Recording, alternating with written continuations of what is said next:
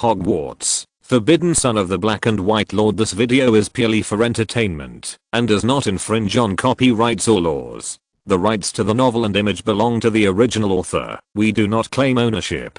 Don't like waiting and want to listen to this fanfic in full now? Subscribe to our Patreon, where you'll find the best fanfics. Chapter 201, Red and Black. Are you alright, Nell? Tom swallowed the last bite of his meal, pushed a plate full of mashed potatoes and some meat, and put it in front of Nelson. He took out the napkin, wiped his mouth, and asked, "Do you need me to accompany you?" No.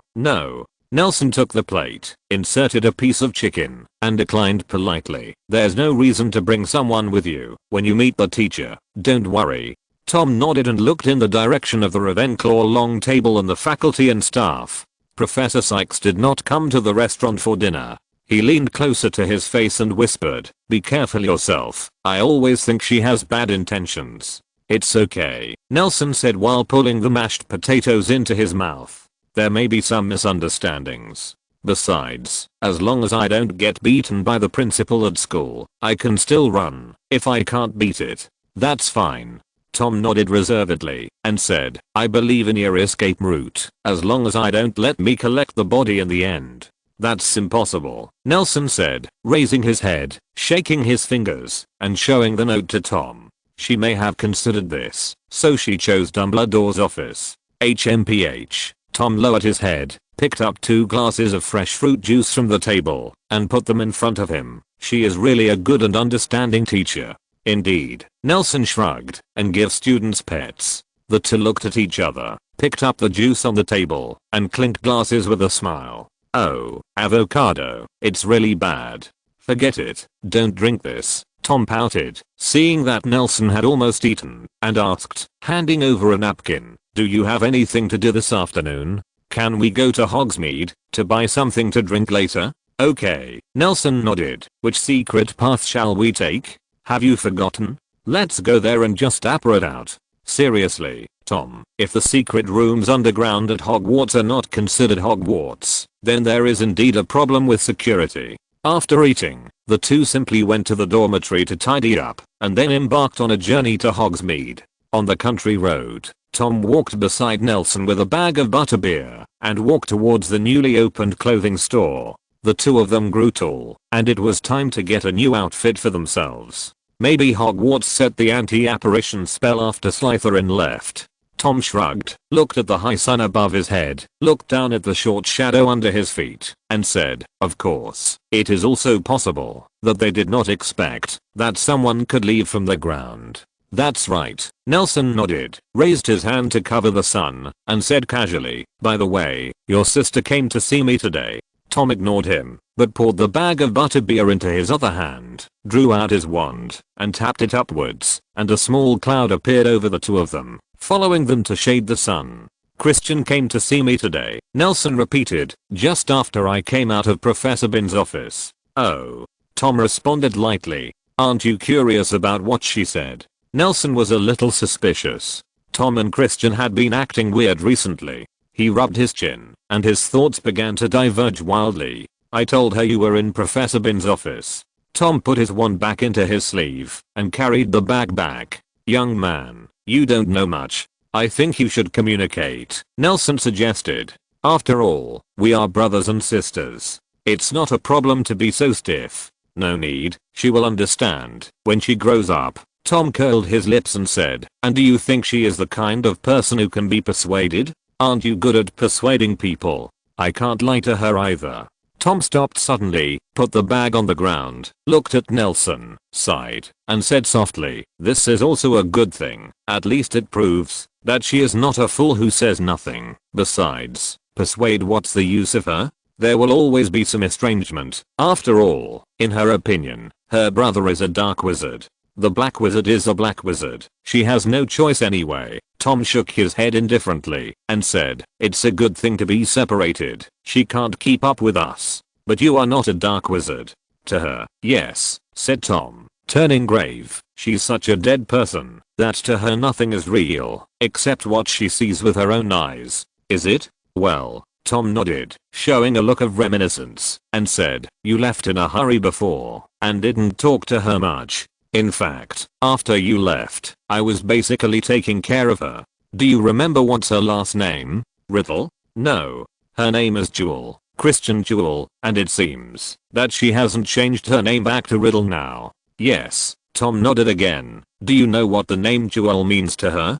Her adoptive father? Speaking of it, she doesn't seem to have mentioned this person to me. No, she did, but you forgot, said Tom, as if reciting a lesson. I know it's bad to steal, but I'm a liar's daughter, and I was born to steal, wasn't I? Nelson narrowed his eyes, thinking back to the night when he met Christian for the second time, that stubborn girl with dirty curly hair and a long scar on her face. Nelson had forgotten when he started seeing Christian again. The scar was no longer visible, and the girl seemed to have hidden her past along with the scar. I remember, at the Christmas dinner, Nelson said, frowning, I thought she was going to be reticent. Honestly, I thought liar's daughter was just a, well, literary rhetoric, used to express one's own strong emotions. It's not. Tom shook his head and said, Richard Jewell, I went to check it later. This person is Christian's former adoptive father, and in the files of the city hall, he was indeed imprisoned for fraud. After you left, it was probably the summer vacation of the 3rd grade. I had nothing to do in London, so I went to investigate the gang of human traffickers who kidnapped Christian. I remember I was hanging out with Grindelwald and Krakow at that time. Nelson was a little ashamed to learn that Tom had done so many things. That incident once again refreshed the lower limit of my understanding of the disgusting level of human beings. Tom said to himself, have you noticed that I seldom say disgusting now? This word was still my catchphrase before. Then it's because the survey results of that summer raised my tolerance to nausea to a higher level. Seriously, if you have seen those people, you will feel that your imagination for doing evil is really too poor. No matter how vicious compared with them, the level of education of dark wizards is equivalent to not knowing the alphabet. I still can't imagine that people would actually do such a thing. They would break the legs of young children and make them bleed and beg in the street. Broken legs are really the most low-level means, and they will transform stolen children into freaks and sell them to circuses. Tom's tone was flat, and his body did not fluctuate, but his scholar eyes expressed the dissatisfaction in his heart at the moment. Calm. Do you still remember the circus that Najini was in? At least they recruited real freaks, but Muggle circuses are different. These so-called freaks, 8 out of 10 are man-made products, such as putting a person in a jar with only the head exposed, so that when he grows up, he will be a villain in a bottle. Hiss. Nelson gasped. As for daily beatings, scolding and violence, they are all commonplace. Tom spat and continued, it's really disgusting. Maybe because they are so perverted, it's hard for ordinary little girls to catch their eyes. They will choose a little boy every day. Linksing. As far as I know, most of the children in that disgusting gang have been tortured like this, and the bones of children who committed suicide can almost build a high wall. So, it's completely true. I couldn't believe it at first, but I couldn't help but believe in legitimacy. These guys really did things. Tom shook his head, as if he also felt that it was outrageous. Christian once she also almost became a victim, but because she was born with magical powers, she escaped. But in fact, for her, this escape is not much better than being actually hurt.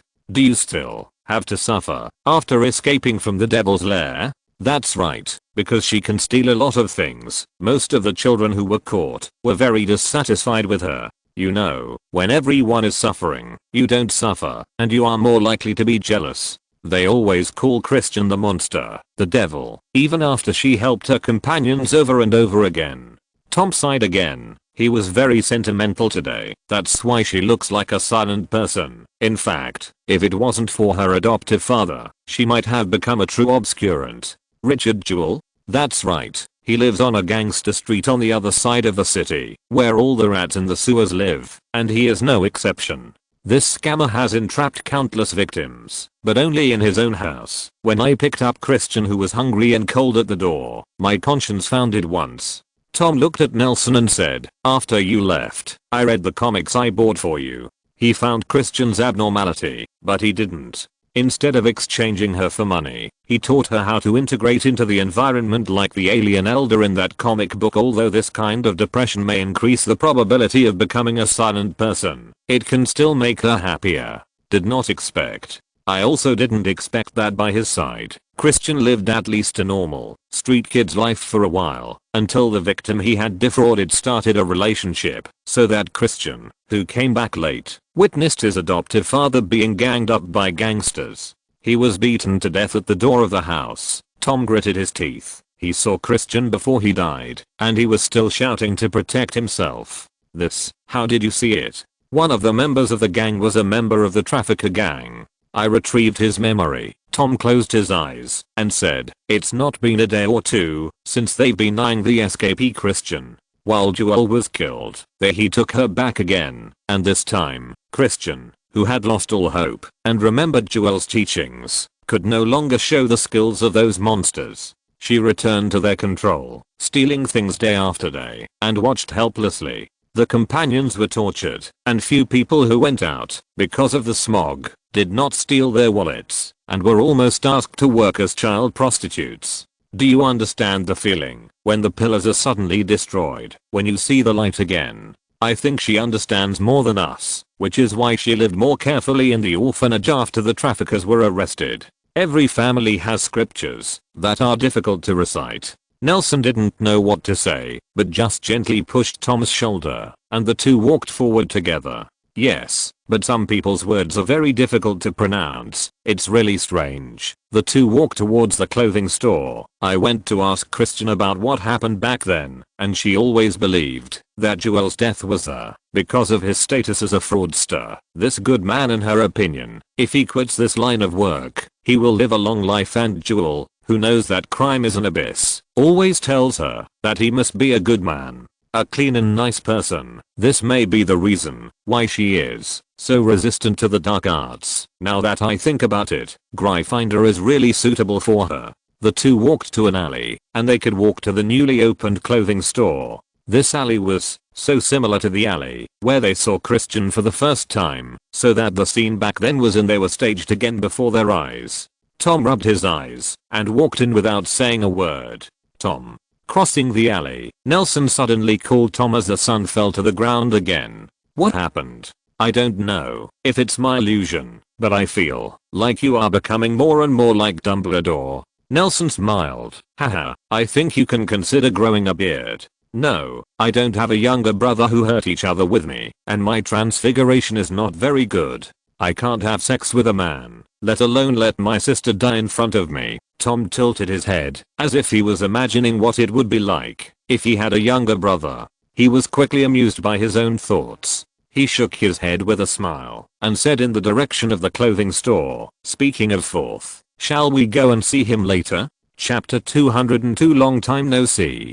Come on, it's in front. Tom looked at the door of the tailor's shop. The sign on the top was written in gold in big letters, Gentlemen's Tailors. He approached and said, except for some large new clothes, I think we'll need to get a set of dress robes too, and Professor Slughorn has given me some inside information that we might use. What? Is the school going to organize a blind date? Nelson shrugged and teased. Or do you think your school uniform robe is not worthy of your prefect badge? The moment Nelson heard the word dress gown, Nelson thought of a famous intercollegiate event with a long history, the Triwizard Tournament, but he quickly rejected this possibility. Devo's activity has been stagnant for many years, and now that his influence is at its most rampant, the probability of it being held again is even smaller than before. Could it be that Alvermorny is coming to participate? Nelson couldn't help thinking. If you really have an urgent need for activities such as blind dates, Tom said as he opened the door of the clothing store and made a pleased gesture, I suggest you go to Professor Slughorn's Slug Club. He held a party in Diagon Alley last month, and when I went to eat, there was a witch who had been married 12 times, widowed 12 times, and inherited 12 times, and was always looking for a new marriage partner for herself. Seeing Nelson's strange expression, he added, her mother seems to be the same, which makes her family very rich, and if there is no conspiracy, then it may be a powerful curse. I don't know if you've ever heard of a word. It's extremely peaceful. Nelson raised his eyebrows and said, marrying her may be a dangerous enough thing to kill, but when you are number 13, two bad luck can collide. In the end, no 13's death is as miserable as the sum of the top 12. I mean, it's possible to be safe and happy. Okay, you can try it. Don't blame me for not reminding you. Her child is already working in the Ministry of Magic. Tom shivered a little and stepped into the store door. Gentlemen, welcome to the gentleman's clothing store, Nelson said as he approached the store. A faint smell of fuel filled the store. A smiling man in a tuxedo and with a cane came out from behind a wooden hanger. What do you two want? The moment he saw the shopkeeper, Nelson narrowed his eyes. He quietly blocked Tom, who was walking towards the display window, and asked softly to the shopkeeper, Mr. Dagu, you are the only one in the magic world in Europe.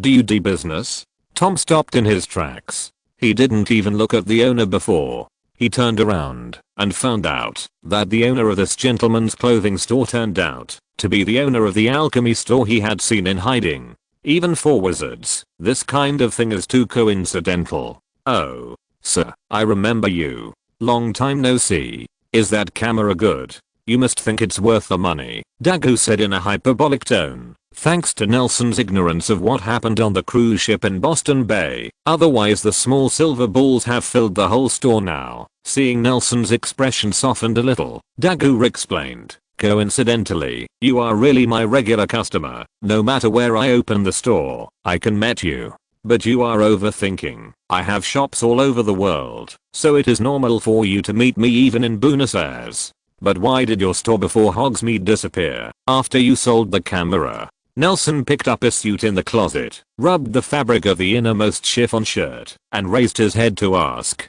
I don't want to either. I've been looking at that location for a long time, and it's very suitable for business. Dagu clapped his hands, and a set of tailor-made tools flew out from the depths of the shop and landed in his hands. Later, a nobleman wanted to come here. Opening a candy store here, you know, these old British nobles are not short of money. I thought my business here could take off, but he gave too much. Okay, Tom curled his lips. Except for the eloquence that he bought a big bag of things in secret, he didn't care about anything in Dagu. For Tom, who was full of self-confidence, whether there was a conspiracy was irrelevant. It's important. It's just a life-saving straw for the weak to seek success. He waved his hand, pointed to a row of robes hanging behind, and said, stop talking nonsense, bring some dress robes over here, and have a look. Okay. Dagu winked at Nelson, bowed slightly, turned and ran to the depths of the shop. What a coincidence. It's unbelievable. Nelson gasped. He wouldn't want to abduct Hogwarts students, would he? You are a little sensitive. Nah, we are not Christian, and there are not so many criminals who traffic children in the world. Tom raised the corners of his mouth and smiled. He better have some kind of conspiracy. If this is the case, then the store must be his disguise, so the products he sells must be very high quality and cheap. That's true. Nelson nodded. Speaking of which, the clothes in his store are really good. Buy more, lest you have to measure the size later and suffer. Hey, good brother, long time no see. As soon as Nelson approached the door of Dumbledore's office, an angry voice stopped him. Albus isn't here. The head of Ravenclaw is inside. Nelson looked towards the door, where a majestic armor was raising its arms to greet him. Hello, long time no see. Nelson stepped forward, helped the armor straighten the visor, and swept away the spider webs on its head, and said, I'm here to find Professor Sykes. Well, I thought you were here to look for me. The armor made a depressed sound like an Autobot deflated, and even had a few rust spots on its body. I heard from Albus that you have been back for a long time. I don't even know to come and see me. But, I'm just a pair of armor, and the other can only stand at the base of the wall. Okay. Nelson hurriedly interrupted the armor. He patted its helmet and said, the last time I came to Dumbledore's office, I passed by the door and called you, but you ignored me. Oh. Haha, embarrassment. Jar Jar scratched his head and said, I may have fallen asleep. Does the armor still need to sleep? Nelson raised his eyebrows in surprise. Sure enough. I'm just an armor, an old armor that no one sleeps, and I can't sleep. In this world, are you going to get married? Why do you feel weird? Nelson tapped the armor's head suspiciously, looking around. I really didn't know that the magic armor needed to sleep. Well, I've actually been sleeping all the time. Gryffindor told me back then. The armor cleared his throat and made a recording. As a lonely armor, you can only pass the time by sleeping constantly. When you wake up, it means that the knight in your destiny needs your protection. Why does it feel so disgusting? Nelson whispered to himself, scratching his chin, and asked, have you found your knight? No, in recent years, I have woken up more and more frequently. I once thought it was my night coming, but later, I discovered an important truth. What? It just seems like my sleep quality is getting worse. Okay, Nelson shrugged. Do you want to take a nap? You look sleepy. You say it like this. It's really a bit. The good brother yawned as the visor opened and closed, and said, go in, I'll take a nap for a while. After all, he closed his visor, and there was no more sound, and the door of Dumbledore's office opened. Please come in. Professor Sykes' voice came out, separated by a little distance, and some could not hear clearly. Nelson had to push open the door and walk in. Nelson, long time no see. Professor Sykes sat on Dumbledore's seat and raised his chin at Nelson, who pushed the door in. Please sit down. Would you like something to drink? No, Professor, Nelson said politely, moving the stool to the desk. I just had something to drink. Well, Professor Sykes nodded, watching Nelson sit down, picked up a stack of papers, and said, it seems that Alvermorny's teaching of charms is not bad, and your learning progress is still ahead of schedule. Thank you for your compliment, Nelson said, lowering his head. The two schools each have their own advantages, but I actually learned with the help of tutorial books. Is there any guidance book that can guide the best student in the whole year? Professor Sykes put his arms on the table, raised his chin, and asked with great interest. You're awesome. Professor Sykes' deliberate intimacy made Nelson a little uncomfortable, and he replied, it's a book of spells edited by Miranda Goshawk, a graduate of Hogwarts. Great help for basic learning. Miranda Goshawk.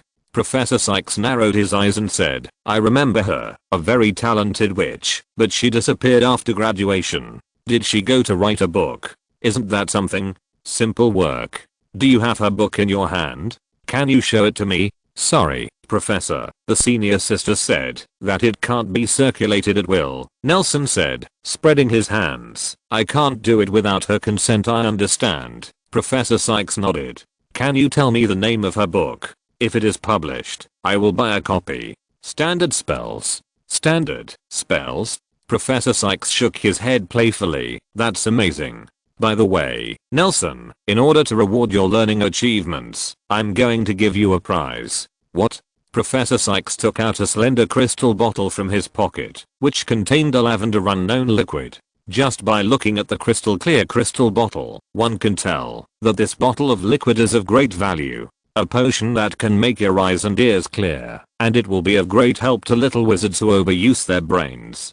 Professor Sykes smiled stiffly, but it made her nasolabial folds deeper and her expression more serious. Said, Nelson, this is just my little help to you. Don't worry, I confirmed with Professor Dumbledore, there is no harm to you. Thank you, Professor. Nelson stretched out his hands, but the crystal bottle broke in his hand, observing the lavender liquid in the bottle, and asked, but Professor, drinking the antidote for the winged demon's venom really won't hurt you if you drink it twice. Are there any side effects? You're welcome. This is you. Professor Sykes, who was talking about being rude, suddenly froze. She stared into Nelson's eyes and said word by word, what are you talking about? Professor, to be honest, I've drank the antidote for the winged demon's venom. Although the color is different, the texture of the liquid is very similar to the shape of the bubbles. Nelson scratched his head and asked, after all, the raw materials of the antidote are more, it mostly comes from the winged demon itself. I was wondering if there would be any side effects if I drank it twice. You. Professor Sykes stared at Nelson for a long time, closed his eyes, shook his head, stretched out his hand, took the crystal bottle in Nelson's hand back, sighed, and said, it seems that you know everything. Yes, I know all about it. How much do you know? Professor Sykes looked like a serious riddler at the moment. Since I was called to your office in Ravenclaw Tower that day, Professor Sykes sighed again, leaning on the back of the chair, pinching the crystal bottle. The bubbles in it burst quickly. A puff of white smoke rose from his palm, and she grabbed it into his pocket. Soon, there was nothing left in the crystal bottle. Down the crimson purple liquid with swirls. Okay, I'm sorry for my sister's incident. Due to my negligence, she hid her XXXXX level magical animal on your body, which caused a bad influence on you. Professor Sykes lowered her head and said earnestly. She pushed the crystal bottle in front of Nelson. I removed the venom of the winged demon, and the remaining potion is really helpful for your wit and eyes. Accept it. Well, I'll make it up to you. Nelson walked out of the office with a part of the compensation full of sincerity when a small piece of iron suddenly hit him on the head. He bent down, picked up the piece of iron on the ground. It turned out to be the scales on the armor. Nelson turned his head to look at the armor, but it seems to be sleeping soundly. Just as he was about to go back and put the scales back in place, Nelson suddenly felt some scratches on his fingertips. He quietly put the scales into his pocket, quickened his pace, and left the door of Dumbledore's office. After walking through 2 corridors and turning a few corners, Nelson took out the scale armor from his pocket, placed it carefully in his hand, and observed the crooked words carved on it.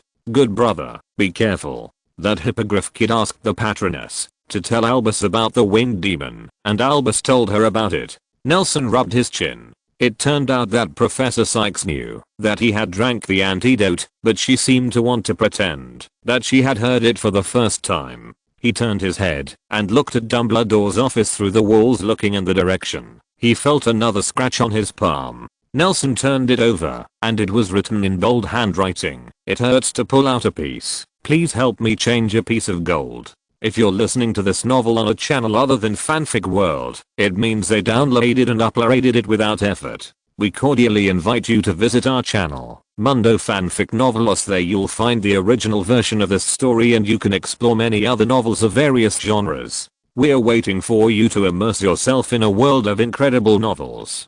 Chapter 203. It's interesting. I've said that this old woman has bad intentions. In the secret room, Tom was like a bartender wiping a cup. He didn't know where he got it. Nagini was swimming around on the smooth stone floor. After hearing Nelson talk about Professor Sykes' deception, he told her the address became this old woman and that old woman. He put down his glass and said, "You were in a hurry before, and Aberforth told me a little secret. Do you want to hear it?" "What secret?" "True gossip." Tom smacked his lips and said disgustedly, but soon put on an excited expression, rubbed his hands and said, "Do you still remember the time before, when you met that old man in Dumbledore's office? A woman thing. Dumbledore was still Aberforth back then. I remember. The embarrassment of that day is deeply engraved in my heart." Nelson lay on the hammock next to him, feeling uncomfortable all over. He twisted and twisted on the hammock, and finally sat down. "I scratched the ground with my toes, and then I felt better. Aberforth forced me to stay there that day, and asked me to pour tea. These are not important." Tom waved his hand, and put the glass back in place. "Isn't that important? Think about it. What did they say that day?" Tom raised his eyebrows, and moved closer to Nelson. "About why Jacunda crossed the Atlantic Ocean on a broom, and landed at Grindelwald's party? No, these are not important at all. It's not important. So what's important?" Nelson's head was full of question marks. "Forget it." Tom waved his hands, sat on the ground leaning on the poles tied with the ropes of the hammock, raised his head, looked at Nelson and said, "I guess you have forgotten what happened that day. Don't you think the atmosphere of that day is embarrassing?" Nelson rolled his eyes, sat back on the hammock, and looked at Nagini swimming around. "Do you remember that Alfred sent a note the next day saying that he suspected that she and Dumbledore had an old relationship?"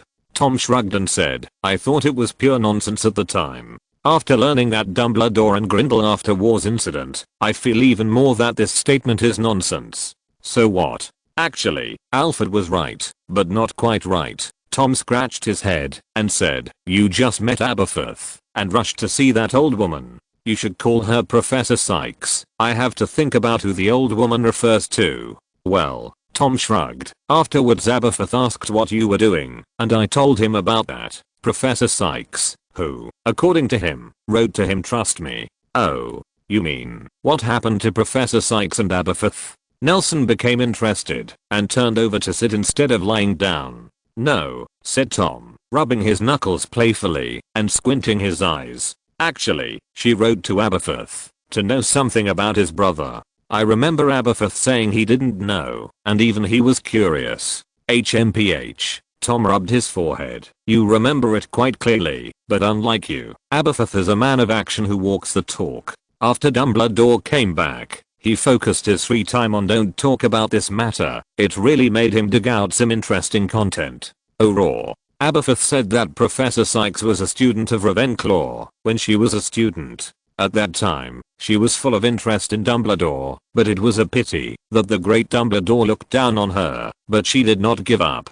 Tom played with his fingers, showing a sarcasm smile. It is said that one of the reasons why she came to Hogwarts to find a job was for Dumbledore. Unfortunately, this is a relationship that is impossible to have results. Indeed, it's impossible for Dumbledore to take a fancy to her. Nelson nodded and said, one of the reasons? Are there other reasons? This is the important information I want to tell you. Nagini crawled slowly, put her head on Tom's arm, stretched out the letter, and made a hissing sound. Tom patted her head and said, not every relationship will end without a problem. Dumbledore's situation is a bit special. If our plan is successful during the holidays, you can find true love by yourself. After all, he raised his head, looked at Nelson, and said, one day before, I went to the owl room on the top of the Ravenclaw tower to find the owl to send a letter. Normally, I was writing a letter to discuss the order with him, and when I was stuffing the letter into the mailbox, I heard someone talking loudly above my head, and some conflict broke out, and I kept arguing loudly. Is it Professor Sykes? I used the disillusionment charm and the disguise charm, and climbed up the stairs to the rooftop. Of course, I didn't expect that the disillusionment charm, which I had only used a few times, would not be discovered by so many wizards. Tom shook his head, but found that neither Nelson nor Nagini looked at him, so he said helplessly, well, it's Professor Sykes and a few wizards in black robes. Wizard in black robe. Nelson's pupils tightened. Could this be Grindelwald's erosion of Hogwarts? No, I know what you're thinking, but their black robes are different from those of the Nermengard wizards I've seen, Tom said. The art style is very different, and it definitely belongs to another group. What are they arguing about? Knowing that it wasn't Nermengard, Nelson breathed a sigh of relief. I was shocked. I thought my ordinary life was about to disappear. It might be worse than that, said Tom, shrugging. In fact, your ordinary life might be gone. What? Speaking of which, this matter has something to do with you. What can it have to do with me? This group of wizards ordered a crouching demon from Professor Sykes, but when they first came to pick up the goods, they underestimated Hogwarts' defensive magic, and were shocked by the electricity on the top of the Ravenclaw tower. The outside is coke and the inside is tender, but they still want to force their way in. At that time, the immature crouching demon was raised by Professor Sykes' sister, Jacunda Sykes, the woman I caught in Paris. Her brain, it's not very easy to use, but it's really good, relying on the school's defensive magic to deal with those injured wizards for a long time, until the teacher arrived. Why did she fight with those people? Isn't the winged demon going to sell them? Don't they plan to give money? No, on the contrary, they brought a lot of sincerity, and some people will even pick up a few gold galleons on the roof of the Ravenclaw tower later. Tom shrugged. Who knows what disease she has? In order not to be checked by the professors later, she put the winged demon in a passing student's bag, but she was bitten by the winged demon halfway, so she forgot where she put the winged demon.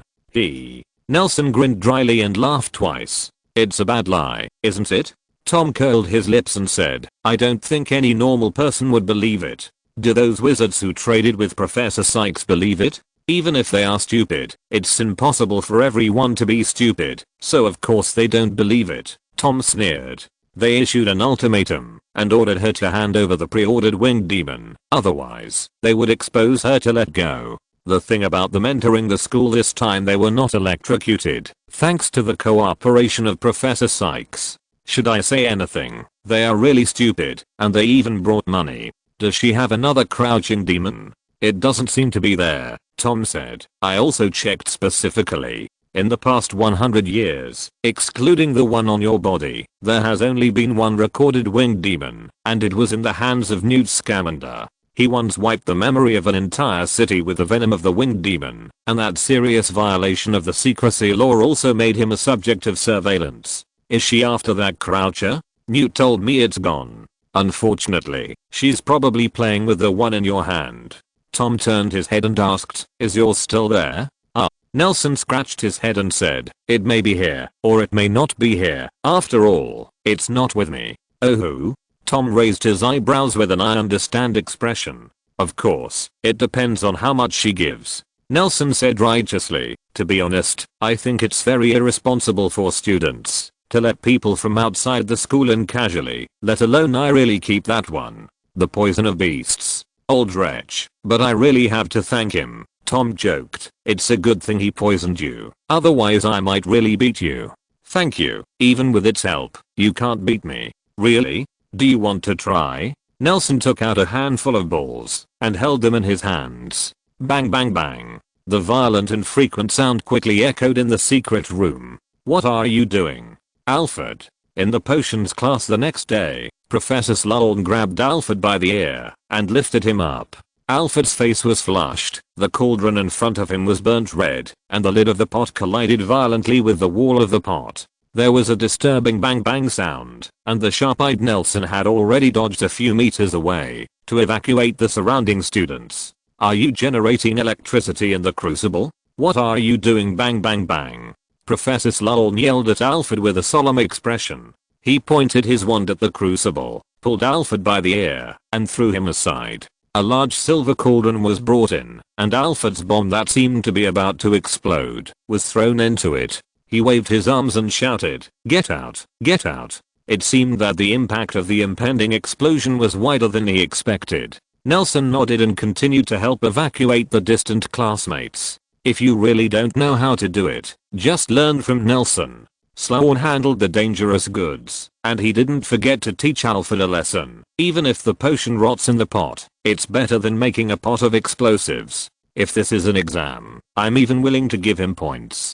Seeing that all the students had evacuated, Slughorn raised his wand and swung it behind him. The door of the potions classroom slammed shut. The corridor was full of students, and Nelson and Alfred collapsed. His stinky face was extremely conspicuous. Bang! A loud noise several times louder than the sound of closing the door came from the classroom, and the entire Slytherin tower trembled with the sound of the explosion. Professor? Are you okay? After waiting for a while, seeing that there was no subsequent explosion, Tom pushed open the door to find out.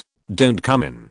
Slughorn's reply was much faster than expected, and the door, that had just been opened, was closed again heavily. Hearing the professor's angry shout, the students outside the door let go of their hearts hanging in their throats and began to discuss in a low voice. Standing in the eyes of everyone, Alfred felt ashamed. Alfred, I thought blowing up a cauldron was something only first graders could do, Tom whispered, poking Alfred's ribs with his elbow.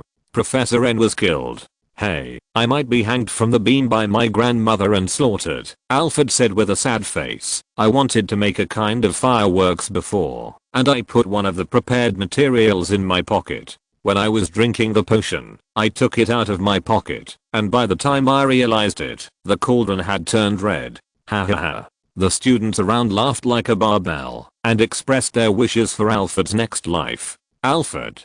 Nelson squeezed to Alfred's side, calling out in a low voice. What's the matter, Nelson? Alfred said weakly, do you want to bless me? Oh yes, you think about it. After all, you are a prophet. No, Alfred, Nelson said seriously, while suppressing a smile. They're laughing at you, but I don't think so. I think you're a genius. Really? Alfred's spirits improved a bit. Yes, Nelson nodded vigorously and asked, to tell you the truth, I'm very interested in your potion. Can you reproduce it?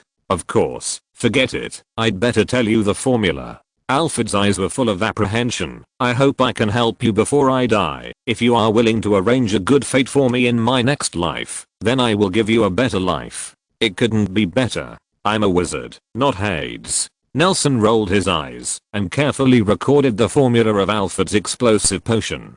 Tom, who noticed all this, tightened his scalp and began to imagine Nelson's new explosive arrow. Squeak. The classroom door opened and Professor Slughorn, who had changed into a new suit, came out with a dark face. He blocked the classroom behind him, and the eyes of the students full of interest, waved his hands weakly, and said, "Today's class will be go up here, and go back, and write a little treatise on potion manifestation, 10 inches long." After that, he took 2 steps back, and walked back to the classroom. By the way, Professor Slughorn poked his head out of the classroom again, scanning the crowd.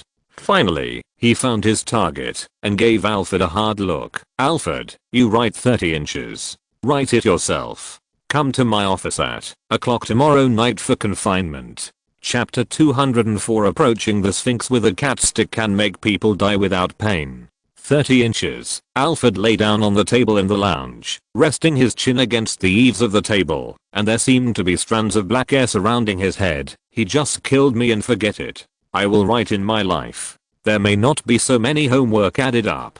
Last week's potions class, charms class, history of magic and transfiguration class add up to about 45 inches. Tom said with his head roasted on the sofa beside him. "Of course, if you haven't written homework, it is true that the homework in your life does not add up to that much. I can't hear what you're talking about." Alfred simply buried his head in his arms, pretending to be an ostrich that doesn't contend with the world, and said to himself, "Actually, it doesn't matter if you don't write. Anyway, I guess I will be killed by my family soon. I hope to be buried beside the Baltic Sea. I heard that the girls there are very beautiful." "Gal." Tom ignored the self-pitying Alfred, turned his head to look at Nelson in the corner, and whispered, "Oh, by the way, Nelson." Alfred cheered up and suddenly came back to life. But Nelson still lowered his head, completely ignoring the surrounding voices. "Nah. Tom stood up, walked towards Nelson who was huddled aside, and didn't know what to do, patted his shoulder, and shouted, "What are you doing?"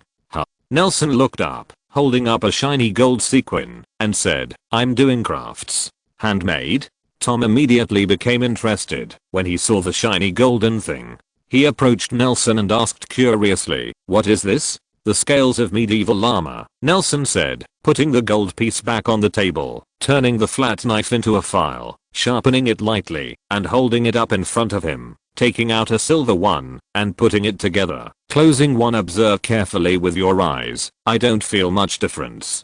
"I'm not asking you what it is. I mean, what material is it made of?" Tom asked. "Is it gold?"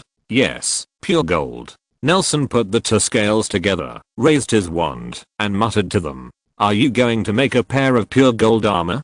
Tom raised his eyebrows, thinking in his heart, "I want to make one too." "Of course." Nelson raised his head in a long voice. "No, what are you thinking? That's too rustic. Remember the armor at the door of Dumbledore's office? I used one of its scales, and had to return one golden. So that's how it is." Tom held his chin thoughtfully. "It's really an armor with extraordinary business acumen." "Nelson!" At the cry, Nelson and Tom turned at the same time to see Alfred rubbing his hands and standing behind them, laughing. "Mr. Williams, a transfiguration genius who independently published a paper on transfiguration today while in school. My merciful Lord Dark Lord." Alfred's tone became more flattering, which made Nelson startled. "Alfred, it's not that I don't want to help you."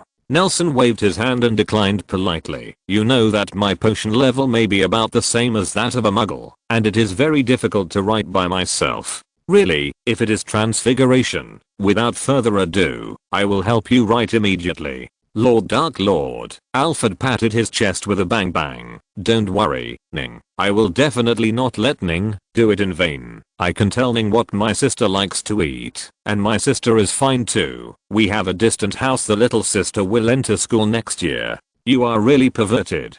"Thank you for the compliment. Didn't Ning ask me about the formula of the explosive potion today?" "To be honest, Ning said that our family has a lot of such formulas or magics. I can steal them out. They are sure to be powerful, you know." "Why do I feel that you are talking so weirdly?" Nelson scratched his head. No. Alfred waved his hand and said, "I know this is definitely not enough. I have several family history books in my study. I think you must be interested." Nelson scratched his head, thought for a while, then spread his hands and said, "Okay, what's the topic? But forget about your sister. Great Lord Dark Lord, may I kiss your ring? If you have a ring." Alfred took a step back, bent down, and gave Nelson a funny wizard salute, making everyone around him laugh. "I haven't thought of a topic. You can just think of one." "Okay." Nelson shrugged, took a roll of parchment from his bag, and pulled off a 30-inch piece. "By the way, I want to ask." Under Alfred's gaze, Nelson felt uncomfortable all over, and couldn't help asking, "Why did you ask me to write for you?"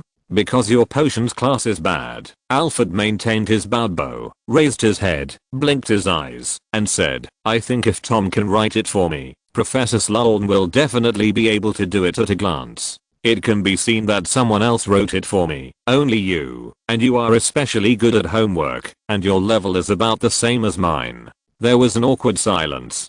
Pudgy Tom covered his mouth, finally couldn't hold back, and laughed out loud. "Alfred." Nelson rubbed his temples, rolled up the parchment in his hand, and gritted his teeth. "I think it's better for you to be killed by your family. I can send you to the Baltic Sea, and I can also ask 2 pretty local girls dig the hole for you. It's so annoying." Can you hear what he said in human language? In the library, Nelson held a stack of books, threw them on the table angrily, and looked at Tom opposite and said, "The students who will enter next year, distant sister, she's too perverted. It's really outrageous. Is this what you are angry about?"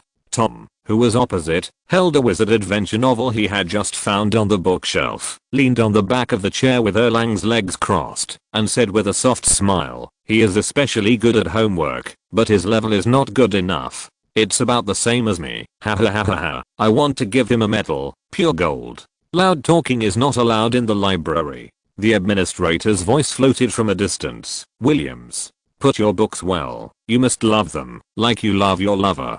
"Ha ha ha. I'm really liking the library more and more," Tom said, throwing his arms over the back of the chair. "I suggest we come back more often. And you, Riddle, don't put your feet on the chair." The administrator approached, his angry voice getting louder. "Also, the school library doesn't let you read wizard adventure novels. I hope you can study hard." "Sorry, I'll just put it back."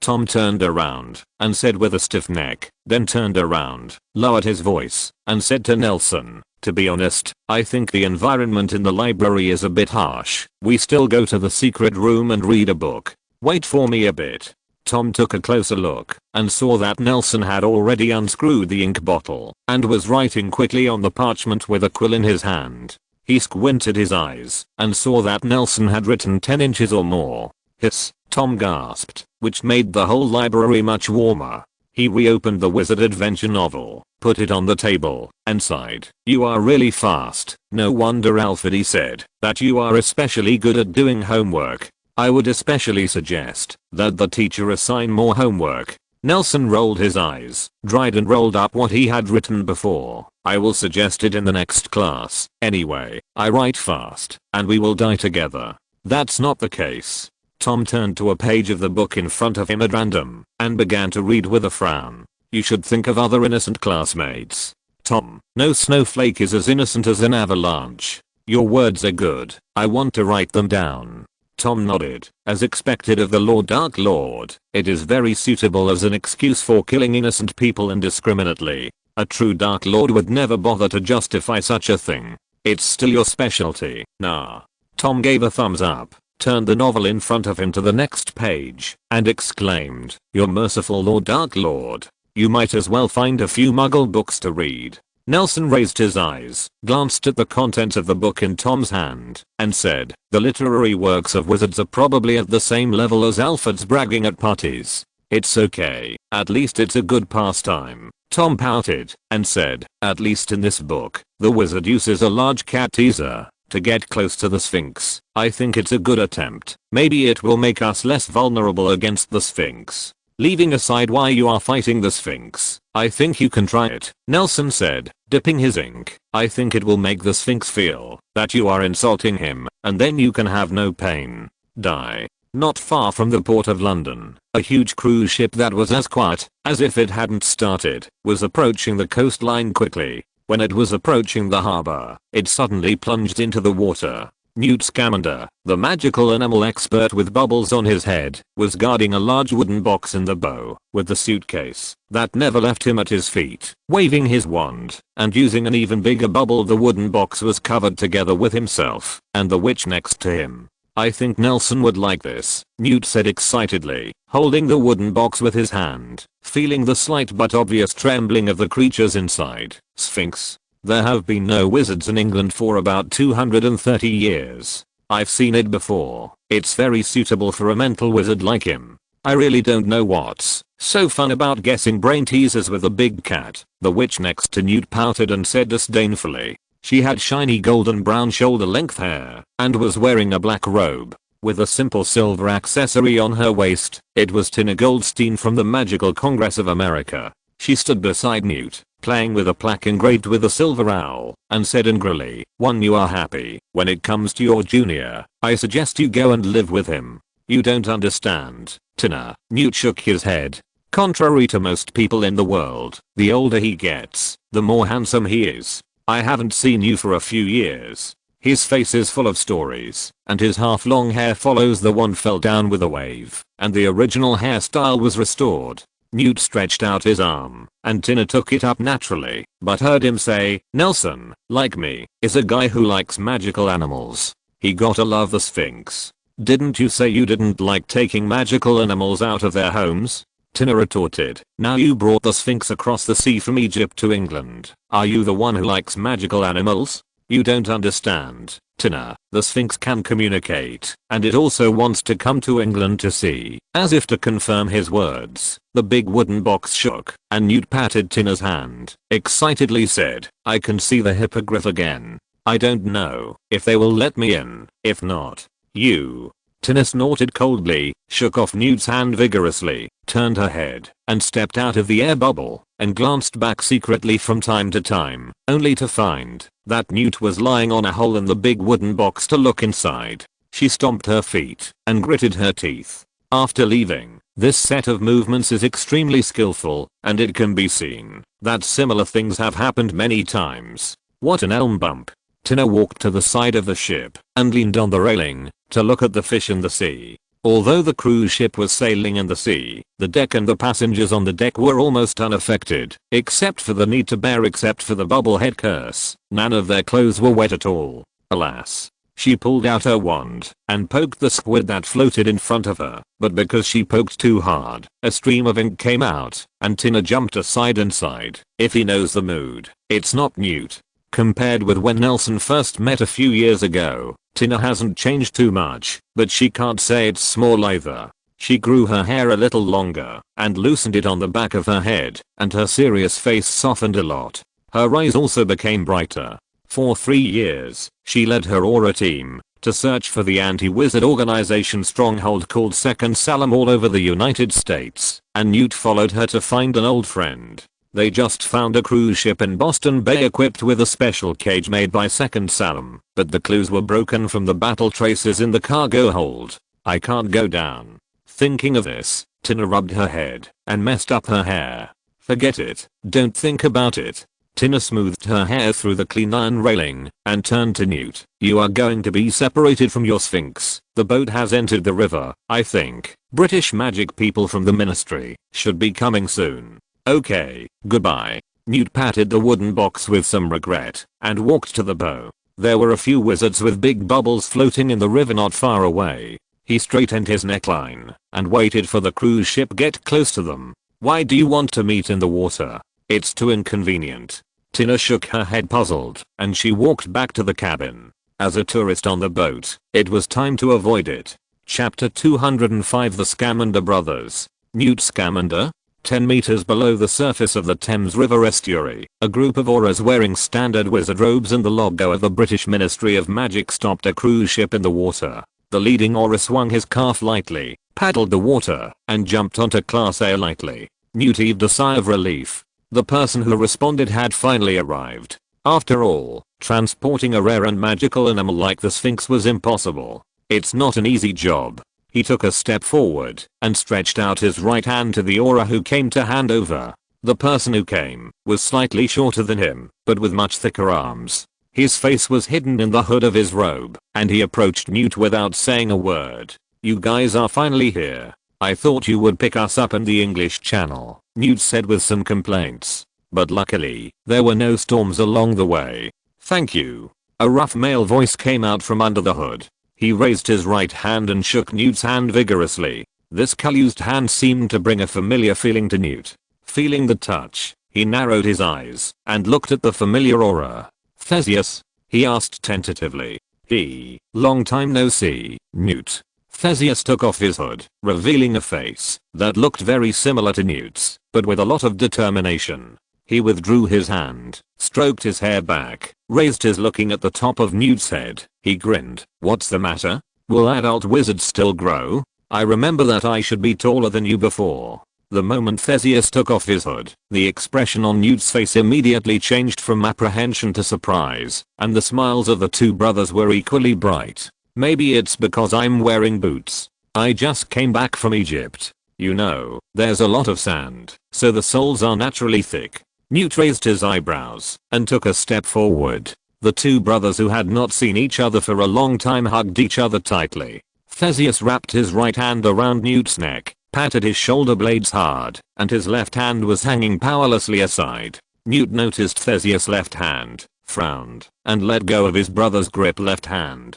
Theseus pinched Newt's wrist with his right hand, stopped his movement, and shook his head slightly. Newt pursed his lips and did not speak. Just now he clearly felt that there was a metallic texture under the dragon leather glove on Theseus' left hand. "The voice is loud." Theseus raised his right hand, and the wand appeared in his hand. He pointed to his throat with the wand, turned around, and said loudly, "Let them go, no problem." Several big bubbles floated out of his mouth, and flew to the front of the team of auras and burst. They beckoned to Theseus, and after getting permission, several auras stretched out their wands together, and several golden chains protruded from the tip of the wands, tightly binding the hook on the bow of the cruise ship, and then, a layer of gold the light film was coated on the hull, and the aura pulling the chain floated towards the surface of the water, leading the submerged cruise ship out of the water like a long whale out of the water. The cruise ships in the Thames came and went, but they seemed completely. I didn't see this same kind of ship that just rushed out of the water.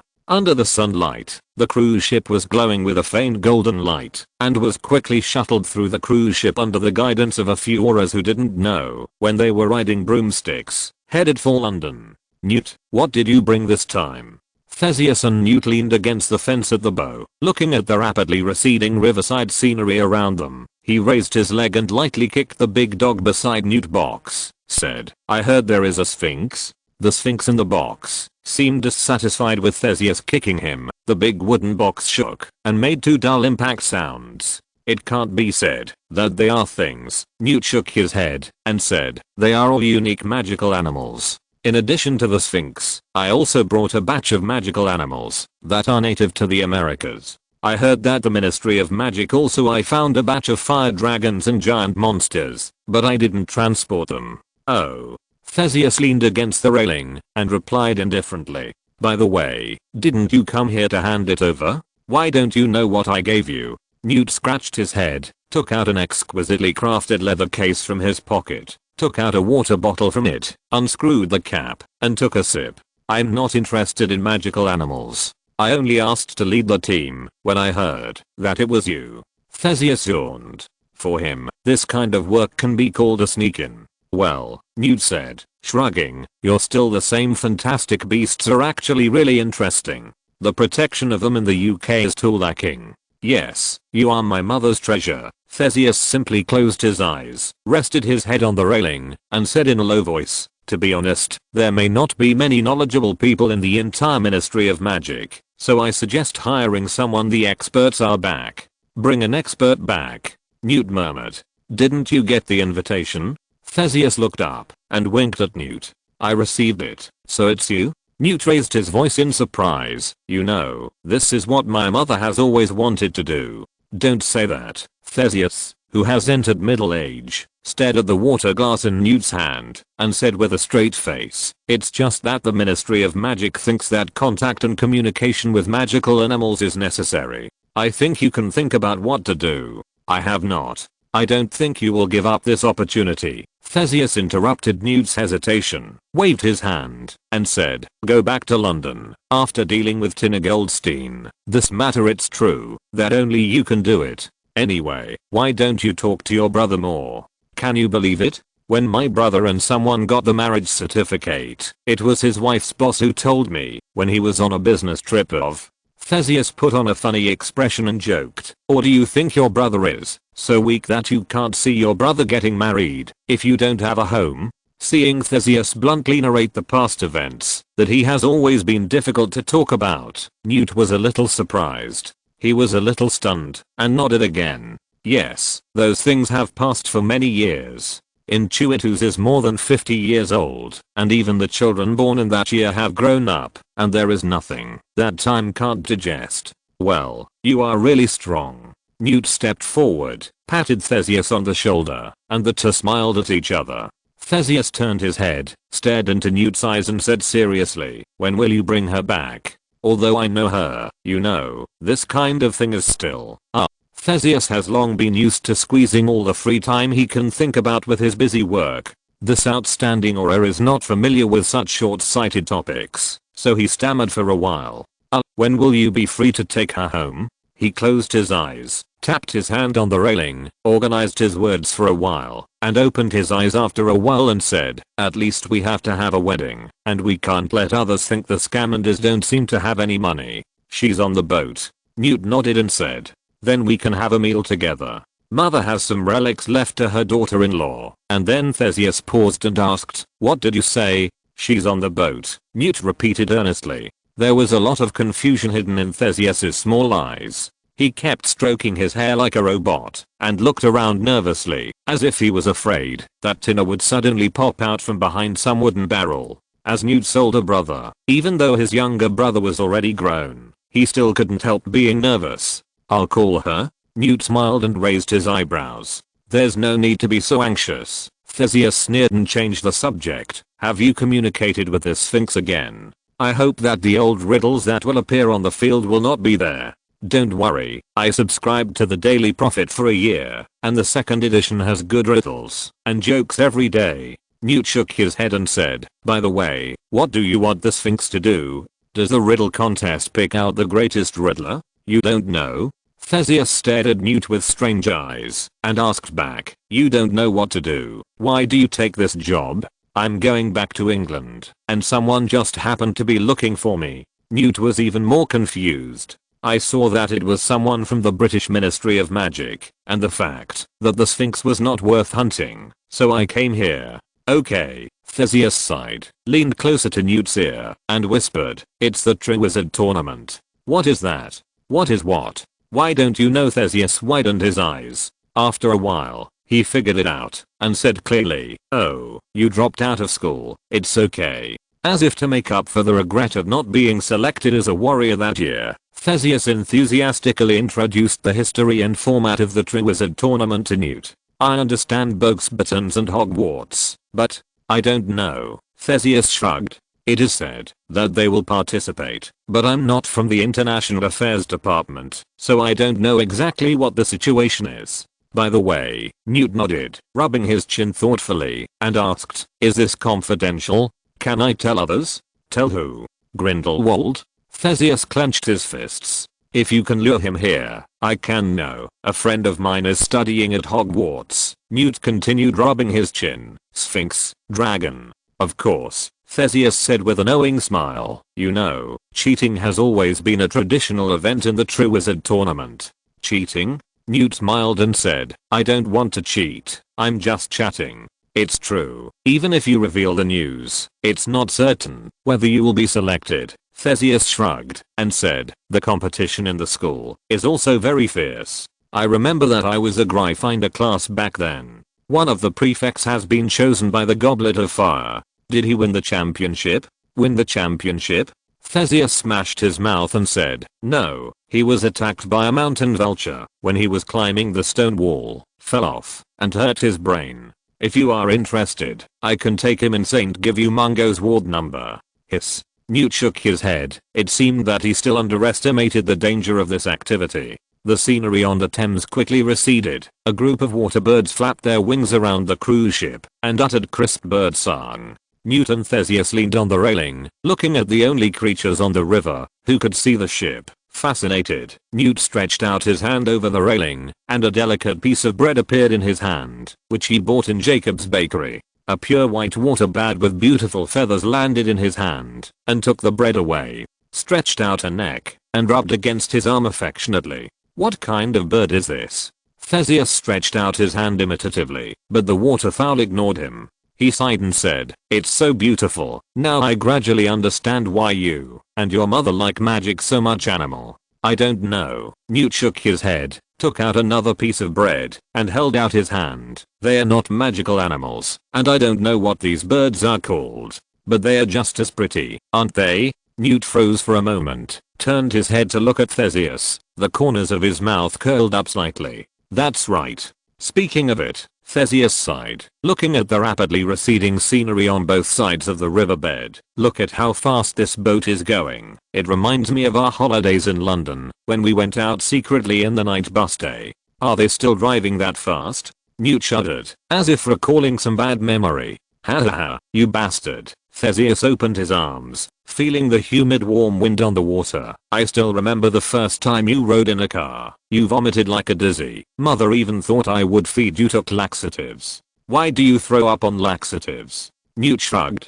"She was probably just looking for an excuse to beat me up," Theseus said, shrugging. "Remember that conductor on the night bus? Remember, he was trying to sell me a bar of chocolate for 10 galleons." Newt recalled. "What happened? Did he become a pilot?" "It did, but a few years ago, he was affected by the Saints' attacks on Gringotts." "Huh? What's wrong with him?" Newt asked. "Didn't Grindelwald usually not attack ordinary wizards?" "I don't know about that, and even if it's true, you can't guarantee that everyone under Grindelwald is Grindelwald." Theseus clenched his fists again. "He's just the one who got hurt. It was a very ordinary one, but for him, this represented a sad death. And the current night bus driver is his conductor, and there is a certain inheritance, isn't it?" "Yes, it really has a degree of inheritance." Chapter 206. Shaking his head, yes nodded no. "Nelson, where did you get this vial?" In the head of Slytherin's room, Professor Slughorn drew the curtains so that the office was in a dark but visible state. He carefully placed the crystal bottle on a delicate brass instrument and cast a spell on it. After fixing it carefully, the instrument quickly rotated with his movements, throwing out an afterimage of the potion bottle fixed on the outermost side. "Centrifuge." Nelson pursed his lips and muttered in a low voice. "What?" After finishing all this, Professor Slughorn lifted his head from the instrument, walked to the sofa next to Nelson, and sat down in a relaxed manner. "I mean, where did you get this bottle of potion?" "Oh, Professor, it was given to me by Professor Sykes." Nelson raised his eyebrows and asked, "Is there something wrong with this potion, Melissa? Why did she give you this?" So far, it seems that there should be no problem." Professor Slughorn waved his hand, signaling Nelson to relax. "I'm not surprised that it's a problem. It's just that it's a little too precious, and I've always thought it was a kind of potion invented by a potion master to show off his knowledge of pharmacology." "Too precious?" Nelson chewed the word. "Made up." "That's right, I've seen its prescription, and I can't find any mistakes in principle, but I've never heard of anyone actually refining this kind of potion." Professor Slughorn looked at the brass instrument that was spinning rapidly, said, "This is actually a failed potion." "Failed potion?" "A good potion depends not only on whether it is good, but also on whether it is worth it." Seeing the confused expression on Nelson's face, he explained, "It's not that its efficacy is bad, on the contrary, it's the medicinal effect is unexpectedly good, but its medicinal effect is really difficult to match the cost. Let's put it this way, what is the longest refining process among the potions you know?" "Let me think." Nelson scratched his head and said, "Felix Felicia?" "That's right. When you were in the first grade, I gave Felicia as a prize to the most active student in the class at that time." Slughorn showed a look of reminiscence, turned around, and said with a smile, "No, wrong. It's Tom. As far as I know, he should have sent you the Felix elixir." He raised his eyebrows, and without waiting for Nelson to reply, he continued, "Of course, I have to remind you that it is not good to rely too much on luck, but given your situation back then, Felicia Elixir, a potion that could reverse the situation at a critical moment, would instead is the most suitable." He glanced at Nelson's expression and said with a smile, "You don't think I don't care about the students in my college, do you? I made another bottle for Tom later." "Thank you, Professor." Nelson was a little moved. "I said why I sent a bottle of Felix Elixir later," said Sloan, blinking. "Well, my intention was actually for Tom, to keep that bottle to himself." "Thank you anyway." "You're welcome. When I retire, you can use transfiguration to help me repair the house." Professor Sloan squeezed his eyes and continued, "The production cycle of Felix Elixir is indeed very long, up to half a year. But in fact, the time you need to stay by the crucible is only 3 days and 18 hours, 9 hours at the beginning, half an hour at the end, and 4 hours of care every 5 days, even except for the beginning and end. For the care work, you can find an apprentice to learn your mechanical potion making method to help make it. I thought I had to stay by the crucible all the time. Hey, don't I eat or sleep?" Sloan widened his eyes and made a grimace. "Those Muggle capitalists in London would cry when they heard this, and your bottle of potion, if I didn't guess wrong, and it takes a lot more time for the potions master than Felicia. How long will that take?" Nelson really couldn't imagine the life of holding a spoon next to the crucible, even squatting next to the pot. To eat would be painful, let alone boil medicine. 2 years, Sloan said, holding up 2 fat fingers and shaking them. "Although the master of potions doesn't need to be around all the time, it needs to be stirred every day, and the stirring action is different every time. Can you imagine? A wizard, on vacation, apparating home every day, to stir the same potion at home for 2 years, and even a little stirring is enough to drive someone crazy. Is it so difficult? Of course, and only a potion master like me can make it perfectly, because any mistake may make 2 years of hard work and those precious medicinal materials fall short." Looking at the smug expression on Sloan's face, Nelson thought he was the one who made the potion. "So what kind of potion is this?" Nelson asked. "King Kingling. Isn't this name quite refreshing?" The rotating brass instrument stopped slowly. Sloan stood up with the armrest of the sofa, walked to the instrument and stood still, and stretched out his hand to grab the copper pipe that had become red from friction. He didn't care about the copper pipe at all. "The temperature is high. Grab the card slot on the outside together with the crystal bottle fixed in it, and throw it into the water tank that has been prepared a long time ago." For a while, strong water vapor filled the entire office. "This is a wonderful antidote, as long as the potion that causes memory loss is mixed in. It can cure the memory problems of the injured, but it can only be used to solve this type of problem." He used his wand to disperse the steam, said, "In fact, this potion can only be used to treat memory loss symptoms caused by legilimency or other magical factors. It is said that it can also treat trauma to the soul, but I have not seen a soul that has been injured and can survive until now. Patients in the treatment stage. In addition, it can also improve the wizard's memory and other aspects. I don't know how to say it. It may be brain power, but this only exists in legends." "In the legend?" Nelson was a little confused. "Sloan has already said it in such detail. Why is it still in the legend?" "That's right. It has 2 interesting ingredients. One is gordigan, and only the prescription of Kingsonling needs gordigan," Sloan said, staring at the crystal bottle in his hand fascinatedly. "And one is the venom of a croucher, but I haven't heard of a croucher for a long time. As far as I know, doesn't St. Mungo's have many remedies for memory impairment? This is also the strangest point to me." Sloan pinched the crystal bottle with 2 fingers, lifted it up carefully, raised it to his eyes to observe the potion that was still spinning without power, and swung his wand. A beam of bright light was emitted. In the light, the lavender potion in the bottle was like a gemstone. Although it was rotating, it seemed extremely stable. He placed the bottle on the velvet cushion on the table, raised his head and said, "Why would someone make this kind of potion? In fact, most of the memory damage that is difficult to treat hurts the brain, and potion can't cure it. Only simple memory damage can be repaired by it. Not only is the medicine effective, the illness has to match it." "Why do you know so much about it?" Nelson asked curiously.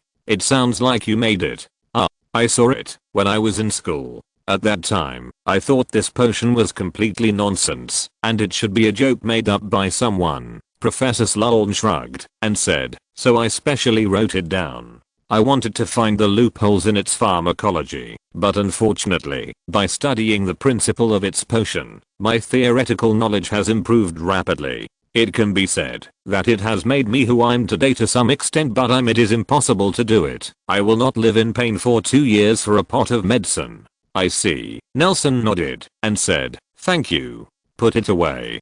Professor Sloan looked reluctantly at the crystal bottle on the velvet cushion, grabbed it and stuffed it into Nelson's pocket. Although I don't know what Melissa wants to do with you, you don't look like the kind of person whose mental retardation is so serious that he needs to be treated with a sober spirit. Keep it well, seal it with wax, and it can be used as a family heirloom. I think you may need it more. Nelson thought about it, feeling that this thing is useless to himself who has been detoxified. I don't need it. A good refreshing spirit is one that can't be made. Professor Sloan shook his head and walked towards the door with his arms around Nelson's shoulders. No, I'm going to find Melissa. Find out where she got it from. Nelson clutched his pockets and followed Professor Sloan out. By the way, did Tom tell you to order a set of dress robes, which you will use next semester? As he walked, Professor Sloan asked, have you prepared it? If not, it is best hurry up. There may be a long queue after the holiday. Tom and I went to the tailor shop in Hogsmeade to order a set. Nelson replied, Professor, is there any event? Clothing store. Sloan thought for a moment, then said, you go to Diagon Alley to buy custom made ones. It's a bit more high end. The two of you have a high probability, or if you pass through Italy on the way to Albania during your vacation, you can buy it. Order a set there. By the way, are you short of money? If you are short of money, I can offer some. You're welcome. No, Professor. Nelson shook his head. We have some savings. What is the purpose of this dress robe? Nelson felt that he was getting closer to the answer, which he had even just vetoed before. If you don't have enough, you can write to me. Professor Sloan stopped walking quickly, stopped in the corridor, looked around, bent down and whispered, Triwizard Tournament. If I don't know what it is, you can go to the library to find relevant information. I think it's possible for both of you, but don't say anything. Hey. Nelson scratched his head, as expected. Okay, Nelson, I'm leaving first. You go and talk to Tom. Sloan looked at the direction of the Ravenclaw Tower and left a light sentence, don't help Alfred with homework in the future. I didn't. Okay, let's not take this as an example. Sloan turned into the stairwell and disappeared, but his voice remained where he was. That stiff description of potion making looks like it was written by you. Professor Sloan doesn't trust our figures, said Tom, lying on the sofa in the lounge, who seemed to have never stood up in this room, throwing small tomatoes into his mouth, just over and over again. There was a bang bang sound, like me, a natural clothes hanger, the size of the ready-made clothes is my size. I wish I were as confident as you. Nelson shook his head, sat next to Tom, picked up a slice from a small basin filled with watermelon, bit half of it, and whispered, I think I'm more suitable for tailoring. After all, only the 3 leading dancers will be paid attention to whether the clothes fit well, and besides, the ready-to-wear clothes do fit pretty well. HMPH, how can you confirm that you are not selected? Tom threw another small tomato into his mouth and muttered, you really think you are not as good as me? Indeed, it's recognized that you are stronger. Nelson said perfunctorily, I hope you will become bigger and stronger and create greater glories again. Don't worry, I won't compete with you for this spot. What do you mean? Tom sat up. I won't sign up, don't worry. Nelson put down the watermelon rind and picked up another piece. What are you talking about? What do you mean you won't sign up? Tom gave Nelson a blank look like a fool and lay back again. Don't you like reading history books the most?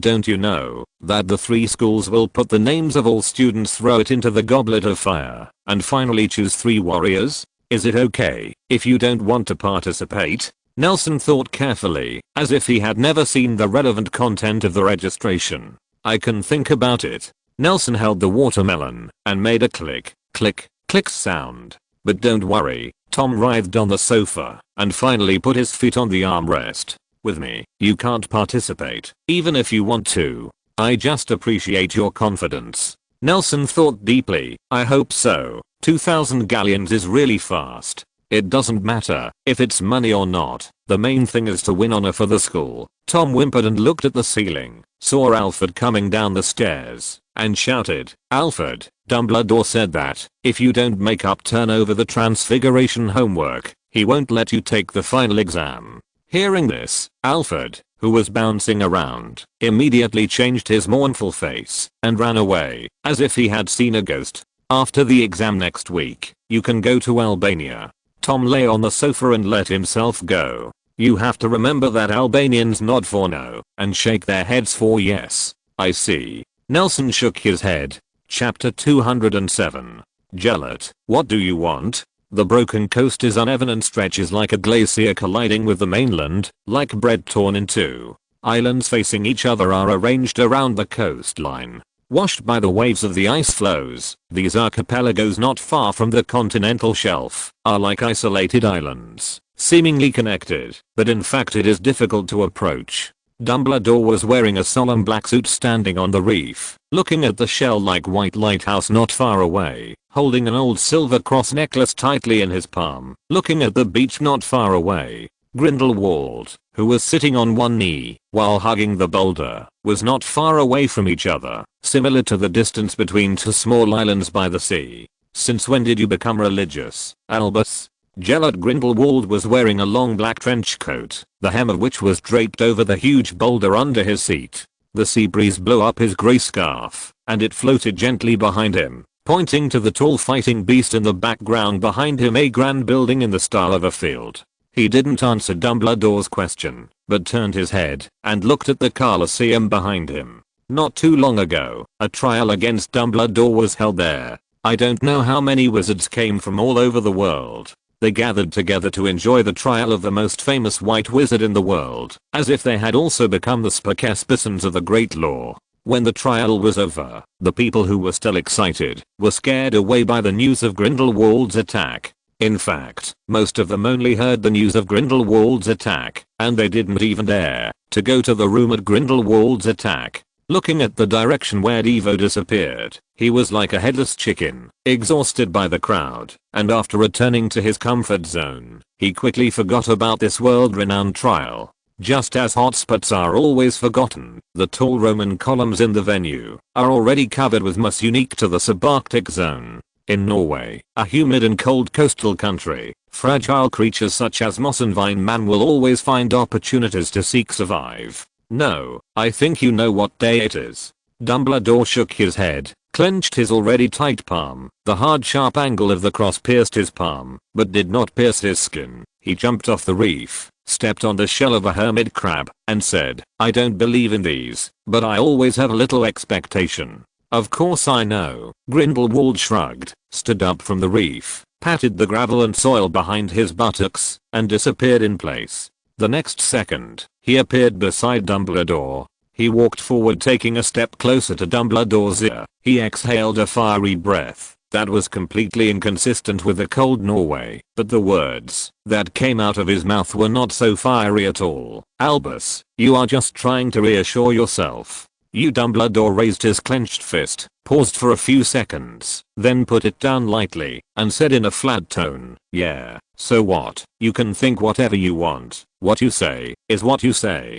You guy. Grindelwald smiled and shook his head, walked to Dumbledore and stood still. The two of them looked at the seagulls flying around by the sea, without speaking for a long time. After a while, he suddenly said, I have been looking for a way to bring the dead back from the other side, but unfortunately, judging from the current situation, the effect of the resurrection stone is not as magical as it is said in the legend. Did you find it?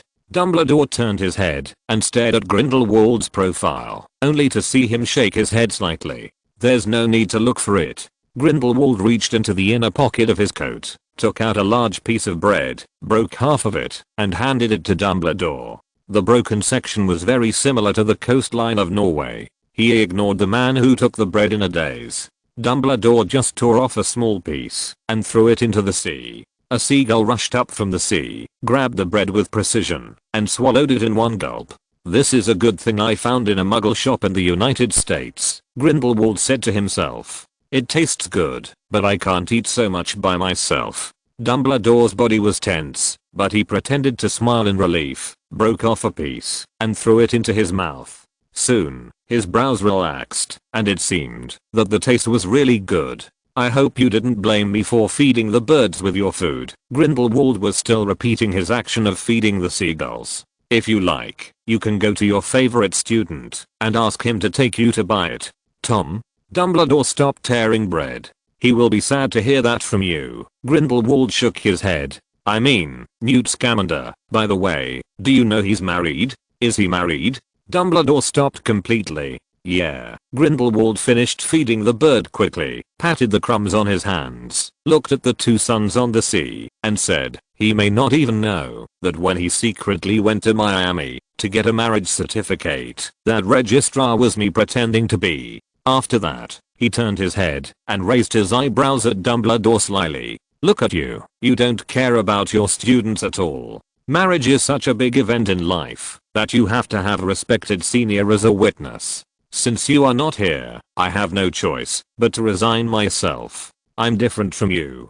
I care about your students very much. The wind on the sea has become a little weaker, and the two suns have merged into one. Of course, I'm more concerned about my students. You don't want to deal with Tom. Dumbledore poked the bread lightly with his fingers and threw it into the sea forcefully.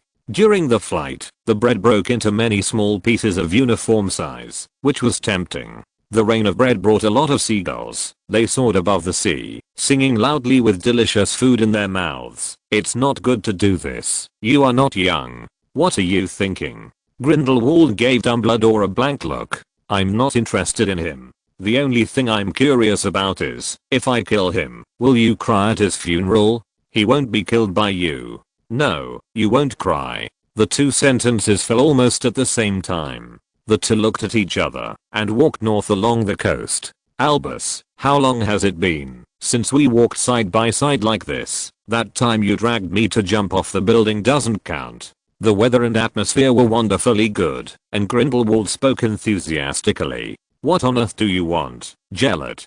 Dumbledore ignored his closeness and repeated the question he asked when he first saw Grindelwald. On a day like this, you ask me to come here. What do you want to do? As if to reinforce the tone, he repeated it again. Oh, Albus. Grindelwald wailed in an exaggerated tone. You really have no mood. This kind of place should talk about music, talk about literature, talk about all meaningless things. Gellert, what exactly do you want? Dumbledore stopped, grabbed Grindelwald's wrist, stared into his eyes, and said every word. Okay. Grindelwald shrugged and immediately put on a serious expression. He squeezed Dumbledore's wrist with the other hand and said seriously, I'm just trying for some new possibility. He gently rubbed the toe of his leather boot on the beach, and a shell was crushed, and a small octopus struggled to crawl out and burrowed deep into the sand to avoid it. He bent down with great interest and stared at the octopus that was digging fast. When it was about to successfully dig out the hole, he pinched the struggling tentacles of the octopus and lifted it out. The little octopus writhed wildly, spitting ink, but it didn't splash on him at all. Grindelwald picked up the little octopus, shook it vigorously, and threw it into the sea. You see, if I don't help it, it will live in a narrow shell forever, and it will live like this for a lifetime, Grindelwald said proudly. Maybe it will go to the shell when it grows up. Get a bigger shell, but it shouldn't be living on the beach and eating some bugs. It should be living in the water, maybe just been eaten by some fish that passed by, but it should have become a predator opportunity for the haven't you ever thought. Dumbledore hesitated. Is this actually the habit of octopuses? Maybe it will live on the shore in this season, and it will go down to the sea in other seasons. Oh, is that so? Grindelwald picked up another octopus nonchalantly, threw it into the sea, and said softly, I don't care. I just want to give it a chance. Even if this opportunity is one he doesn't need, I want to give it. It has nothing to do with whether it needs it or not. Grindelwald shook his head. Besides, Albus, it's it, not him. Please don't do reading comprehension. Have you noticed? And talk dealing with people who play charades is really very easy to get tired. Don't you know that you are tired? Anyway, I'm quite tired. Why don't you speak? Grindelwald turned his head and stared at Dumbledore with a strange expression. So what is the reason why you want to restart the Triwizard Tournament? Dumbledore spread his hands, indicating that he was not playing riddles. If you could talk like this before, I think there would be a lot less misunderstandings in the world. Grindelwald spread his hands like Dumbledore and said, I just want to give them a chance. Say what you don't like to hear. Albus, this generation of young people is much better than ours. They need such a stage and opportunity. Don't forget. Back then, okay. Don't talk about it. Dumbledore waved his hand and asked, what do you want from it? I think that people like you should disdain to find something from a group of minors. Yes. Do you think they can be our prelude? I've said it countless times. They are them. We are us. Grindelwald shook his head. Don't think everyone is your pawn or marionette. Isn't this you? Dumbledore snorted coldly and asked, how did you convince the Ministry of Magic? To be honest, believe it or not, a wizard next to me at that time asked, by the way, when he finished building the building for your British Ministry of Magic and went to collect the final payment. He himself was a student of Bogsbottom's, and he was looking forward to being able to seeing such a grand event again. Who would have thought that the officials of the Ministry of Magic already knew his identity as Ermengarde? Grindelwald made up a clumsy story like a lie. They seemed to have wanted to be with him long ago. We bridged the relationship, so we took the lead in contacting this event. You can ask the chief of your Wizengamot. He is more clear about this matter. After all, Durmstrang is actually not under my control. If you don't want to say it, you don't need to say it. Dumbledore was a little annoyed after hearing Grindelwald's stammering narration. I waved my fist and said loudly, there is no need to call me here to waste time. I swear, what I said is true. Your oath makes me even more suspicious of the veracity of this story. Well, believe it or not, Grindelwald shrugged and said, I called you out this time, mainly because of the Armando Dupont matter. Armando? Have you found him? Dumbledore looked at Grindelwald in surprise. Is he not in touch with you? As far as I know, he should train you as an heir. Grindelwald narrowed his eyes, thought for a moment, and continued, I don't know if you still remember my subordinates. There's a little wizard named Barry who's the obscure grandson of Armando. That's right, you were the one who suggested that he come to me. Grindelwald nodded and said he was captured by the lunatic from Second Salem. Huh.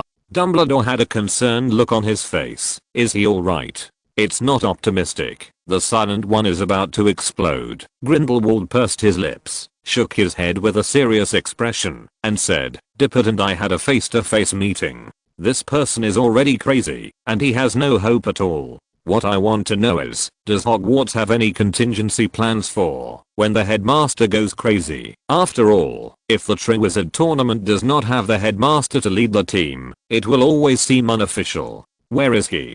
Dumbledore grabbed Grindelwald's wrist and asked sharply, what have you done to him? If I do anything to him, I'll bring it up to you today. Grindelwald patted Dumbledore's hand, took it off his arm, and said, I think it's weird too, and it wasn't before. I have never fought against him, but at that time he was definitely not as strong as he is now. Not only did he know how to master black magic, but his magic power is not like an old man who is about to retire. He is strong, vigorous, and full of aggression. I can't even keep him. Is that really the case? When Grindelwald was confused, Dumbledore suddenly pulled out his wand and pressed it against Grindelwald's temple. Of course it's true, but you're doing a sneak attack. Grindelwald laughed instead. You're not a sneak attacker. Look, your wrist is still shaking. HMPH. Dumbledore flicked his sleeve vigorously, and his arm fell down. I mean, there are a lot of things that need to be communicated by the principal. If Armando Dupont himself is not there, there may be a lot of omissions. You don't have to worry about that at all. Dumbledore asked back. Where's the headmaster of Durmstrang? You locked him up. You don't have to worry about it at all. He trusts me very much and wants me to be the vice principal. Chapter 208 Final Exam. Nelson Williams. Mrs. Clemens was sitting cross-legged on a soft cushion in the center of the hall. Opposite her, Nelson was sitting on the ground, looking at the crystal ball in front of him with his chin on his hands and thinking hard. You are the only one left. even though Nelson wasted so much time on this exam that the other students in the exam room had almost finished walking, Mrs. Clemens still sat there unhurriedly. It seems that this situation has already been expected by her. Mr. Williams, don't be nervous. I have a hunch about the delay of this year's exam, so feel free to say it boldly. What did you see in the fog in the crystal ball? Professor, Nelson raised his head. In the contemplation just now, he had already prepared a draft in his heart. Call me Mrs. Clemens. Teaching such hierarchical words will affect my sense of heaven and man. Mrs. Clemens seems to be looking at Nelson, but her pupils are divergent, and she sings like Tone said, if you are here for academic questions, don't worry, I know that many people lack the talent of prophets. So in the 10 years I have been teaching, I have given every student a passing grade. As long as you answer seriously, I will not let you pass. Okay. Nelson nodded, swallowed, and whispered, I saw a fog in the crystal ball. What fog? Mrs. Clemens focused her pupils on Nelson and said encouragingly, tell me. I see. It should be a cat. Nelson scratched his head and whispered, it seemed to jump out from behind a fence and knock down a mouse. Fence. That's it. Mrs. Clemens stared at the crystal ball, took the record book aside, and continued to ask, did you see clearly? Did it really knock down a mouse? Was it really a mouse it threw down? It should be one. Nelson looked at Mrs. Clemens's hesitant expression, interrupted his firm words, and said, I misunderstood, madam. It should be another kind of creature. What kind of creature is it? Mrs. Clemens nodded and said, think about the requirements in the question. What animal can you mistake for a mouse? I think it's a goblin. A goblin? A house elf? A leprechaun? Nelson observed Mrs. Clemens's expression and mentioned several kinds of creatures in succession, but Mrs. Clemens kept frowning. Finally, when he mentioned the little milk cat, Mrs. C frowned. Well, Mrs. Clemens, a cat jumped out from behind the fence and threw a kitten down. Very good. Mrs. Clemens raised her eyebrows and said, what does this explain? Think about the topic. Why would a cat throw down a kitten? Try to predict the fortune of one of your most respected teachers for the second half of the year. Don't say in good conscience that I'm your most respected teacher, said Mrs. Clemens. Alfred Black tried it before you. I think it should mean that he is going to have a baby. Nelson clenched his fist and said firmly. It was Mrs. Clemens' turn to be speechless. She supported her forehead and suggested, you might as well think about it a little bit more. Things like giving birth are usually more intuitive. For example, you can go directly to his spouse's hospital. The inspection report will be more detailed than the prediction. Having a baby. Think a little more. Nelson scratched his head and tentatively said, could it mean that this professor will have new results, and excellent research results are the same as their own children for wizards? HMM. Mrs. Clemens nodded in satisfaction, picked up a quill, and dipped it in ink, wrote in the record book, and exclaimed, you really are very talented. Nelson was at a loss for words, and he didn't even know how to respond to this obviously polite sentence. His performance in the exam was not at all talented, and Mrs. Clemens guided him to answer everything. For Nelson, the process of connecting these strange crystal balls, tea leaves, stars and some abstract shape, to finally deduce future events is simply incomprehensible. Then comes the next question.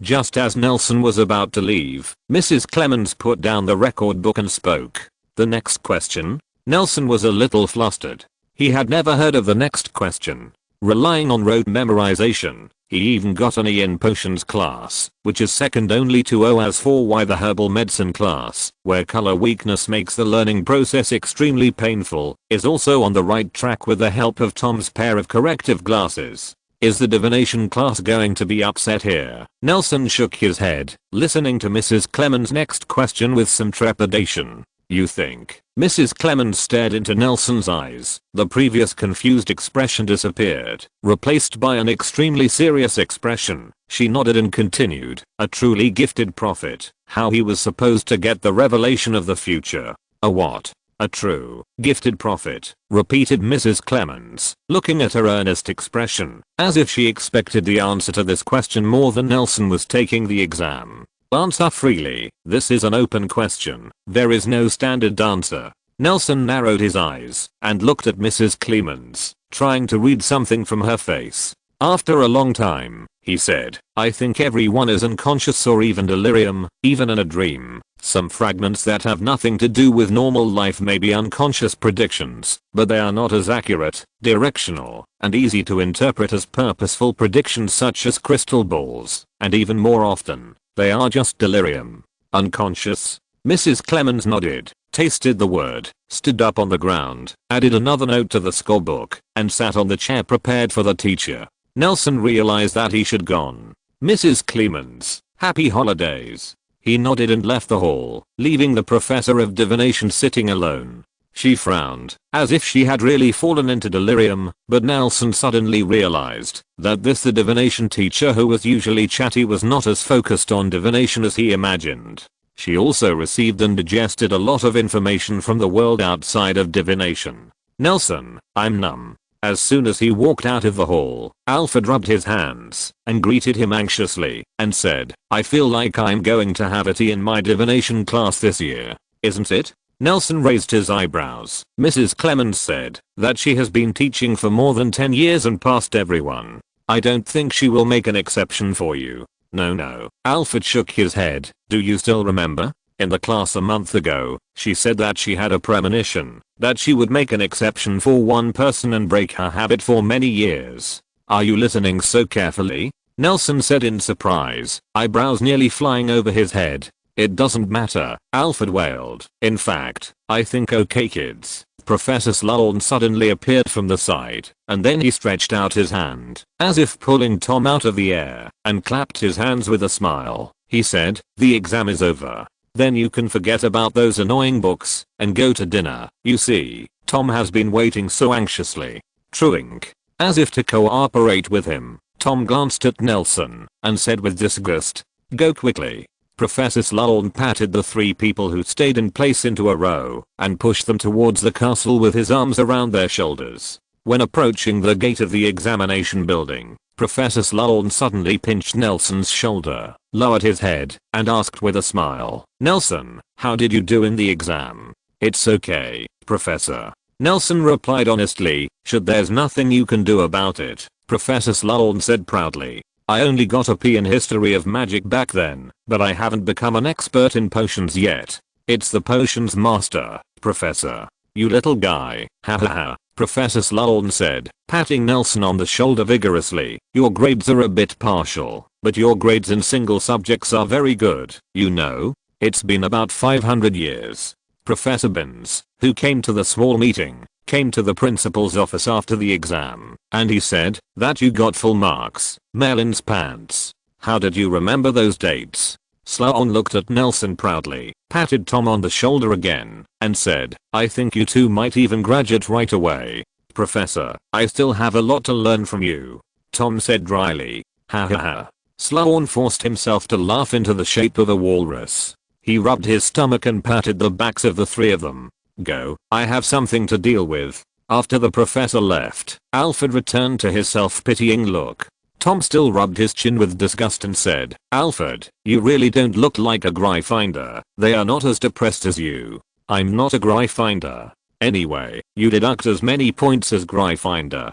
Tom shrugged, looked at Nelson, and asked, why did you stay in there for so long? I was looking into a crystal ball, said Nelson, rubbing his sore eyes, and Mrs. Clemens asked me another question. Another question? Tom raised his eyebrows. No wonder she left you at the end. What did she ask? How a true, gifted prophet obtains future apocalypse. Isn't she? I think her usual predictions are quite accurate.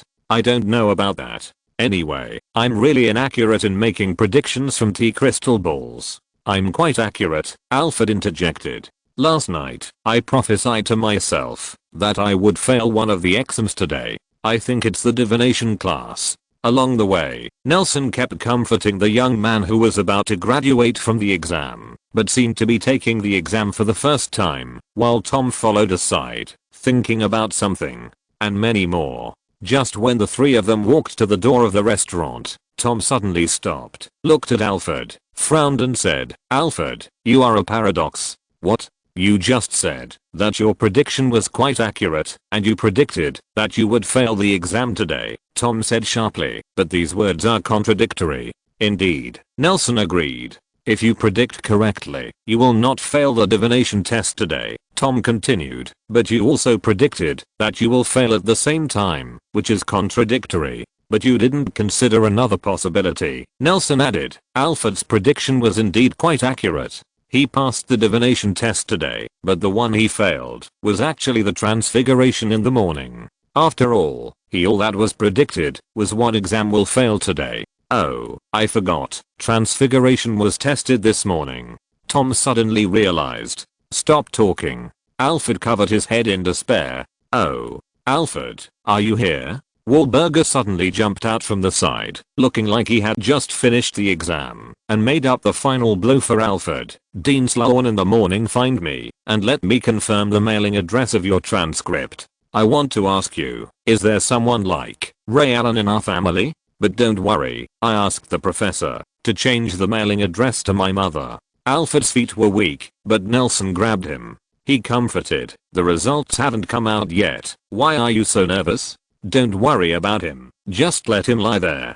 Wahlberger kicked Alfred's calf, leaned closer to Nelson's ear, and whispered, they're in touch. Really? Nelson nodded. Congratulations. Trouble you? Wahlberger bit his lower lip, and said tangled,ly, the person in charge of that store asked me to tell you that he has reported what you did to Lord Grindelwald, and I hope you will come down. When you leave for the first time, you can tell the accompanying people. Huh? Is he still in England? Nelson exclaimed. I thought they had all left long ago. He asked our family to take a message and left. Wahlberger nodded and said they still want to express their gratitude in person. If I go to London during my vacation, I will go around when I have time. I'm sorry to trouble you. Wahlberger left with his pleading brother, leaving Tom and Nelson walking towards the restaurant. By the way, Tom said, pushing open the dining room door, did you feel something was wrong during the exam this morning? A little bit. Nelson nodded. Professor Dumbledore's speech is less awkward. I once thought it was Aberforth who was proctoring the exam. I'll try it later. You said that. If Aberforth is the invigilator, then what is Dumbledore doing? Chapter 209 Holidays. The next day, Nelson, who woke up early, packed his luggage for the morning, and accompanied Tom to his duel club. This time, Tom set the location by the Black Lake, and found some less dangerous ones. Fantastic Beasts was used as a sparring partner, and Professor Sloan was even invited to be on the sidelines. When they parted, everyone was reluctant to part with them, even though they knew they would go back to school after the holidays. But for most people, including students from pure-blood families, it was difficult for them to have such a real opportunity to improve themselves. Unknowingly, the event continued from morning to evening. When the dusk was faint, Nelson and his party walked to the auditorium together. When Nelson, who had returned to his dormitory halfway, rushed to the auditorium, it was already full of people. Except for the table belonging to Armando Dupert, all the faculty and staff gathered together and looked at the table below with satisfaction. Students, this year's teaching results are unexpectedly good, and parents are very satisfied. Even Miss Joy, who hardly ever goes out, came. She was wearing a white mask that covered half of her face. Seeing Nelson coming in, the two eyes met. Miss Joy's eyes completed the slender moon, and she nodded to Nelson. Seems to be asking, is my bone spirit easy to use? Nelson only felt a stabbing pain from his heels to the top of his head like an electric current, and then disappeared quickly. He clutched his chest and bent slightly towards Miss Joy. Why did you come? The food is almost ready. Tom grabs Nelson by the wrist and pulls him toward him, shifting his hips sideways to make room for a stool. I just caught a question mark in the dormitory, and it almost solved it. Nelson shook his head, opened his sleeves to reveal his wrist with long and thin scars, and smiled dryly. It doesn't seem very satisfied with the cat I designed for it. Bag. If you let someone carry you in a bag and replace a piece of cloth with a plastic one, would you like it? Tom pouted, recalling the cross-generation blockbuster invention that Nelson showed to himself a few days ago. Commented, if I were you, I would entrust the question mark to Makel. I feel like she likes that stupid cat very much. You don't understand. This is the joy of raising a cat. You raised a lonely, Tom retorted. It's not so much your cat. You might as well say it was raised by Og. At least in the past few years, he has been sending small dried fish to the question mark. Well, Nelson shrugged. As a master, you have to find a chance to make up for it. Then you might as well stay in the dormitory for a while longer. Tom looked at the staff table above. Today it was replaced with a silver white linen tablecloth with a metallic texture, embroidered with Slytherin's own family's castle. The deeds of the donation seemed to be of great value. Tom stared at the tablecloth, licked his lips, and said without looking back, "You may just catch up with the principal to speak. But our principal isn't here." Nelson followed Tom to the staff dining table, and his eyes fell on the empty high back chair in the middle. "So who is going to speak? Why don't you go up and try? You can start drafting now." Tom gave Nelson a blank look, turned around, looked at Alfred and said, "I have a question. I don't know if I should talk about it or not." "Don't talk about it." Alfred was happily bragging to a junior student, and he was beaming. When he heard Tom calling him, he immediately put on a pain mask, covered his forehead with one hand, and turned his head, and said, "If it's about test scores, you know, I recently learned a magic trick to block certain words from my hearing that I don't want to hear." "That's great," said Tom, shrugging his shoulders, "but I'm sorry, but I'm not interested in your grades." "That's alright." Alfred approached excitedly and asked, "What's the matter?" "That's right," Nelson said. "Haven't we never had the opportunity to visit your house before? This holiday season may have time, but I found a problem that we have been ignoring." "What?" Alfred became interested. "Are you finally coming? I can finally show you my good things." "Oh, we don't know where your house is," said Nelson, shrugging. "I thought Tom knew, and Tom thought I knew, but neither of us knew." "Ah, is that so?" Alfred scratched his head. "I thought my sister told you." "Ah, I thought you told them." Wahlberger stretched his neck not far away and whispered to Alfred. "Ahem." Alfred cleared his throat and said, "Okay, I will send you the address during the holiday." "Where are you going first after the holiday?" "London." Nelson blinked. "Why send it to us?" Wahlberger stood up from his seat, walked over to Alfred, and quietly stared at the few Slytherin students around him until everyone around him was stared at by Wahlberger. Finally, there was a boy couldn't stand it anymore and stood up. "Thank you."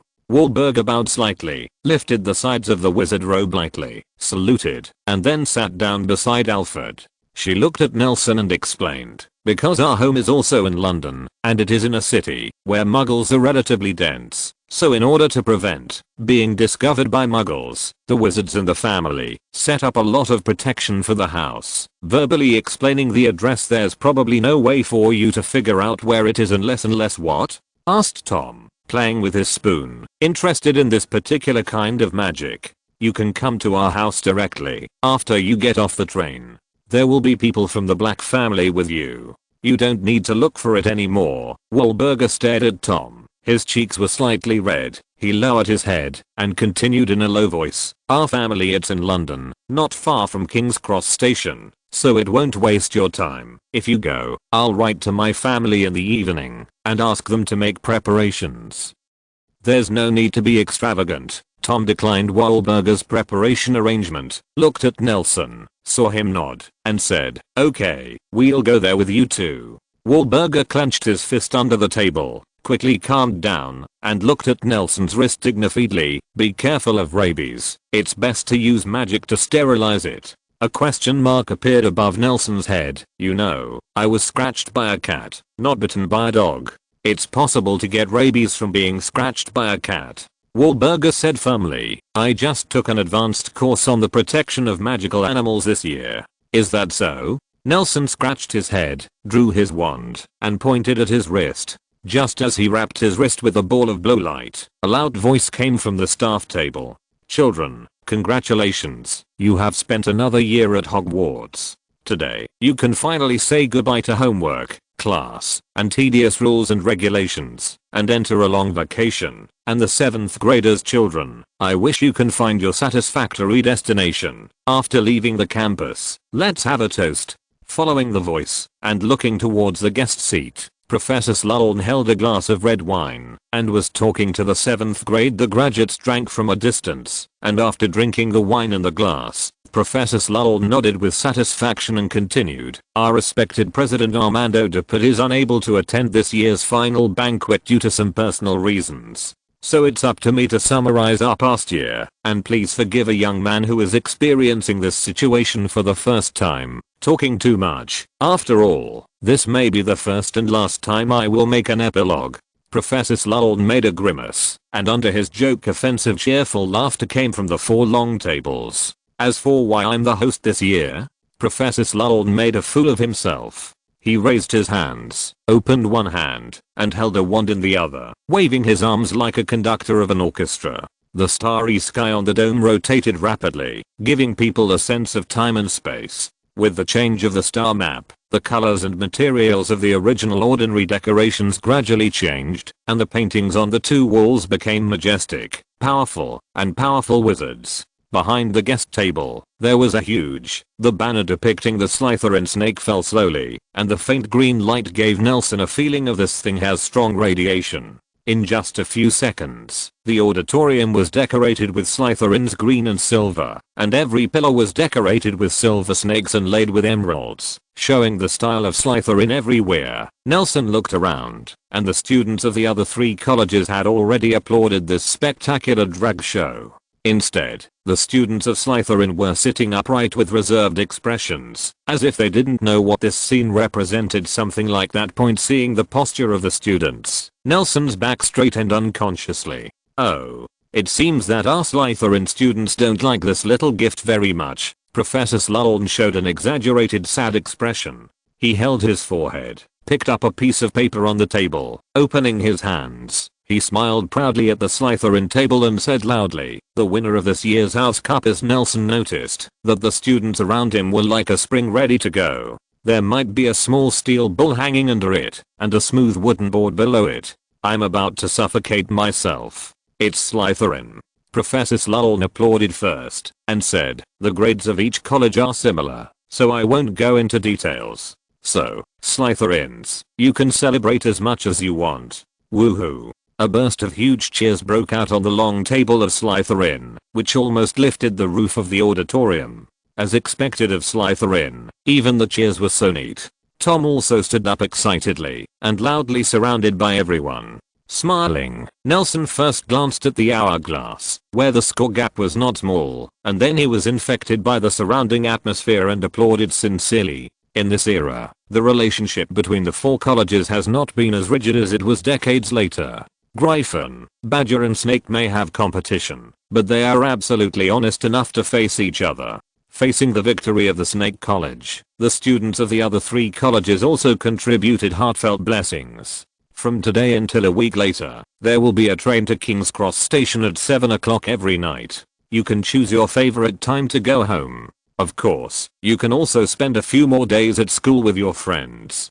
Professor Slughorn's shout was drowned out by the endless cheers, and he had to use loud voice to ensure that the students could hear his request. "Also, your report card will be in about half an hour. It will be sent to the previously registered address in a month's time. Underage wizards are forbidden to use wands outside the school. And if you find suspicious dark wizards around your residence, please report to the Ministry of Magic as soon as possible, and contact them as soon as possible. My own Dean." Looking at the chaotic students in the audience, Professor Slughorn nodded with satisfaction. This is the 3 consecutive championships he has led Slytherin to. He should be the proudest person in the auditorium at the moment. It's really young. Professor Slughorn sighed. "It seems that I will have to write another letter to explain the precautions in detail. I've said it all. When you finish talking about the holidays, these bastards won't listen to what you said after that." Beside Professor Slughorn, sit behind the long table and smile, as if everything is in order. Under control. Dumbledore applauded again and joked, "You should first mention the precautions, and then announce the ownership of the Academy Cup and the holiday. Ah, Albus, can you just watch the group of little guys down there suffocating in place, like Professor Slughorn couldn't find a suitable adjective, stuck for a while living. Like a urgency." Dumbledore added while clapping his hands. "Boy, you have to pay attention to the image of Albus." Professor Slughorn leaned over and leaned into Dumbledore's ear and whispered, "But just for me personally, I think your description is very appropriate." "That's it." Aberforth used his elder brother's face to make his own expression, and there was no sense of disobedience. He rubbed his slightly crooked nose and said, "Do you care if he looks good or not? It's appropriate." "That's it. You bastard. Haha." Professor Slughorn smiled and shook his head. He picked up a silver spoon from the table and knocked on the plate. In an instant, the long table of the 4 colleges was full of food. At 7 o'clock that night, a group of 4 boarded the train to King's Cross Station. Feeling the empty and quiet carriage, everyone couldn't help admiring Nelson's foresight of packing in advance. They didn't pack their luggage. At this time, their younger sister finally came in handy. If you're listening to this novel on a channel other than Fanfic World, it means they downloaded and uploaded it without effort. We cordially invite you to visit our channel, Mundo Fanfic Novelos. There you'll find the original version of this story and you can explore many other novels of various genres. We're waiting for you to immerse yourself in a world of incredible novels. Chapter 210 Grimmauld Square No 12. Getting off the train at King's Cross Station, a group of people crossed platform 9 1/4, dragged their suitcases, and walked out of the gate. They took off their wizard robes early on the train, put on Muggle clothes, and wore bright clothes. The 4 of them formed a stark contrast with the sallow, emaciated, and tattered homeless people around them. Wahlberger in a western dress raised his legs and stepped over an unconscious child lying beside a rubbish dump by the roadside and said with a disgusted face, "These Muggles, if you can't beat them, don't beat them. It will affect your mood every time you go home. They are actually the side that was invaded," Nelson said from the side. He brought some change when he returned to London this time, took out a few scattered coins from his pocket, held them in his hand, and flicked them to the side of the road. After a bounding, the coin miraculously fell into the pocket of the vagrant. He put his hands back into his pockets again and said, "If the Germans win, I'm afraid your mood on the way home will be even worse.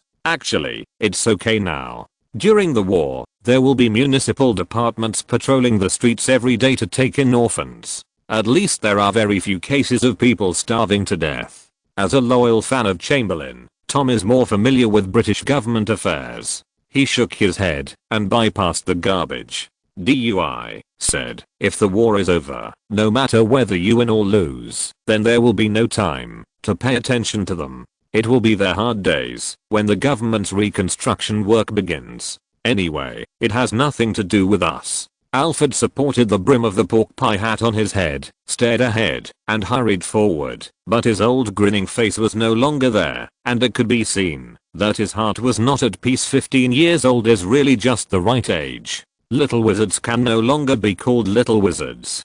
Compared with children, they have begun to really contact society and put themselves into it, including but not limited to class, identity, pedigree and a series of labels. When they lose their innocence and become more mature, when faced with various scenes that were commonplace before, they often have completely different thinking from a year ago. Alfred has walked this road for 4 years, and he has even more experiences wandering around when he was young, but this is the first time he really lowered his head and took this scene of starvation everywhere into his eyes, but he overestimated overcoming his ability to bear. This pure-hearted sunny boy couldn't bear to look directly at him just a short distance. After leaving the station, Nelson, after walking for about 10 minutes, Wahlberger led the way, discussing the antiques at home with Tom beside him. Alpha grabbed the sleeve of Nelson, who was looking left and right with great interest, and asked in a low voice, "May I take the liberty?" "Just ask. Do you know where they will go in the future?" "Oh. Are you interested in them?" Nelson raised his eyebrows, slowed down, and walked to Alfred. Wahlberger and Tom in front of them heard the noise and turned around. Nelson waved his hand to indicate that they don't have to wait himself. Then, he rubbed his hair, thought for a moment, and replied, "Generally speaking, they will be discovered by the municipal department and then assigned to the surrounding public orphanages. Tom and I grew up in the West Side orphanage. Were you like this before?" Alfred pointed to the vagrant behind him and asked in a low voice, "I'm not. I mean, were you also found on the street?" "Not really," Nelson said, shaking his head. "I have relatives in London, my aunt's family." As for Tom, He was born in an orphanage. We have been there since we were young, and we have never experienced these things on the streets. Ups and downs. Oh. Alfred nodded and looked back again. Then why weren't they sent to the orphanage? It should be that the share of the orphanage is not enough. Nelson sighed and said, the income of the orphanage generally comes from social donations, government grants and church support. Now it seems that the income of the first two items should be very little. As for the church, it can earn more money during the war, but very little money can go into the pockets of institutions like orphanages. Why do you need money? Is it difficult to have enough food? Alfred was extremely confused. As far as I know, wizards, you said you were a wizard. Nelson patted Alfred on the shoulder and interrupted him, lest he make any more high-level remarks such as, why not eat minced meat? He explained. For non-magic Ma, as far as melons are concerned, if you want to eat something, even a simple piece of black bread, you have to plow the land and plant the seeds the year before.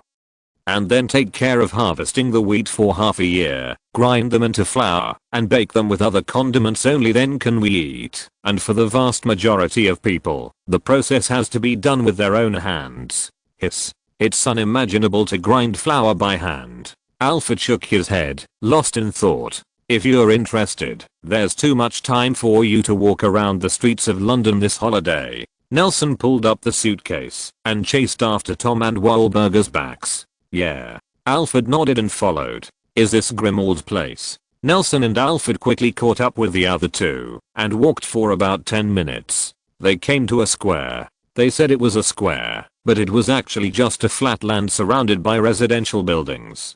This kind of place is common in the UK. The ground of the square is paved with old bluestones. Looking at the shiny bluestones, Nelson can imagine how flat and magnificent it was when it was first built, but the bluestones that have been rounded by the years are now somewhat bumpy. After entering the square, Wahlburger walked straight to a row of houses next to them. They were uniform in shape, with the same square lintels and the same thin and high windows, giving people an economical and practical Gothic look. She stood between No 11 and No 13, looked around under the gaze of the three people behind her, then pulled out her wand and poked at the dividing line between the two houses. Soon, the two houses number 11 and number 13 separated to the two sides, and a door painted with black paint squeezed out of the dark gap first, followed by a beautiful big house, which was more than the houses on both sides are much taller, larger and more unique, with their pointed roofs and painted wrapped attics, and even two bouquets of flowers next to the gate. And the two large windows facing them were wiped dried as clean, and you can see the busy people inside. It is different from what Nelson imagined. This is a beautiful house with clean windows and full of vitality. It seems that they even cleaned the outside. Wahlburger raised his eyebrows, stepped up the steps first, stretched his arms, and rang the doorbell. There was a silver snake-shaped door knob under the doorbell, but there is no keyhole on it, and it seems to be just a place for decoration or to use when opening the door. Which one? There was a quick response from the door, which sounded like a serious middle-aged man. It's me, Father, Wahlburger responded, and we are back. Are you bringing your classmates? The host's tone was a little anxious. Yes. Soon, with the sound of chains colliding, the door opened wide from the inside, the shaft made a squeak friction sound, and a serious face poked out from inside. He has a face not much different from that of Alfred, only older, thinner, and more serious. His short, dense black hair is combed back meticulously, and he holds a ruddy wooden pipe in his hand. Curly blue smoke was coming out of it, and he was wearing a very formal black robe, a robe that could be called gorgeous and normal people would never wear at home. Around the man's neck hangs a silver necklace with a pendant, carved in the shape of the black family crest, two greyhounds surrounding a black shield depicting a mountain peak, dotted with two stars and a sharp sword. Hello, welcome to Play at Home. He stretched out his hand, gently shook hands with Nelson and Tom, and stepped aside. I'm Wahlburger and Alfred's father, and my name is Borax Black. Come in, please. Everyone returned the salute, and approached the house under his greeting. Nelson noticed that there was a glittering golden medal hidden under Borax's straight collar. When he took a closer look, it turned out to be a mail in first-class medal. Approaching the gate, what greets the eye is a huge tapestry with tree-like patterns embroidered with gold thread, and each tree crown has a name. and on the top are several large golden characters. Noble and oldest black family. The only fly in the ointment is that there are a lot of small holes scalded on it, as if an old smoker often smokes by the side. Nelson's thoughts involuntarily diverged to Boraux's pipe. Nelson leaned closer to the tapestry to have a look, and Boraux's voice came from behind him. This is the genealogy of the black family, and every member of the family on it was once full of influence in their own industry. The black family is an important part of British history. The oldest and purest family. Thank you. Nelson felt his teeth ache when he heard this explanation. That sounded like a sales pitch. You're welcome. Let the two children take you around the house first. Boraux nodded and said, I'm going to order someone to prepare the dinner first. After all, before Nelson could reply, he had disappeared. Let's go. Wahlberger shrugged. She immediately relaxed after her father disappeared, pouted her mouth towards the tapestry, and said, everyone above is full of influence in their own industries. Of course, those who don't have influence, it's those little holes. I may also become a small hole in the future. Alfred added, our family now counts about a dozen relatives. In fact, if we don't burn them off, the black family should still be very prosperous. This is the limitation of pure blood families, Tom commented. Some families have only one person left. Indeed. Nelson looked at Tom and raised his eyebrows. Let's go. Let's take you to see our collection. The study is next to it. You should be interested. Wahlberger said, and was about to go upstairs. Nelson's first impression of No 12 in Grimmauld Place was black. Unexpectedly, when he went up to the second floor, it was still the same black. It's not that the lighting is not good. It seems that the family is very happy to use black in the decoration, which is worthy of them. Black last name. Alfred, where is your room? Tom suddenly realized an important question. Are you in such a hurry? Although they are indeed healthy, they are not in a hurry. No, I mean, just looking at your father's clothes, I feel that tonight's dinner should be more formal. Tom tugged at his collar and said, it doesn't feel very formal for me to wear a sweater and a windbreaker. Exactly. Nelson nodded. Actually, there is no need to care about this. After all, we are still underage. Wahlberger comforted. That can't be done. Tom gave her a blank look. Your family members are asking for now. Since they are very sincere, we can't disrespect them. We just bought a dress robe. Nelson added. Okay, I didn't think twice. Wahlberger bowed and told his younger brother. Take them to the guest room to change clothes, and we'll see you in the study later. That's it? The healthy thing you said, that's it? At the door of the study, Tom was trying his best to spit out the treasure that Alfred brought from the bedroom, a small drill specially used for underground construction. According to him, this drill can dig out a 500-meter long, the tunnel for people to pass through is said to have come from a flash of inspiration from one of the black family ancestors. This is our family's treasure, Alfred said proudly. When we were called black wizards, this device helped the wizards at that time pass on a lot of information that was difficult to transmit. How extreme are these conditions? Tom held his forehead helplessly. What kind of situation requires a group of wizards to dig into the ground to deliver messages? Besides, where is the pile of soil dug out? Alfred, what are you talking about? Black wizard? Nelson grasped the point. This was the second time he heard the word. Yes, but those pairs were a long time ago. Alfred scratched his head. This story is in the family tree I promised you, which is quite interesting. Nelson nodded, keeping this matter in mind, and then there was a louder and louder sound, and Wahlberger, who was stepping on a glass slipper, approached, and she hurried to the side, while throwing pieces of used cosmetics into the arms of the house elf. Miss, you forgot your brooch. I know. Wahlberger snatched the brooch and pinned it to his chest. Shut up. I don't want him to see that I can't even wear clothes. Creature knows what Miss wants. The young looking house elf babbled, holding Wahlberger's skirt and approaching the crowd. When Miss has friends, she doesn't need Creature. Oh, I didn't need to have friends before. Wahlberger stroked her long hair and threw it back. The red high-necked dress looked radiant, and even the accessories on her body shone. She walked towards the study, bowed slightly, and said to Tom, "Oh, waited. It's okay." Tom took a deep look at Wahlberger. He admired the aesthetics of the clothes. Tom nodded and praised. "Very beautiful, Wahlberger." "Really?" Wahlberg's footsteps were much lighter. She lifted the hem of her skirt and spun around on the spot. Tom nodded again, for he was never stingy with admiring things that were truly beautiful. Sorry, it's been a long time changing clothes. Let's see after dinner or tomorrow. Now I have to go to the restaurant quickly. She is proud of herself, but as for Alfred's, what are you pretending? Nelson's, may I go to the study to learn English table manners quickly? And creatures, miss, your earrings are not fastened. Such insignificant words are not completely filtered by her. She held her head up like a proud swan and led the way, looking back at Tom's face wrapped in a dress robe from time to time, while Nelson followed Alfred, exchanging the differences between French table manners and British ones. But he soon I found that communicating with Alfred is not as good as communicating with house elves. Chapter 211, The Black Family. What is this? Walking through a long corridor, Nelson noticed a place on the wall that was covered by a grey cloth. Under the grey cloth, there were evenly arranged lumps of protrusions, like shelves. You don't want to know, said Wahlberg, looking back with disgust. What? Is it disgusting?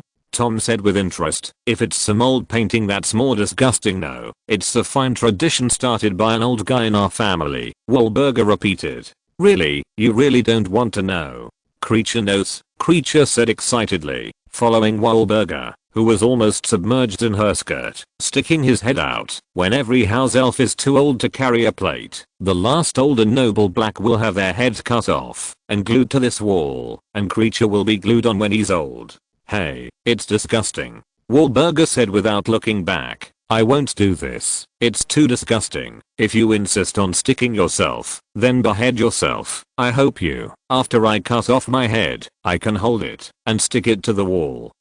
Oh, that's disgusting, Tom agreed, but he didn't really feel anything. I've said it all. You don't want to know. Wahlberg shrugged and turned around. Don't think about it. I'll eat later. Nelson, why are you looking at me like this? Nelson just has a feeling of time and space confusion. He doesn't know what will happen to Wahlberg in the future to become a loyal supporter of this tradition. Maybe she has changed a long time ago. After all, having her own time and space is already a completely different world story. It's nothing. Nelson shook his head and said with a smile, Creature is right. Your earring is indeed not fastened. Feel it yourself. The one on the right is about to fall off. When Nelson and his party arrived at the restaurant, the place had already been tidied up. A long wooden table was neatly covered with a long tablecloth in the center, and the four corners were pressed down with candlesticks, leaving the sides of the table for people to eat. The upper and lower chairs are inlaid with the emblem of the Black family, while the other chairs on both sides are of the same standard, equally oppressive.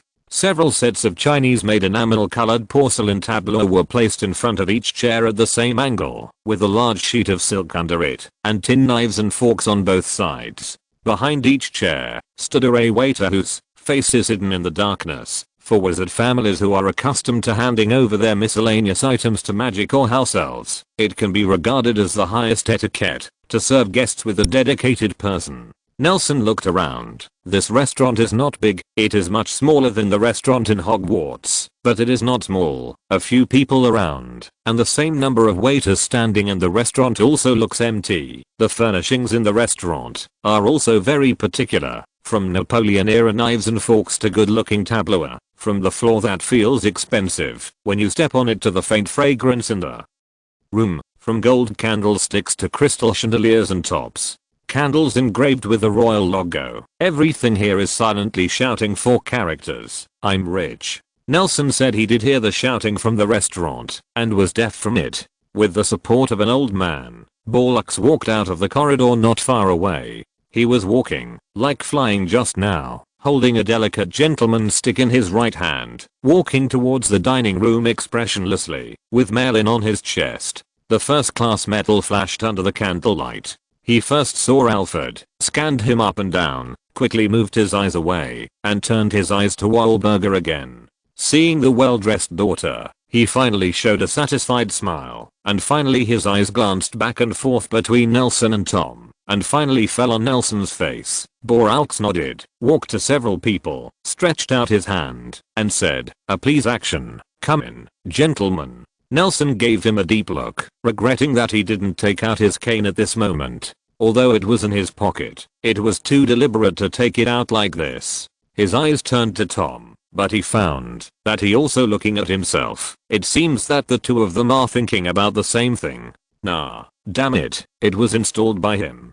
Tom miscalculated. The two straightened their collars and walked into the restaurant first. Under the guidance of the waiter, they sat in the two seats below the main seat. Soon, surrounded by a pair of sons and daughters, Boraux walked in holding his cane and holding his chest high. He first arranged for Alfred to sit next to Nelson, Wahlberger to sit next to Tom, and then Sharon walked the first seat, sat down quietly, and lightly pressed the small belted hand. A few people only occupied less than half of the seats at the long table, and Tom's eyes drifted back unconsciously. I also have a young son. He is a little young. I was afraid that it would affect today's dinner, so I asked his mother to take him out to eat. Seeing Tom's eyes drifting to the chairs behind Boraux, he explained, of course, if you like children, you can ask him to come and play with you later. No, Tom nodded. I'm sorry to bother you. How can you say I'm bothering you? Boraux responded politely, without despising Tom at all, because of his age or status. You two are my two children's good friends in school, and you are also the best classmates. I have always wanted to find an opportunity to invite you out, to get together and express my incompetent father's gratitude to you, and I finally got the opportunity today. It should be my honor. Mr. Black. Tom hadn't seen such a battle before, and he didn't know what to say for a while, so he could only respond, you said it. Wahlberger and Alfred also helped us a lot. Yes. Nelson took over the conversation. From the very beginning, he observed in silence, and found that the Black family was not as xenophobic, conceited, and ignorant as he imagined. Instead, they showed an education and vision that surpassed most people. He has always wondering how such a family managed to decline like a rocket in less than 40 years. He nodded and said, the two of them are also role models for us to learn from. At this moment, Alfred was as quiet as a chick drenched in the rain, and the usually cheerful Wahlberger also put on a strange posture, which looked like she was wrapping her left hand around her right hand. He wrapped his right foot around his left foot again. Haha. Boraux let out a burst of hearty laughter and quickly resolved the awkward atmosphere in the restaurant. He may not have thought that Nelson and Tom were not very nervous, but Wahlberger, who was most counted on, lost the chain at a critical moment. He glanced at this flushed daughter who didn't know what she was thinking, coughed lightly, and guided the topic to the campus life she was familiar with. Under his infinite concern for campus life, the five of them were finally able to communicate unimpeded. Chatted. During the chat, dishes were quickly served one after another, but no one moved their knives and forks until the butler came up with a bottle of pre-dinner rum and opened the cork with a bang. The table manners of wizards are very different from that of ordinary people in the UK. As an ethnicity that has developed restaurant magic to the extreme hundreds of years ago, they don't have to worry about the time of serving food at all. There is no need to worry about the coldness of the dishes, because each plate is attached with magic to maintain the state of the ingredients, so this process of serving wine after all the dishes are served can be regarded as red tape. Mr. Wertling, Boraux first filled a glass for Nelson, who was closest to him, and said with a smile, if I'm right, your family should be from Northern Europe, right? Oh. Nelson raised his head and glanced at Boraux. To be honest, I grew up in London and haven't met my parents, so I don't know much about it. Sorry. Boraux bowed slightly. I've also heard of Wertling's name before. It's okay, Mr. Black. Nelson shrugged and said, can you tell me about them? I haven't been able to find any relevant information about my origin. Of course I can't find any information about this at Hogwarts. The library of the school only records some British families. I'm good at heraldry. Boraux winked at his two children, signaling them don't neglect Tom, walked up to Tom to pour wine for him, and said, if I remember correctly, the Wertling family's crest should look like this. He quickly poured 5 glasses of wine, first declared that there is only 1 glass for minors, then enthusiastically pulled a napkin, dipped it in fruit, wine and drew on it. Soon, an emblem that Nelson had seen on Mergen and Newt's memory was slowly drawn by Boraux on a tissue. This seemed to be something he was really good at. As Borax drew, he happily said, coat of arms, blue, truncated by a stream, with one eye, gold. As I remember it should be, the metallic color is gold and the primary color is blue. After painting the main body of the coat of arms, he left a blank scroll at the bottom, scratched his head in distress, and said, I forgot what the motto on the scroll is, and I can't remember whether there are guardian beasts on both sides, and whether there are any other accessories. I'm really sorry. When Borlux finished, he gently pushed the napkin in front of Nelson. The Wertning family is called the Wertning by the stream, on the one hand, because of the Norwegian root of their surname and the creek on the family crest, and on the other hand, because of the peculiar transfiguration and innate talent for transfiguration. Borlux looked at Nelson with scrutiny, and said, Alfred once told me about your achievements in transfiguration. As a young man, what do you do? It is something that many old wizards can't do, and this is without the legendary Weltening's transformation magic. If you have the opportunity to go to Bogsbuttons, you can inquire about it. I see. Nelson nodded thoughtfully. In fact, after seeing Newt's magically altered memory, he also found a place where no one was around to play as a dragon secretly, but the effect was not as good as Mergen. On the contrary, it looks like a beginner playing nunchuck. Thank you very much. I'm sorry I didn't finish painting Wertning's family crest. Boraux continued to apologize sincerely. You don't have to be like this. Nelson stared at the simple family crest on the napkin. The so-called stream is just a horizontal bar, which looks extremely simple, but he is sure that this is the main body of the Wertning family crest. It was a great help to me. Okay, Boraux shook his head and said, I can send someone to help you look for the rest in the Nordic heraldry, or I think Lord Grindelwald should have information about this. I heard that there is a black stone tower in Nurmengard, which contains replicas of the collections of magic libraries all over the world. Nelson tilted his head and noticed that two of the other three who were chatting enthusiastically had their ears pricked up, and only Wahlberger was immersed in it. When will I go back and look for it? Nelson nodded and asked playfully, my lord, have you seen Grindelwald himself? Oh, Lord Grindelwald. Borlux's eyes immediately showed reverence. I don't know what happened, and it was only a few days since Nelson provided the contact information. This man who seemed to have at least self-judgment seemed to be in like Grindelwald's imperious curse. He was already a little crazy. I didn't see him in person, but he arranged a task for us. Mission? Nelson was a little curious, and there were missions he didn't know about. Shouldn't the British mission be reported here? It turned out that he had been emptied. Thinking of this, he asked, can you tell me? Of course. Borlux gave Nelson a strange look, as if he was even more surprised by Nelson's ignorance. The wizard who contacted us hoped that we could unite all the forces that can be united. Overthrow the Ministry of Magic? Nelson raised his eyebrows. No, restart the Triwizard Tournament. Boraux glanced at Nelson again, feeling that he was getting more and more unable to keep up with the young man's thoughts. Oh, it turned out to be the Triwizard Tournament. Nelson nodded. Using the event to promote the normalization of diplomatic relations is indeed a good choice. Indeed.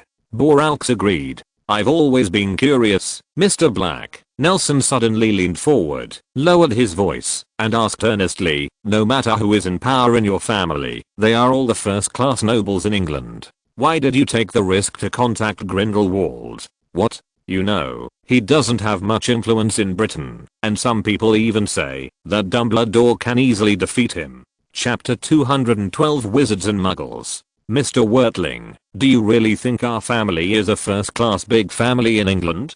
Boraux suddenly approached Nelson and asked back, isn't it? Nelson stared into Boraux's eyes, so close that he could even see the intense passion in those dark eyes, exactly like Alfred and Wahlberger's. The emotion called ambition. These eyes will belong to many people in the future. Belong to Regulus. Belong to Sirius. Belong to Bellatrix Lestrange. But it seems that only this kind of ambition is the most suitable these eyes. Borlaux took a deep look at his son and daughter, and said slowly, you seem to think that our family has a lot of money, and has a strong relationship with the Ministry of Magic. Isn't this beautiful enough? Nelson interrupted him, shaking the glass, allowing the liquid to climb up the wall of the glass, and then slowly slide down, and said, I have studied the pureblood families in England From ancient times to the present, Sacred 28 everyone is in charge of almost all the power, no matter the regime changes, no matter the times change, no matter who is sitting in the position of Minister of Magic.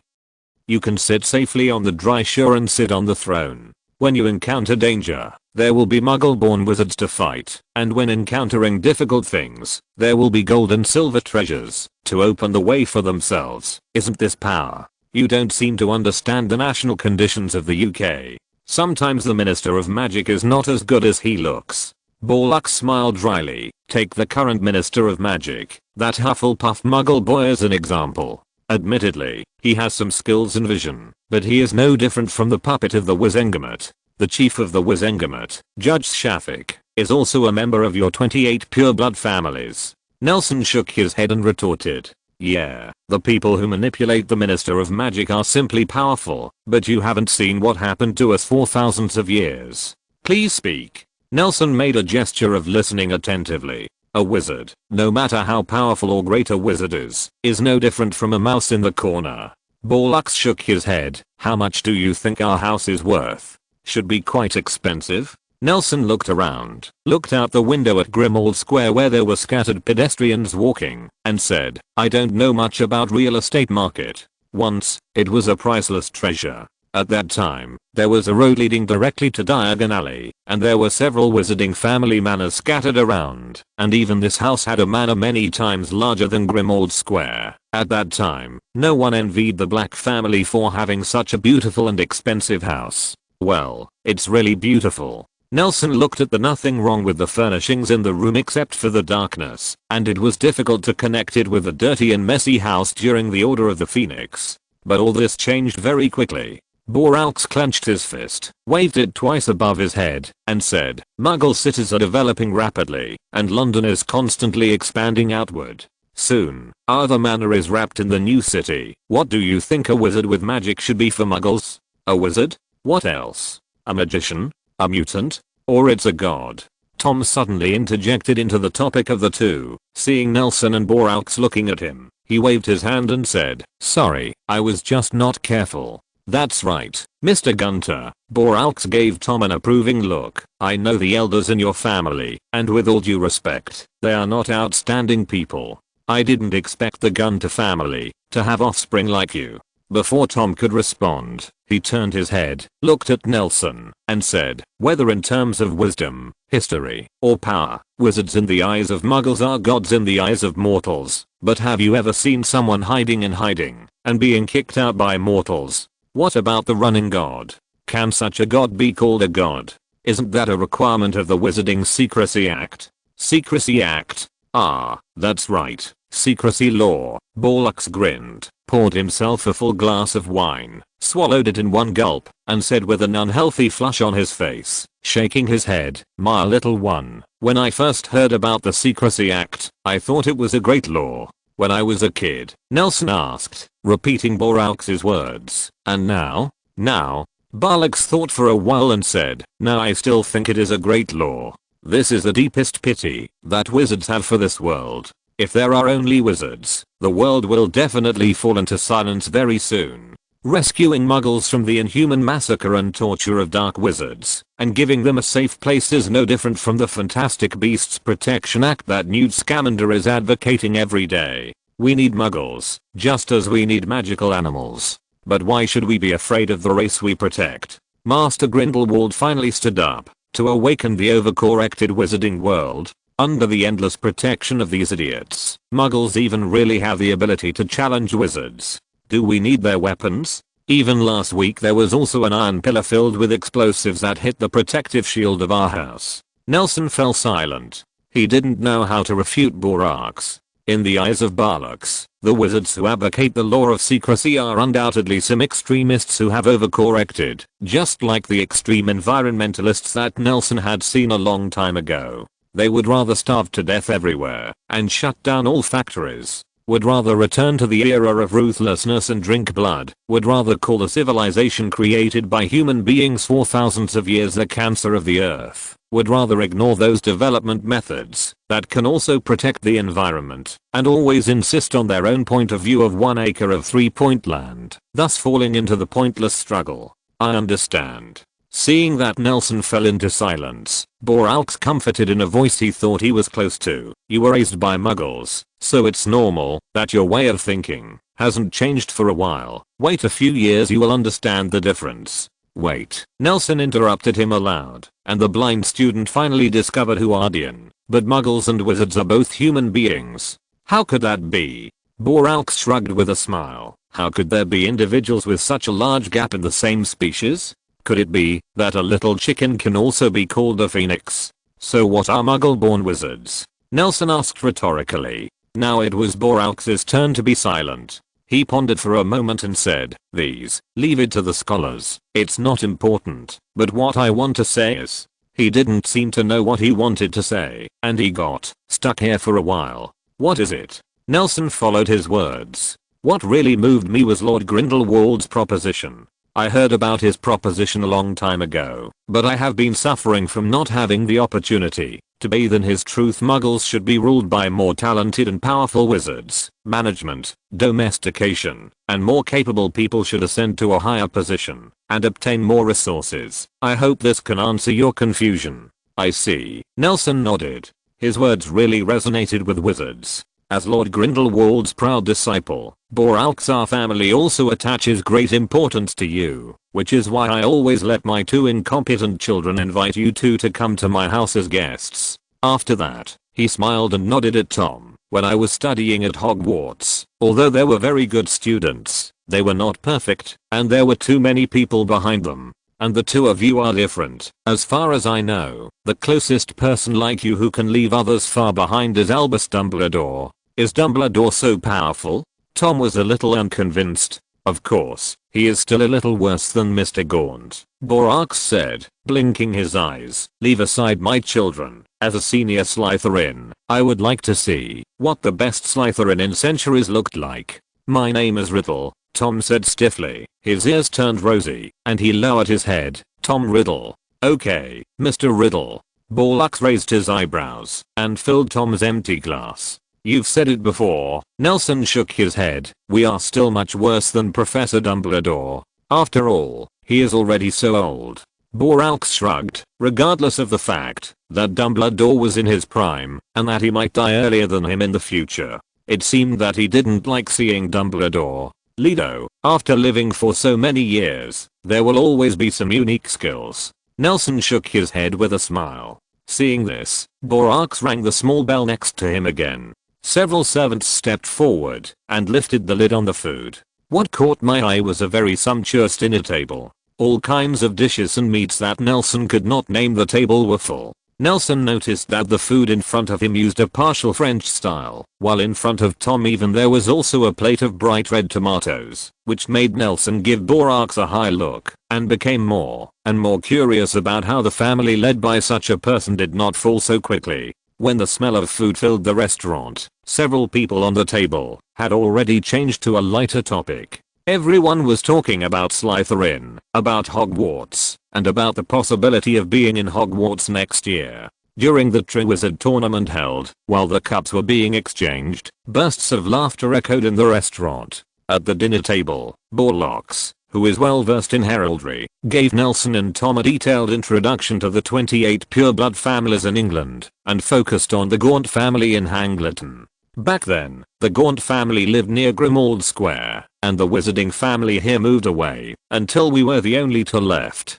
Unfortunately, Marvalo Gaunt sold the house. Boralx sighed and shook his head, looking at Tom with a glance. I also fought with one of your elders when I was a child. Morfin? Morfin Gaunt? Boralx frowned. It seems to be called that. He is your uncle. He is my mother's younger brother. That's right, Boralx sighed. To be honest, I envy the Gaunt family. Such a family can cultivate descendants like you. The ancestor of the Gaunt family is Lord Slytherin, and his apparition can indeed create such a miracle. They haven't trained me. I'm not familiar with the Gaunt family. Tom pursed his lips and replied.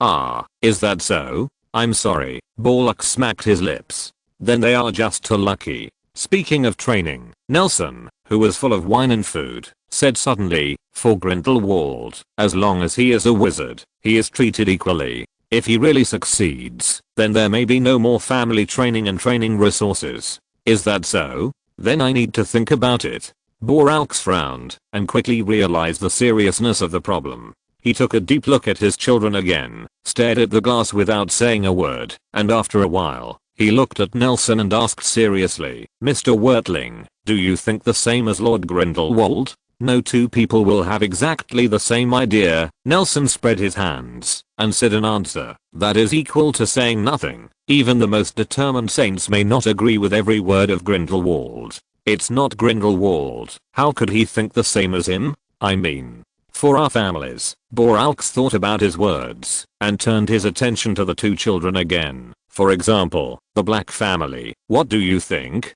As far as I know, the people who have contacted us, those people's ideas are probably different from yours, which is one of the reasons why I want to find you, hoping to get in touch with Lord Grindelwald more directly and save those annoying intermediate steps." Boraux seemed to see something and kept trying. "Me, Alfred and Wahlberger are my good friends." Nelson pointed to his nose, smiled and shook his head. "I'm curious, who told you that I'm Grindelwald's favorite student? To be honest, I don't think Grindelwald, and I should have said that. I understand that there are always some people who like to gossip, but I swear, none of us asked about it," Boraux said with a serious face. "I will give you a satisfactory answer. No hurry." Nelson picked up a napkin, wiped his mouth gently, and said, "Tom and I may go to Albania in a while, and we will stop by Krakow in the middle, and maybe we can take you to Newmont along the way. Gat, are you interested?" "When?" Boraux had a very rich expression. He didn't seem to think that Nelson would initiate such an invitation. He rubbed his hands excitedly and said, "I think I should get ready." "We are going to," Nelson said, stopping the topic. He looked at Tom and asked, "Didn't you say you want to do something in London?" "It's the same. When you come back, anytime is fine." Tom raised his head and said to Boraux, "We'll leave tomorrow." Chapter 213 The Black Wizard near the Black Tower.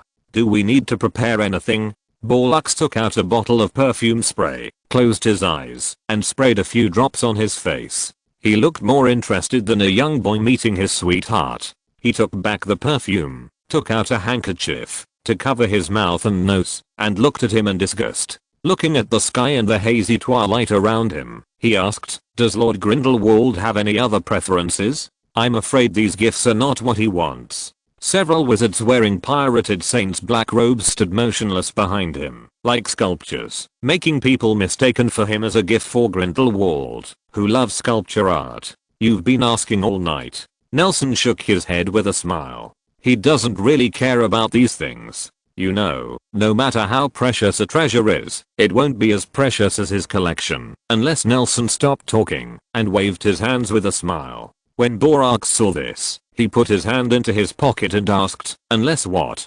"Haha, you won't be able to catch it, even if I tell you." After finishing speaking, Nelson winked at Tom, who was still awake, and walked to the center of Grimmauld Square, where a row of boxes was neatly arranged. Have you ever seen London at 4 o'clock in the morning? This is the time of the day when the air quality is the worst, and this era happens to be the era with the worst air quality in London's history. Feeling the sand-like pollutants in the air, Nelson regrets not wearing a mask. He stepped on the ground, walked around, found a relatively flat ground, took out a long black cane from his pocket, and tapped it on the ground. These nasty muggles. I've never seen a sunny day since I was a kid. The sky seemed to be covered with a rag, and Boraux stood beside Tom, pacing, pretending to be calm, while looking into the sky, waiting for the imaginary saint who came to meet him. "Mr. Black," Tom said, yawning, "this has nothing to do with muggles. Even if no one lives here, it's hard for you to see the Sunday."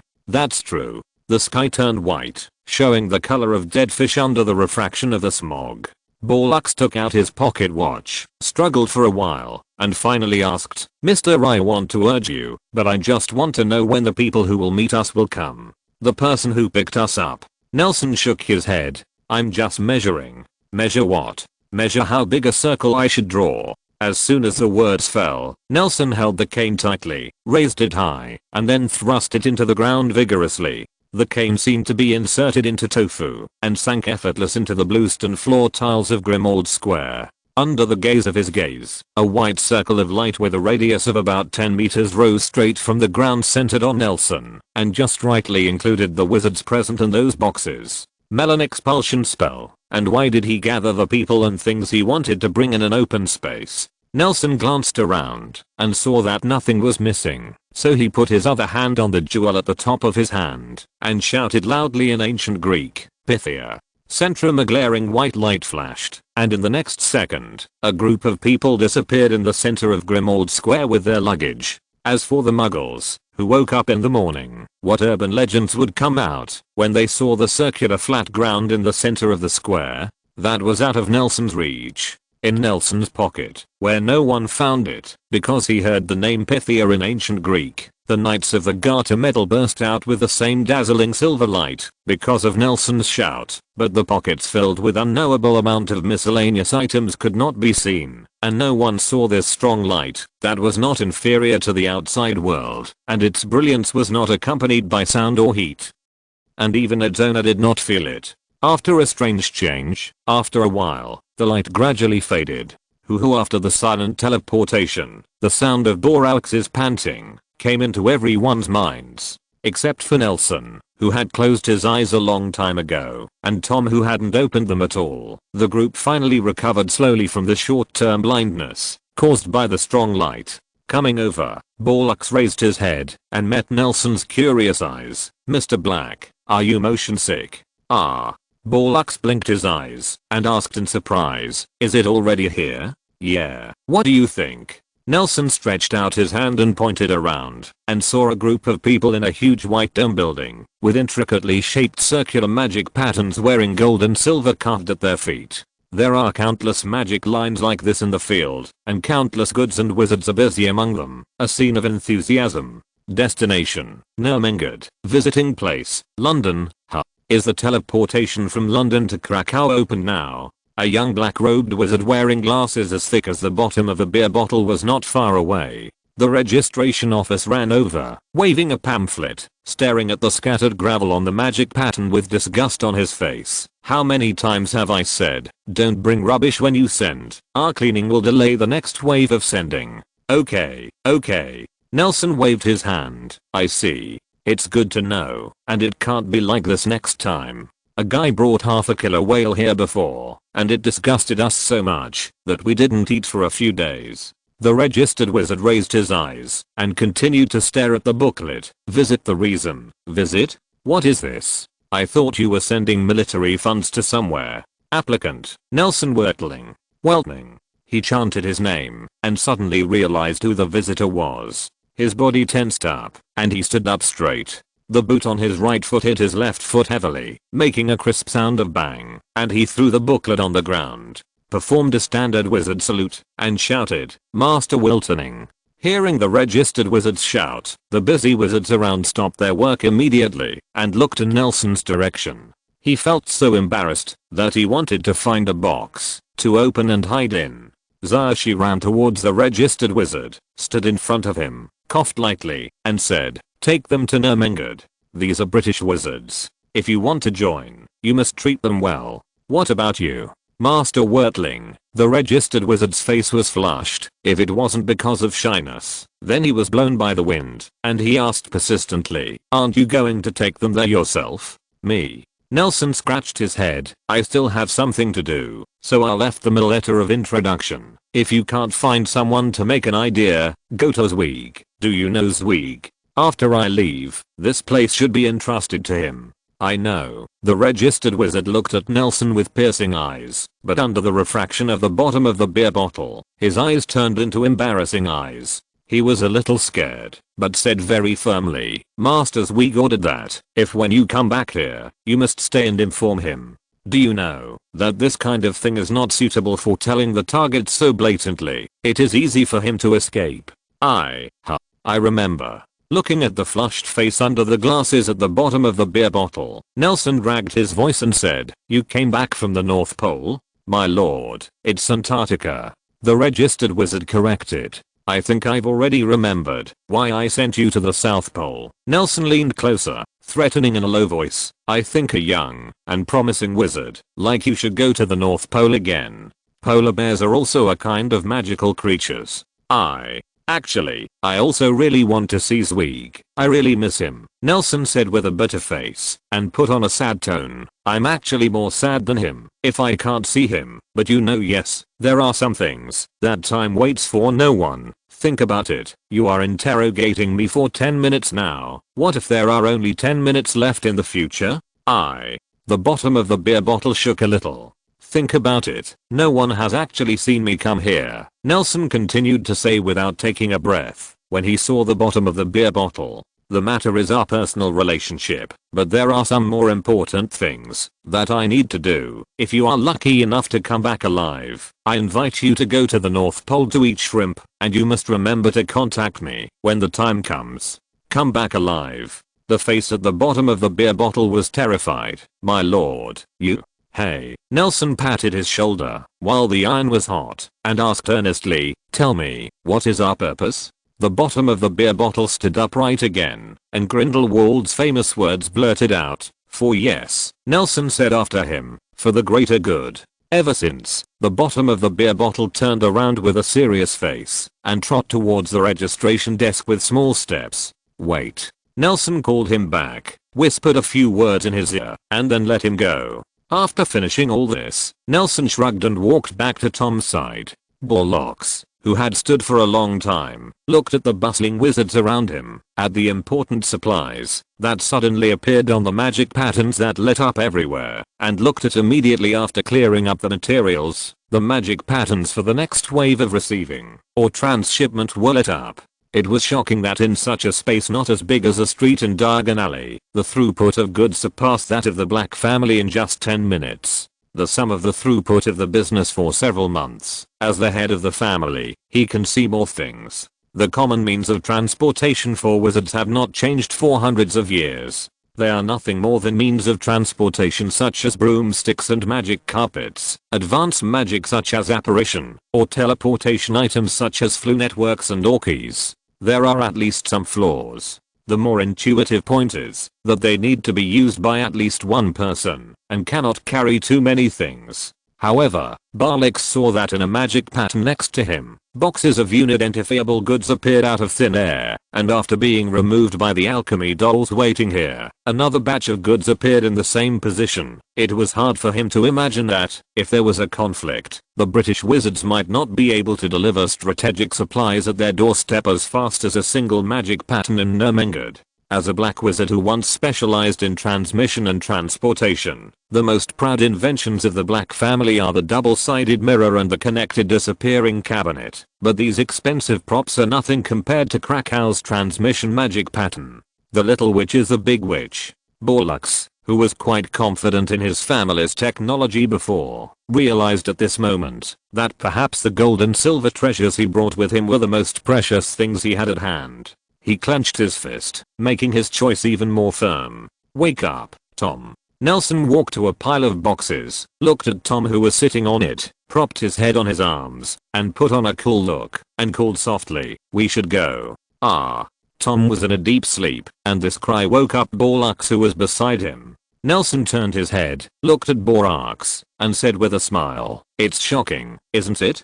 That's why I strongly suggest you come to Nurmengard to learn the scriptures. Indeed, it's shocking, Borlux nodded, and said, I thought the Saints' previous truce was a real truce, but now that I think about it, when you see this, it's hard to get away, Nelson joked. Unexpectedly, Borlux turned around, and said to Nelson seriously, our family will not run away. It is the instinct of every wizard who yearns for the strong to follow the strong. I think Lord Grindelwald is undoubtedly such a person. Strong. Nelson scratched his head, not knowing what to say, so he spread his hands and introduced. This is Krakow, the geographic center of Europe, and the hub of Nurmengard's wizard highway. Those bad battles, in peacetime, the value of logistics here will be quite high. Indeed. Borlux rubbed his chin and nodded emphatically. Yesterday, Alfred lent me some books of the Black family. Nelson continued, I noticed that the magic of the Black family's fortune actually has many similarities with this place. Compared to the miracle created by Master Grindelwald, we are simply far behind. No, don't underestimate yourself. Nelson shook his head. Although I didn't preside over the construction, I was the one who managed it at the beginning. Although there is no real work, I can feel that the wizards in the center are feeling the stones. Crossing the river, you may just not have thought of these ideas, but in terms of magic, the Black family must be more experienced, which is why I strongly recommend you to Grindelwald. Thank you so much. Borlux took off his hat, expressing his gratitude. Someone will take you on the next road. Nelson scratched his head, stretched his arms, and snapped his fingers in Tom's ear. Tom was awakened suddenly, and Nelson grabbed his arm and said goodbye to Borlux. We hurry to Albania. Let's say goodbye first. After all, he pulled Tom and teleported to a magic pattern that had just lit up not far away. Before leaving, Nelson took a deep look at the big wooden box he wanted to get into when he was embarrassed before, and then the white light at first glance. The two disappeared, and in less than a blink of an eye, the adjacent magic pattern lit up, and a big bald head rushed out with a flash of light. Chapter 214 Albania. The feeling of crossing the teleportation magic pattern is no different from jumping from one puddle to another. After 2 teleportations and just catching up on sleep, Tom finally woke up. He opened his eyes and saw the it is blue everywhere, the sky and the sea, except for the white water birds and waves. Almost everything is blue. The humid sea breeze blowing from nowhere hit Tom's face straightly. He lowered his head and found himself standing on a tall stone pillar. Surrounded by the sea, there was a long white coastline not far away. A pillar is 4 or 5 meters above the coastline, and the top can only accommodate a few people standing. In the middle is a small stone plate engraved with teleportation magic patterns. Tom walked to the edge, bent down and looked down. The stone soil pillar, the lower half of the building, is even worse than the upper half, full of holes and traces of water erosion, and it looks crumbling. Tom shook his head, retracted his head, and waited beside the still glowing stone plate. He felt a little strange why he came out first when Nelson came in first. Not long after, the hot and humid sea breeze became milder, but it made the surrounding air even hotter and humid. Tom saw a drop of sweat dripping from the corner of his forehead and vaporized instantly on the hot surface of the stone pillar, so he had to remove it from his sleeve. He threw out his wand and cast a cooling spell on the spot to include Stonehenge. This place is magical. Tom, who was watching seagulls fishing, turned his head and saw Nelson walking out of the glowing magic lines holding a book. It seemed to be a book introducing the national conditions of Albania. As he stepped out, the light went out, but it lit up again at the moment it went out. Nelson raised his eyebrows, closed the book with one hand, and held it in his arms, pulled out his wand, and waved it behind him. The luster was lost, and the teleportation that was just initiated was obviously interrupted. TSK, Nelson said, shaking his head. Is it still after you? Who? Tom asked, blinking. Of course it's someone who wants to catch me back. I told you, Zweig. Nelson smiled and waved his hand. It doesn't matter. He won't be able to chase me before we leave, unless he rides flyover on a broom and cruise all over Albania. Imagining the image of a bald man diligently patrolling on a broom, Nelson couldn't help laughing.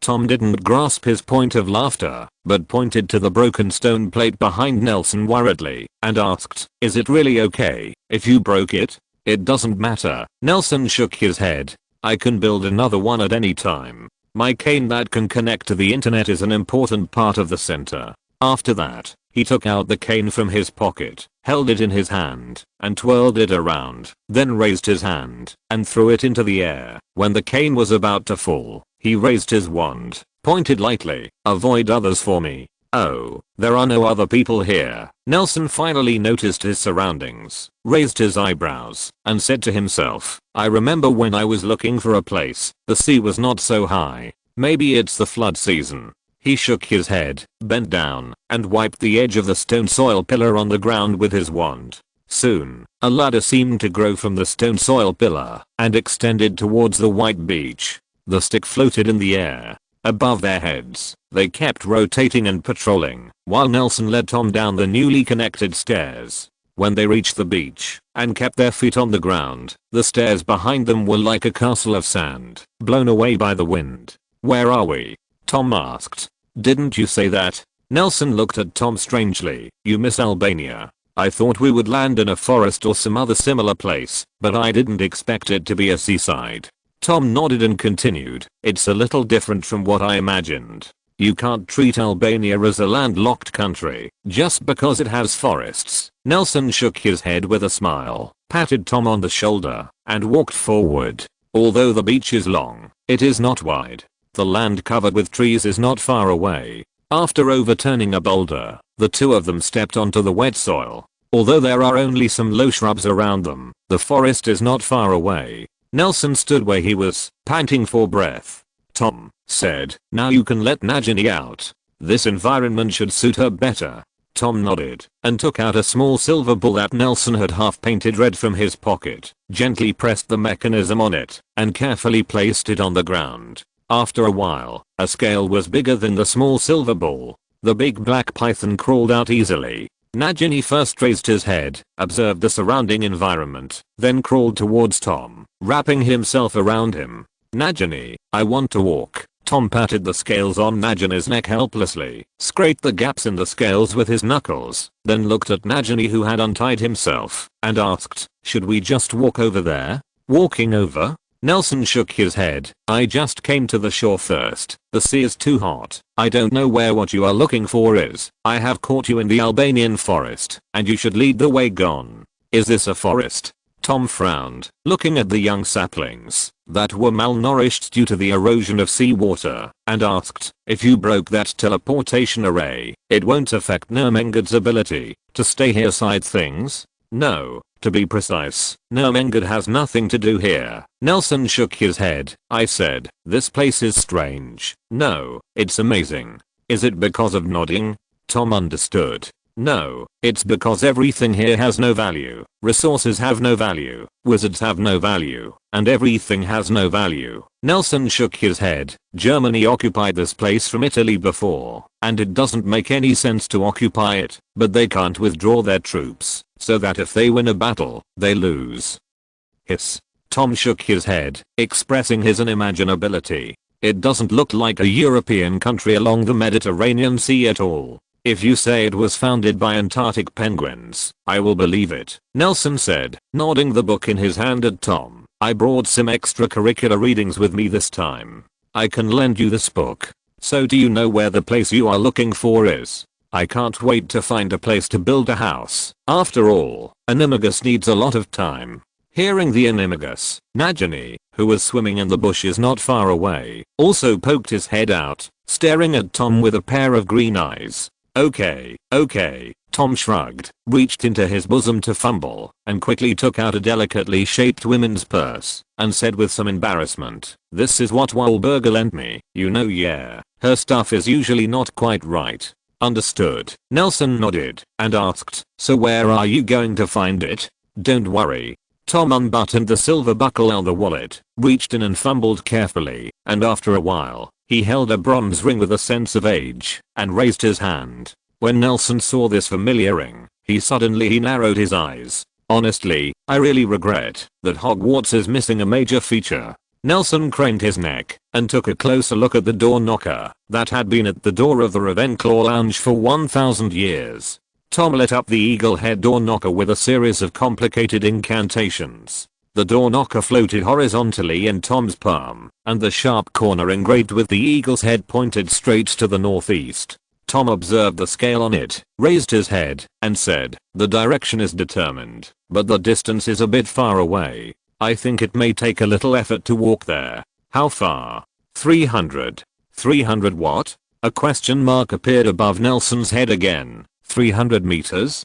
300 steps? 300 miles? Or 300 light years? What is a light year? That's not important. What's important is 300? I don't know, said Tom, shaking his head. The unit is so old that I don't know it, but I don't think it would take much time. I brought a broomstick, and according to Ms. Gray, she was in the woods. After running for 2 days, I was caught by the bloody barrow. I think a lady can't run too far in 2 days. What's the matter? Tom asked, looking at Nelson who was hesitant to speak. I can't ride a broomstick. What is it now? Hurry up and think of a way with your almighty Wahlburger wallet. Nelson pouted. I just saw a corner of the flying carpet sticking out. Anyway, I don't know how to ride a broomstick. You can figure it out. Okay. Tom lowered his head to rummage again, and soon pulled out a large roll with a thickness of 1 meter. This flying carpet should be a family model, suitable for a big family or 3 generations to travel. Fortunately, the pattern of the flying carpet is not strange. The two worked together to pull out the flying carpet that was the size of the living room and spread it out on the ground. Tom wiped his sweat and asked, now there is a very critical question. What? Nelson asked. You don't know how to use a flying carpet, do you? As expected of you. Tom gave a thumbs up approvingly. What do you mean? Nelson raised his eyebrows. You really don't know how to use a flying carpet? That's right, I've never used this kind of transportation. The two finally sat on the flying carpet. Under Tom's skillful hands, the flying carpet rolled the two people and a snake into the shape of a golden snitch. Nelson never thought that he would participate in the Quidditch event in this way sport. In the sky above the flying carpet, a cane wrapped around a door knocker led the way safely, while the two below stared at each other through a snake head that was obviously sick. Tom, I think the flying carpet should be unfolded to fly. Think about it. Unfold it like we just did on the ground, and then we sit on it, very stable, and even make a cup of tea. Nelson's hair was in the air. In the strong wind, he was blown into a wild and unrestrained appearance. Except for the sound of the wind in his ears, there were only humming noises, while Tom, who was opposite him, had his bangs lifted by the strong wind, revealing his worrying forehead. You use the flying carpet like this, roll us up, and make me feel like I'm luggage. Didn't we fly that way in the first place? Asked Tom, but the wind was so strong that the horns were blown up. His voice fluctuated, disappearing in the increasingly loud wind. With the rapid flight of the magic carpet, the surrounding trees became taller at a speed visible to the naked eye, the forest became denser, and the types of plants became more and more abundant. The walking stick above the head also changed from turning from time to time to boring the ground turned somersaults in the sky, and Nelson realized that he had reached a virgin forest where few people stepped on. More and more trees that Nelson couldn't name appeared in his field of vision. Under the cover of the dense canopy, he could no longer see the ground. Some residents in the forest poked their heads out from the canopy to observe this weird uninvited guests flying low overhead. After an unknown amount of time, just when Nelson felt that his skin had become numb, the speed of the flying carpet finally slowed down, and it fell slowly, hitting itself 1 meter above the ground, and would be swept away. The two who got up threw it down like a violent sorting of luggage. Nelson rubbed his buttocks, feeling the gradually regaining consciousness and the buzzing sound of silence, and looked at Tom, who had fallen enough, but was full of joy. What's wrong? Did you fall comfortably? Nelson walked up to Tom, stretched out his hand, trying to pull him up, but Tom gave his hand a high five, and then continued to lie on the ground happily. Nelson asked, "Are you there yet?" Tom nodded, and raised his finger to point to a strange-looking mountain in the distance. Following his pointing, Nelson saw the mountain through the gaps in the leaves like an axe stuck in the ground. Where they landed located in the shade of this mountain. The lack of direct sunlight makes the vegetation here relatively sparse, and there are large areas of bare ground. If you are not afraid of bugs, then this is definitely a good place to live. That's the mountain. Tom, lying on the ground, said excitedly. Unlike his tired body, his voice was extremely excited. There is a hollow tree stump around. Look for it. Ravenclaw's crown is inside.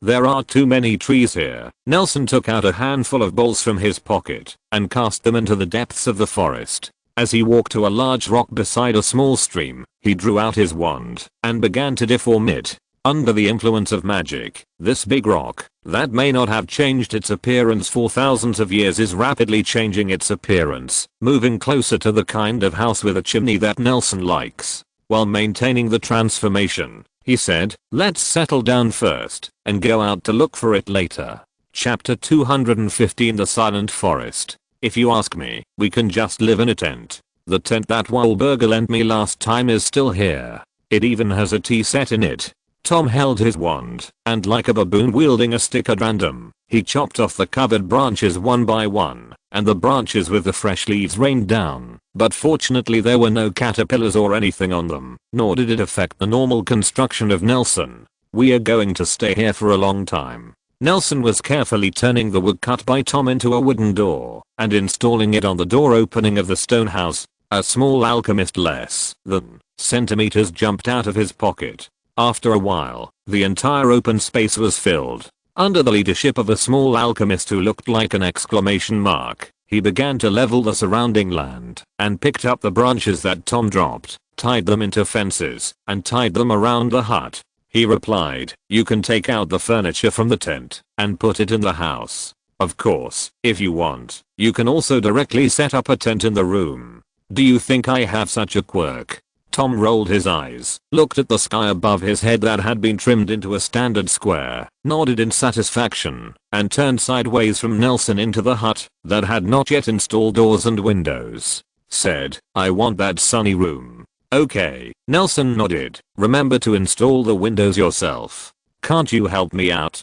Tom shrugged, leaned out from the empty window frame, grabbed a branch on the ground, and shrank back. The efficiency of magic is beyond doubt. Under the influence of Zweig's professional construction team, Nelson's business has also become very proficient. It took less than half a day, and even the position of the sun did not move much. This beautiful stone cottage it has already begun to take shape. The surrounding flat ground is full of metal plants for defense, and the fence covered with spikes and magic patterns is staring at the surroundings. Under the garden, some more fierce machines. There may not be any fortress in the world with such a large-scale fortification, but the object they guard is a mushroom-shaped hut with a red roof that seems to have been moved out of a fairy tale. The stove that Tom had brought out of the tent just fit into the flue of the hut, and a delicate silver kettle was sitting on it, gurgling and steaming, and Tom sat on the sofa next to him, rubbing his sore shoulders, looking at Nelson who was giving orders to the alchemist who finished his work in the sun at noon. "Is it necessary?" Tom picked it up lightly with his wand, and a jet of hot water shot out from the kettle in front of him, and poured it into the teapot beside him precisely. After a while, the whole room was filled with the fragrance of tea, and he was satisfied. Nodding, he bent down, and took out a bottle of butterbeer from the ice bucket under the table. "Are you trying to conquer Albania with this formation? Be careful sailing for thousands of years." Nelson gave the last alchemist the task of leading a patrol, turned around, and walked towards Tom. "It is said that there are vampires in Albania, and this kind of creature should not be underestimated." "Vampires?" Tom grinned mockingly. "The race of the guy who runs the bar in the ghetto? This is the base camp. If we can't keep them all, there will be no masters." "It's useless to have master," Tom said, waving his hand. "Did you forget? You came here to practice animagus." "I asked someone specifically. For the next month, this place will be full of people. It's sunny. I've always been curious." Nelson glanced at Tom's brewed tea strangely. He also took out a bottle of butterbeer from the ice bucket, sat on the sofa opposite him, and took a ton drink from the bottle cap. After getting up and down half a bottle, he closed his mouth, swallowed the surge of hiccups, and asked curiously, "Who are you asking? Is there anyone who specializes in weather forecasting now?" "I asked Mrs. Clemens," shrugged Tom, "and asked her to make a prediction for me, and she promised that there would be no weather other than sunny." "Guarantee?" Nelson raised his eyebrows. "Is it so accurate?" "No." Tom lowered his head, took a sip of the butterbeer in his hand, and said, "She told me that the magic power of prophecy should not be used for such trivial things. Sunny for at least a month. What's wrong with you?" Tom looked up. "What's your expression?" "Nothing." Nelson said dryly, "This is indeed an accurate prophecy. I'll just say it." Tom proudly raised the glass bottle in his hand, clinked glasses with Nelson, and asked, "By the way, is there a wizard here?" "Yes." Nelson changed into a more comfortable position, picked up the book he had been reading and said, "Although the vast majority of wizard families in Albania have moved away due to the influence of vampires, there are still a few. Most of the wizards who are unwilling to leave their hometowns, and the local Muggle-born wizards choose to complete their studies in Durmstrang, which is why the local wizards can achieve a balance with the vampires in the case of a small number." "I see. This is a den of dark wizards." Tom nodded. "Actually not. Their attitudes are mainly influenced by their own religion and folk customs, Nelson said, shaking his head. How should I put it? They're even harder to communicate with than vampires. Well, I really want to see and see. In the haze, Tom only felt that he had a funny dream. In the dream, he was standing on a very high place, and everyone knelt at his feet, while Nelson stood quietly opposite and told him, "Here, facing mortals, you shouldn't pretend like this." Then how should I pretend? Tom. How should I pretend? Tom asked anxiously, full of curiosity. Tom woke up from the dream and opened his eyes just in time to see Nelson, who raised his arm and was about to slap himself, rubbed his eyes and asked, "What's wrong?" "Nagini is missing," Nelson said anxiously. "I just sent the alchemists to find her, but they only came back halfway. Is there something?" "I think so." Nelson nodded with difficulty, pulled Tom up, looked at his watch, and said, "It's 2:30, it's not long. I think there's still time." Tom clenched his fist and smashed a hole heavily on the armrest of the sofa. The leather armrest slowly rebounded. Tom flicked his sleeve, and the wand appeared in his hand. "Would you like some garlic? I don't think vampires should come out to do things at this hour." "Okay, where are we going to find it?" "Follow it," Nelson said, pointing to the little alchemist next to him. It said it saw the direction where a large number of little people disappeared, and Nagini probably disappeared there. "It's really worrying." Tom walked out of the house cursingly, grabbed the little alchemist, and threw it in front of him, let him lead the way at speed, tied his shoelaces with magic, and said with big strides, "I will lead the way, you after the break." Holding up their wands, Tom and Nelson cautiously walked through the woods. As they went deeper, the canopy above their heads became denser and even completely covered the sky. There was a rustling sound, and the two could hardly hear any sound, even their footsteps. Nelson's leather shoes stepped heavily on the moss that the ground had never seen before, without making a sound. The sound of the leaves is really annoying. Tom brushed away the thorns on both sides with his protective spell hands, and followed the bouncing alchemist idol in front of him to advance deep into the forest. The small balls are stuffed into the branches of the trees on both sides. "It's a good thing to be able to hear," Nelson said with a badly inappropriate joke. "At least it proves that you are not deaf." Haha. Tom laughed blankly and continued to move forward. Soon, the surrounding light became dimmer, and only the illuminating spell on the tip of the two wands could be used as a light source, making people unable to distinguish between day and night. The repeated environment also made people lose their sense of time. They couldn't help but start to doubt whether it didn't take too long. The two walked from day to night. "Nah, how long have we been walking?"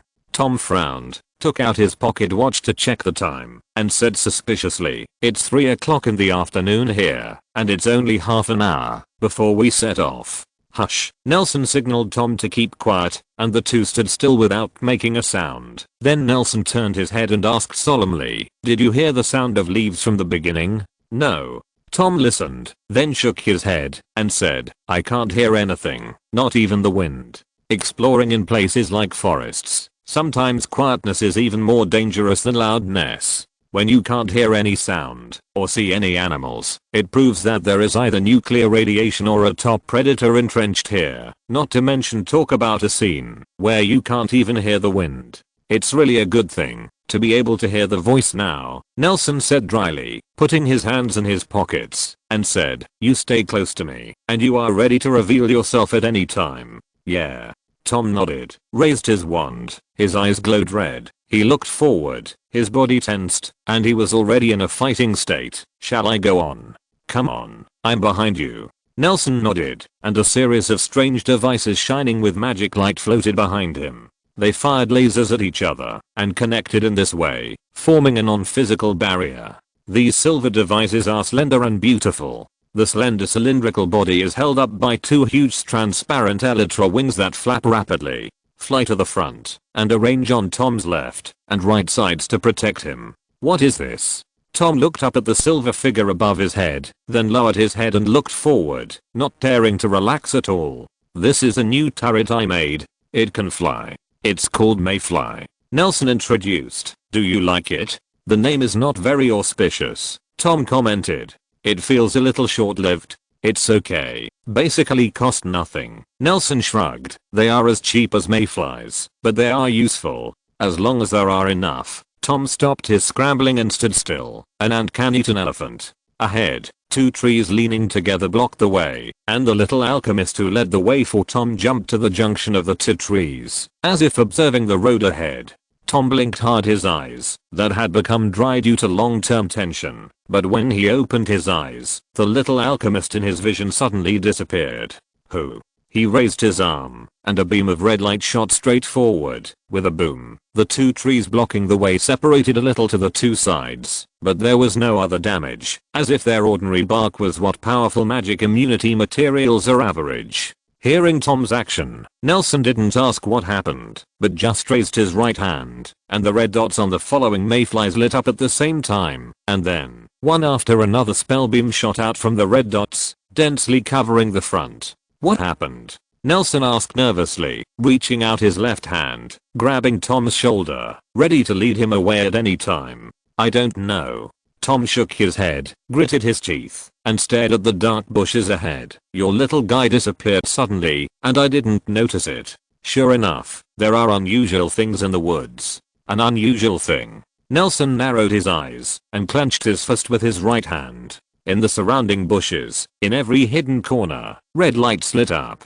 Without knowing what the enemy was, he was about to launch a fierce attack. The forest seemed to have sensed Nelson's desire to attack, and also guessed the possible power. Without any external influence, the two trees blocking Tom's path fell straight to both sides, and lay on the ground vigorously. Looking over Tom's shoulder, Nelson could see that the road ahead suddenly opened up. A naturally formed avenue led straight ahead.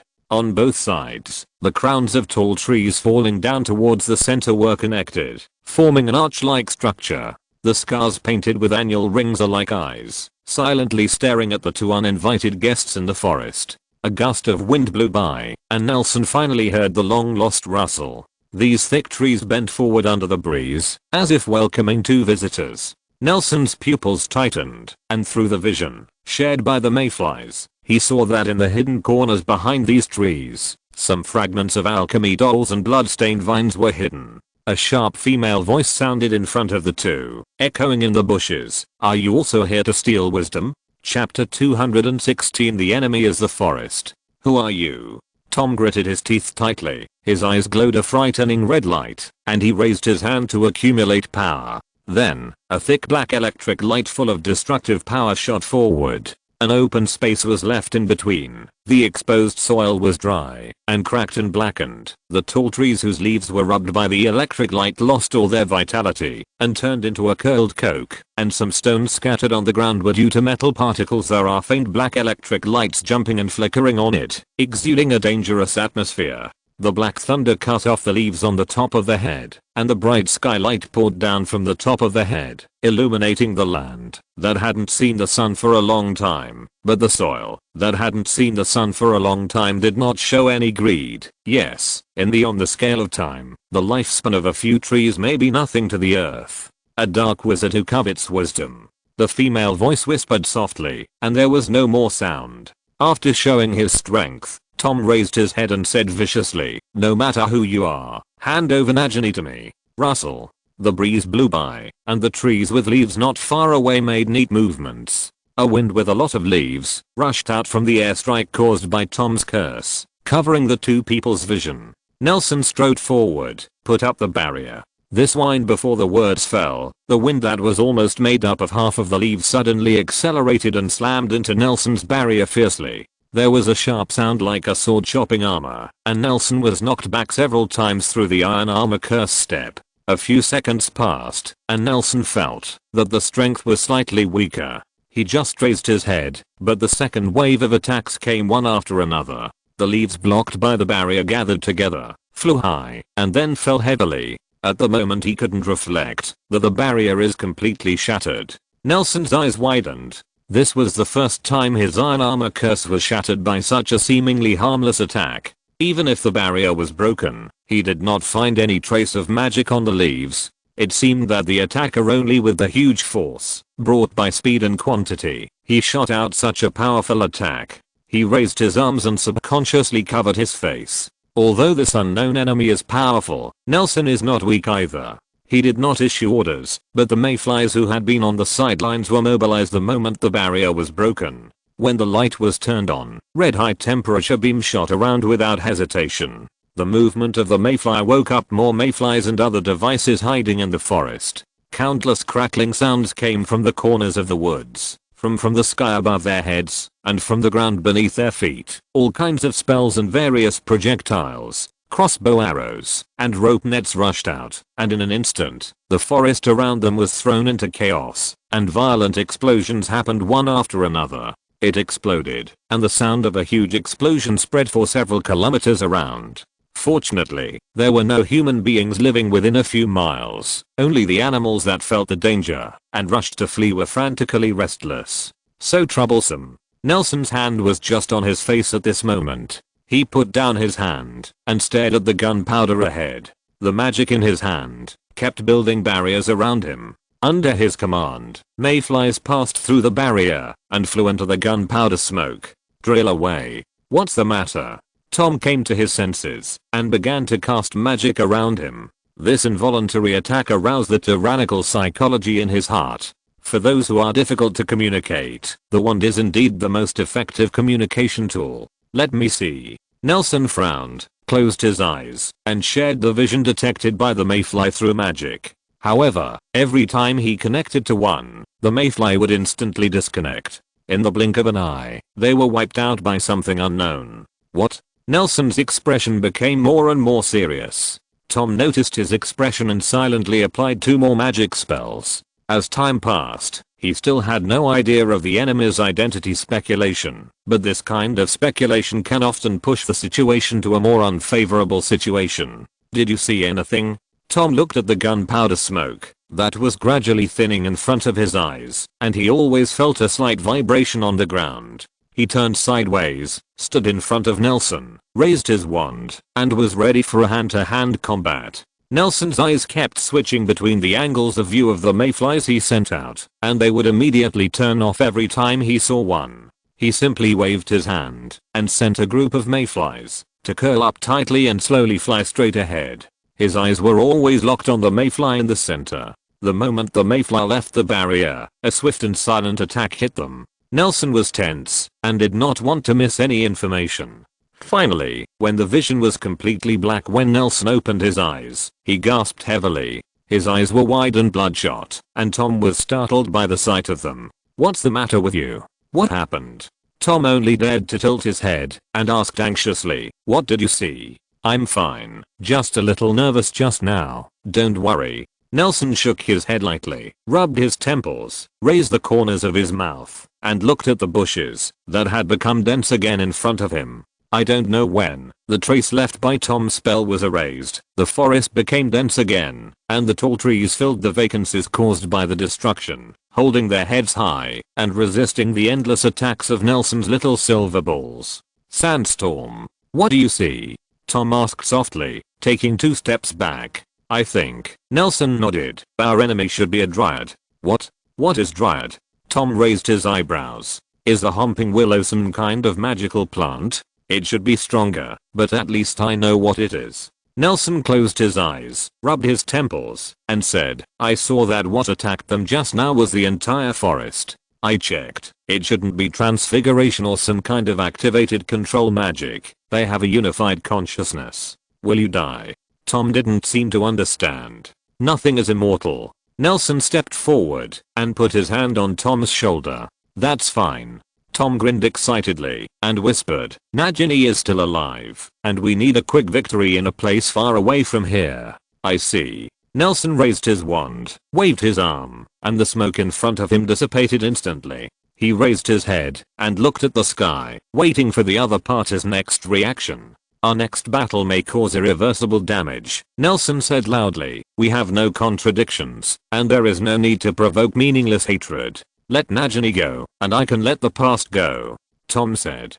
"Don't hurt the forest, Dark Wizard." The cold female voice did not answer Tom's question. "Your violence is meaningless to the forest, and falling down a tree is nothing to the forest of pain." She took off the disguise, and the vines crawled out of the shadows in the forest, waving like tentacles. "So you can talk. Tom repeated, narrowing his eyes. I said, let her go, and I will let her go.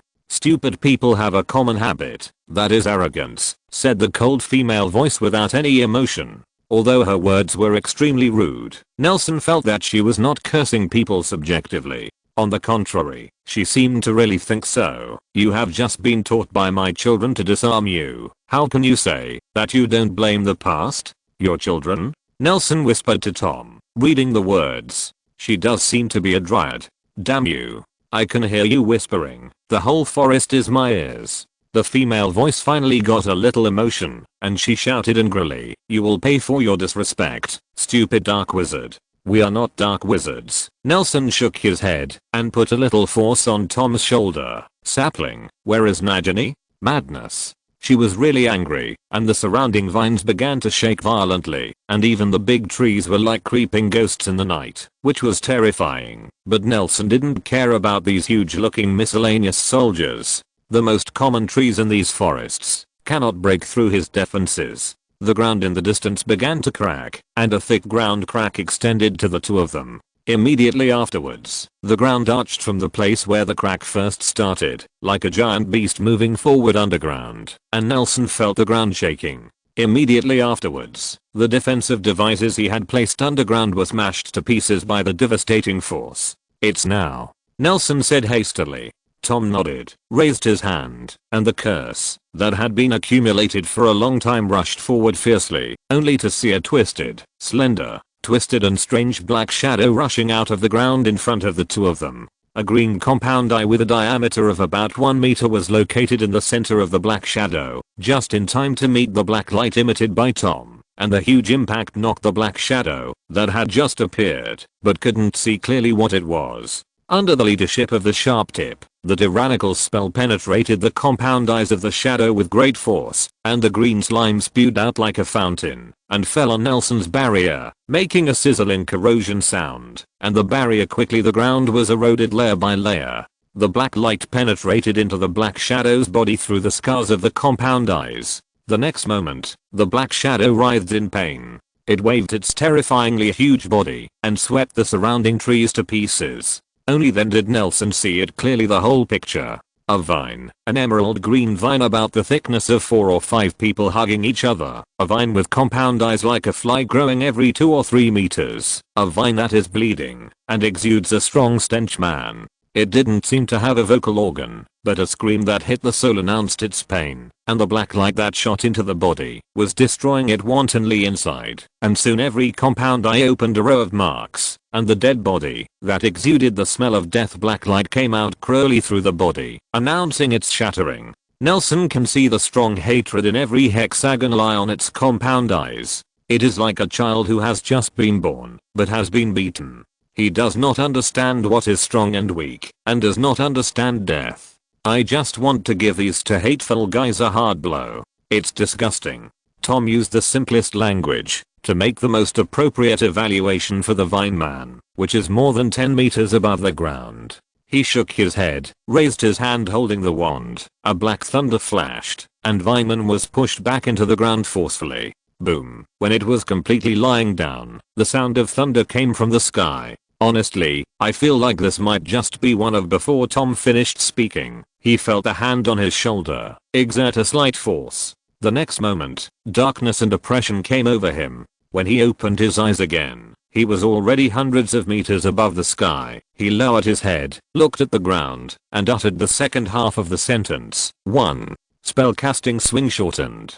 During the short stay in the air, Nelson still took the time to praise Tom's magic. What did you say? I said, you are getting more and more comfortable using this magic. Unlike the first time, it feels like you have been holding back for a century. I said, it was the first time I used it. Nelson looked down and saw that at the moment he took Tom apparating to high altitude, several giants that were exactly the same as the vines just burst out of the ground around him, and even one of them was unearthed at the place where he was standing just now.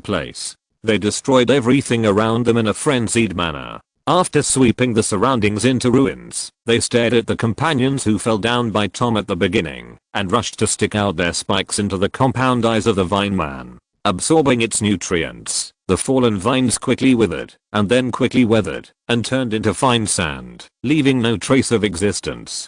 Tom shook his head, looked away, looked at Nelson and said, "You don't want us to keep floating like this?" Nelson shook his head, stretched out his hand, and pressed his foot, and a steel silver falcon suddenly appeared at his feet. This is a body he made for the Patronus. Although the Patronus is not needed now, the body is still worth using. At least it is much better than a flying carpet. Under Nelson's control, the eyes of this model like big bird light up with blue light, and blade-like feathers protrude from the paws of its wings. Soon, this bad was born to soar in the sky. The giant falcon came to life. Nelson rolled over and sat on top of the giant falcon, looked at the ground, raised his right hand, and snapped his fingers. Immediately afterwards, the mayflies he left on the ground shot red and dense high temperature rays at each other, connected with each other, and shuttled through the vines with their dexterous body skills, and cut these low intelligence vines to pieces with the high temperature rays fall. Is the main body over there? After doing all this, Nelson looked into the distance, and saw a tall tree in the distance, which looked unusually abrupt against the surrounding relatively low trees. If you're listening to this novel on a channel other than Fanfic World, it means they downloaded and uploaded it without effort. We cordially invite you to visit our channel, Mundo Fanfic Novelos. There you'll find the original version of this story and you can explore many other novels of various genres. We're waiting for you to immerse yourself in a world of incredible novels. Chapter 217 Dryad, Ravenclaw. What kind of tree is that?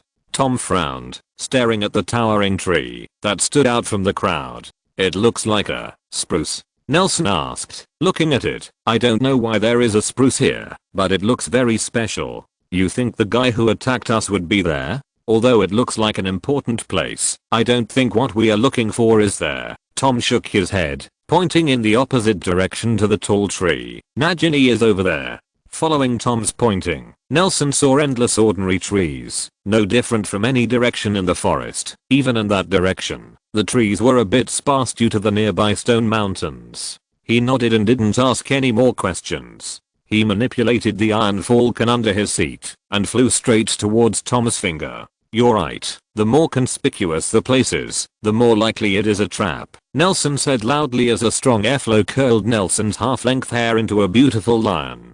I know if you have noticed that, since we flew this way, the attack from the ground has not stopped. Is that so? Tom turned his head, put his face on the barrier, and looked down. A leaf flew up from the bottom and stuck to his scalp with a swish. Right. How far away? Nelson controlled the iron falcon to spread its wings and soar, enjoying the freedom of flying in the air. He turned to Tom and asked, is there any specific number? Tom nodded, stretched out his right hand, opened his left sleeve, and put his index and middle fingers on his wrist. Nelson noticed that a black snake-shaped rune that looked like a tattoo was slowly emerging with red light. Tom closed his eyes, frowned, and said, the direction of your flight needs to deviate to the left-hand side for an hour. It's about 2 miles ahead, but it's relatively deep, and it may be buried. What's the situation? Healthier, at least he can answer calls. Tom noticed that Nelson had inserted his hands into Iron Falcon's back, raised his eyebrows, and asked, what do you want to do? You will soon find out. The next moment, a tooth-piercing sound of metal rubbing sounded from the Iron Falcon's body. It tried its best to spread its wings, and sharper daggers stretched out from the interlayer of feathers. Nelson did not disguise their appearance. The flickering cold light shows that these dagger-like feathers are used for killing. Immediately afterwards, these cold feathers fell off in a row, turned around in the air, dragged the slender and hot tail flames and shot forward neatly, and rushed to the ground almost in the blink of an eye.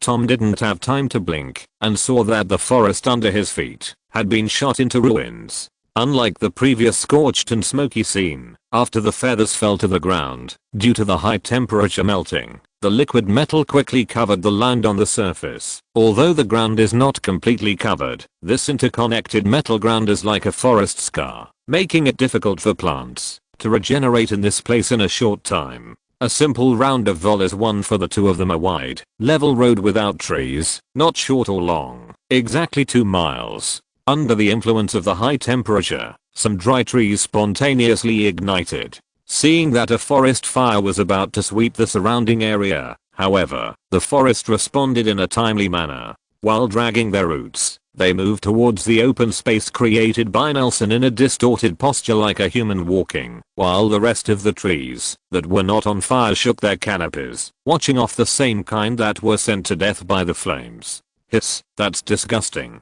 Tom couldn't help being speechless when he saw a moving tree for the first time. It's okay, at least it proves that they are afraid of burning. Nelson blinked, stretched his hand back, and grabbed Tom's wrist. Okay, I'll apper it. Tom yelled. Okay, it's almost here. Let's go straight down, let the bird bump forward, and open the way for us. Okay, you are good at shooting such strange things.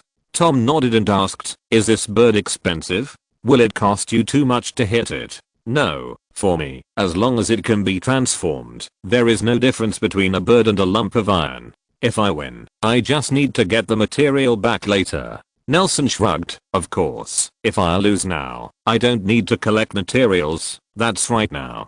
After finishing speaking, the two suddenly disappeared on the Iron Falcon and saw the giant bat spread its wings to the maximum, and strong white light began to burst out from the gaps in the eyes, mouth, and body joints, as if something was about to come out of the body. Immediately afterwards, it aimed at the place where the trees were densest in front of it, stopped its forward momentum, and uttered a clear bird song. The magic power contained in this bird song was enough to make a fragile life faint. The next moment, white light broke through its body at the connection point above. A loud bang resounded over the forest. Under the glaring white light, Tom, who had no time to cover his eyes, was temporarily blinded. The explosive sound mixed with powerful shockwaves hit, and Tom finally had time to plug his ears. He opened his eyes with difficulty, just in time to see the scene, where the surrounding trees fell under the impact in a way that was the opposite of worshipping. Looking around, there were stubbles of trees broken from the middle everywhere. He raised his head and found that the Iron Falcon that was suspended in the air had disappeared, replaced by a rain of fire mixed with countless metal balls. They crackled, ignited flames, and went into the forest every corner of the outrageous. Tom shook his head and scanned around. He didn't find Nelson's figure, so he closed his eyes and felt Nagina's position. Dark wizard, I open my arms and let you attack. Do you know why? The cold female voice suddenly appeared. You finally spoke. I thought you were beaten dumb over there before. Tom said disdainfully, hiding around like a mouse. Do you still have the face to ask questions? Poor stupid people, said the female voice with strong pity, which is Tom's most annoying emotion. For you, my unknown is the most powerful weapon. Look at you madly under the unknown. The bombardment looks like fallen leaves can never imagine the scenery at a high place. How pitiful. I never show my true face for stupid people. Aren't you a drud? Nelson's voice broke in suddenly. Tom opened his eyes and saw the translucent Nelson slowly emerging from the air. He turned his head and winked at Tom. Said, I've seen through you. What did you say before the female voice could finish speaking? A dense cold light suddenly flickered in the forest in front of Nelson. The large number of metal balls he dropped through the explosion of the Iron Falcon were finally arranged, and they stretched out tough and slender filaments to connect with each other. Flying at high speed, the cutting efficiency of these filaments is higher than any kind of axe or saw blade in the world. In the exclamation of the female voice, the ancient trees fell to the ground, and soon, there was no one in the large area ahead. A tree still standing. I'm destroying the environment. It's a crime. Nelson stared at everything in front of him and said hypocritically, it's all your fault, Dryad. The female voice shouted in surprise and anger. I'm not a Dryad. Arrogant dark wizard, you don't even know who you're talking to. Who? Tom asked with mock curiosity. I'm Rowena Ravenclaw. The moment the female voice called out his name, Nelson gripped the wand tightly, pushed his palms forward, and a violent gust of wind swept forward, blowing the scattered sawdust and cut trees into the distance. The bare ground was covered with thick and dense annual rings, looking up at the sky like the eyes of the earth. Nelson made the ground in front of him too flat, so that the things they faced could be seen clearly. Nelson scratched his head and poked Tom with his elbow. That's it? Tom wasn't as reserved as he was, staring at what was in front of him, mocking. Can anything say it's Rowena Ravenclaw now? In front of them was a solitary wooden pile squatting on the ground. This wooden pile was old and looked thicker than any surrounding trees, but its trunk had gone somewhere, and it was also covered by something inside. After the erosion, a huge hole faced the two of them, showing the hollow of the tree stump at a glance. The stump is a tree that has been dead for a long time. It is rotten and loose, exuding a dead breath. Inside the hollow, a slender branch protrudes from the only body on the stump that still has some bark on it. Although it is also lifeless, but at least it exudes some vitality. After all, it is an incredible thing to pull out a new tree from such a lifeless tree stump. Tom's breathing became short, and a crown made of precious stones hung from the root of the branch. Although there was some dirt on it, this did not prevent it from emitting a dizzying light. This light is only for those who can see it's worth a wizard, but for ordinary people, it's just a gaudy ornament. Looking at the distance between himself and the crown, Tom shook his head, calmed down, and waited for Nelson's next step and better timing. "Can you see what kind of tree that is?" Nelson asked suddenly. "It's the same as my wand." He held the wand, looked down, rubbed the natural texture of the wand with his hands, and said softly, "This is the stump of a yew tree. Before it was cut down, it should have been. It has grown for hundreds of years. No wonder you can draw a stick from a stake." Nelson suddenly realized that, in the cognition of wizards, yew is often associated with life and death. After asking this question, he didn't speak anymore. He was extremely nervous, as if he couldn't do anything about the weak stake in front of him, which made Tom suspicious for a while. "Is there any trap that I haven't discovered?" He couldn't help thinking. "So," Nelson said suddenly after a while, "Nagini won't be killed by my bombing, right?" "I searched around and found nothing."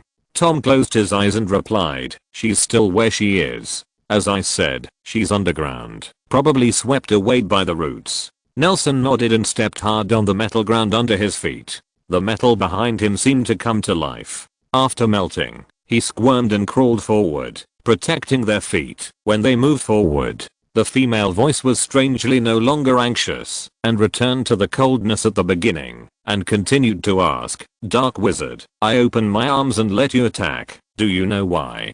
"Because you can't defend yourself," Tom said, looking at Nelson who was concentrating on paving the way. "It's just bluffing. Let's kill it directly. She won't be able to resist. Since it will lock Nagini underground, it proves that there is still something underground." Nelson is like a hard-working old bee, diligently manipulating the metal to wrap the ground. "Have you noticed its sound? It's been going on in our heads right from the start, and I think it has the potential to attack us mentally, whether we're far or close, so the necessary distance is a must." "Really arrogant guy." As soon as Nelson finished speaking, the female voice sounded again. He turned his head and looked at the tree stump, where the crown was hidden. The jewel in the center of the crown shone with intoxicating brilliance. Immediately afterwards, Nelson felt that his body could not move. He shrugged at Tom with his last strength. The metal floor rolled towards the center and formed a ball, wrapping the two in the center. A set of strangely shaped devices emerged from the forest. Flying out of the middle, gun barrels protruded from the feet of the two of them, which seemed not to be trifled with, and the army surrounded the two of them. In the field of vision of the two, the surrounding scenes flowed rapidly. Time was reversed. The sun rose and set in the east, raindrops flew back to the sky from the soil, tall trees became low, bushes grew into seeds, until the stump in front of them abruptly rose.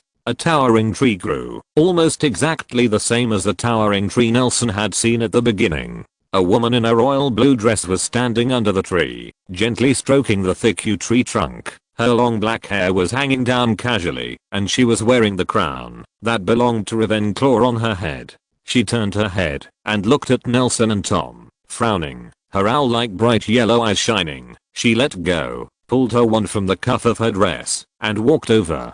"Dark Wizard, your coveting of knowledge is really fanatical," the woman said disdainfully as she walked up to Tom with her chin raised and her nostrils showing strong pride. "It's a pity that your magic has gone astray. Otherwise, for the sake of your fanatical desire, I can reward you with some knowledge." Tom couldn't move. He tried his best to break free, but he didn't expect that the first thing to be untied was his mouth. He spat softly and said, "Do you know what it is to be the founder of Hogwarts?" Chapter 218 The Reverberation of Rowena Ravenclaw. Pretending to be the founder of Hogwarts? The woman shook her head lightly, her movements full of arrogance. She pointed her chin at Nelson and Tom, and said disdainfully, "I have never regarded the founding of Hogwarts as a commendable achievement. In fact, actually, in my days as a Ravenclaw teacher, I didn't find a single person wise enough to accept my knowledge." Hey, Tom was amused. He poked Nelson with his elbow, that was already able to move, turned his head, and said with a smile, "She's quite into the show." Nelson looked at the woman with black hair twisting like a vine and climbing the tall tree trunk and said, "Ma'am, whether you are Ms. Rowena Ravenclaw or a yew tree stump, I advise you not to with that crown on. It's clear that Ravenclaw's knowledge and memory is so vast that it has even disturbed your self-awareness." "Dark wizard," said the woman who called herself Ravenclaw deadpan, "so after all, are you still coveting knowledge?" "I'm not a dark wizard, and I have no interest in your knowledge." Nelson shook his head, put away his smile, and warned, "But for a guy who hurt and imprisoned our friends, we don't mind using the dark wizard's way to communicate with you." "What are you talking to her about?" Tom broke free completely, took a step forward, stood in front of Nelson, raised his hand and shot a red twisted laser at the woman. "This kind of plant with only one brain, you still expect to communicate with him?"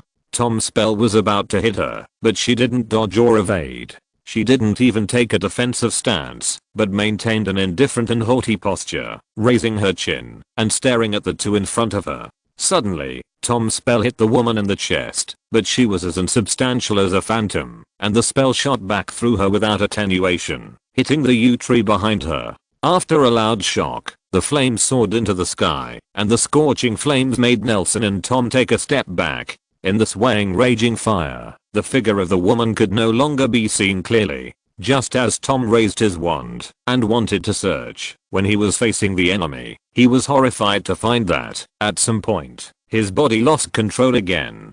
Tom just stood there blankly. The powerful magic pierced through the towering old tree, and the thick tree trunk that couldn't see the top slowly attacked the two of them. At this moment, the sun happened to be on the opposite side of him. In the field of vision, the tree trunk, which was already a giant, attacked him at a very oppressive and slow speed, and all this was only because of a spell of his own. Struggling with all his might, he recalled all the protective spells and anti-curse spells that could be released in his memory without chanting or casting actions. However, as the black shadow of the tree trunk grew larger and larger, Tom found desperately that he could not even have a little finger. Can't lift it up. He couldn't help but think of a sentence that Galacticus said to himself: "Greed destroys you." He couldn't turn his neck at this moment, couldn't see Nelson behind him, and couldn't even call Nelson's name, let alone not to mention cooperating with him for a counterattack. "I think Nelson should be in bondage just like himself." Bang bang bang, the sound of cracking came from the roots of the big tree, and Tom was overjoyed. Could it be that Nelson was out of control and fighting? This way we can still save. Just as he was thinking that the flying sand caused by the spell had completely dissipated, Tom discovered in despair that the loud bangs were just the tearing sound of thick fibers breaking at the break of the big tree, and the trunk was very far away from him at this moment. It was getting closer, but it was falling more and more slowly, which gave people a feeling of suffocation. Tom's muscles were tense, and he was still trying his best to think of a way to get out of trouble. "I understand dark wizards like you," the woman's voice sounded at this moment, and this time the words were even more annoying than before. "I thought I had learned a few powerful spells, and I thought there is no match in this world. But in fact, you are no different from the ignorant muggles, who show off your strength, and you are even worse than their slash and burn ancestors who drank blood." Tom persisted, the blood vessels on his temples throbbing violently. He didn't know what kind of situation Nelson was in behind him. He only knew that, if both of them died here, it could only be attributed to his own greed.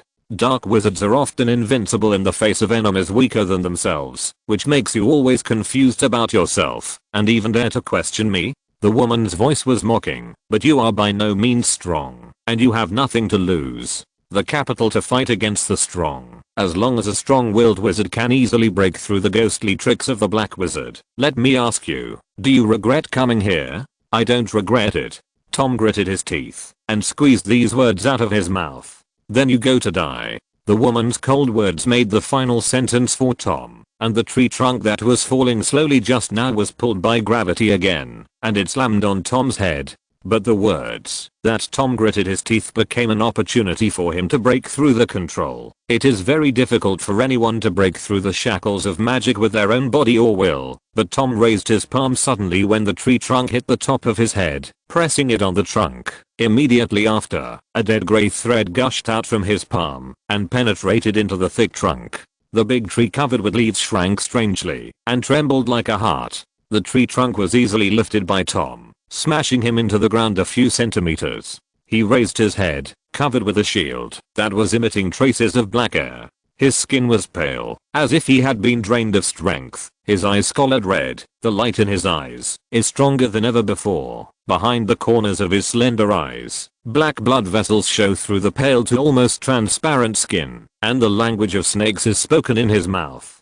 Tom bent his elbow slightly, and the right hand holding the tree trunk became pitch black. Immediately afterwards, his arm suddenly exerted force, and Tom, who was wrapped in black magic power all over his body, lifted the tree trunk and flew up. The woman in place raised her left hand and pointed at her lightly. The grey color poured into the trunk from his palm and spread to the bark along the growth rings at the bottom. The wet bark quickly dried up, cracked and peeled off in pieces. The next second, the dry and loose wood the hard suddenly swelled up, and the only remaining bark fell off. A giant cyan python about the size of a tree squeezed out from the gap in the trunk like it was shedding its skin. Its body was covered with green resinous mucus on the trunk. Boom. There was a loud noise, the tree trunk was torn apart, and the green snake rushed towards the woman with a bloody mouth. Tom turned his head and saw that Nelson was still standing motionless behind him. An unhealthy blush appeared on his face, and he looked like he was seriously injured, but he swallowed hard and walked towards the woman not far away like a normal person, with a ferocious and happy smile on his face. "Let me break your fine, disgusting dryad." His smile was hot and aggressive, but his movements were not slow at all. He flicked his left hand, and a wand fell from his cuff.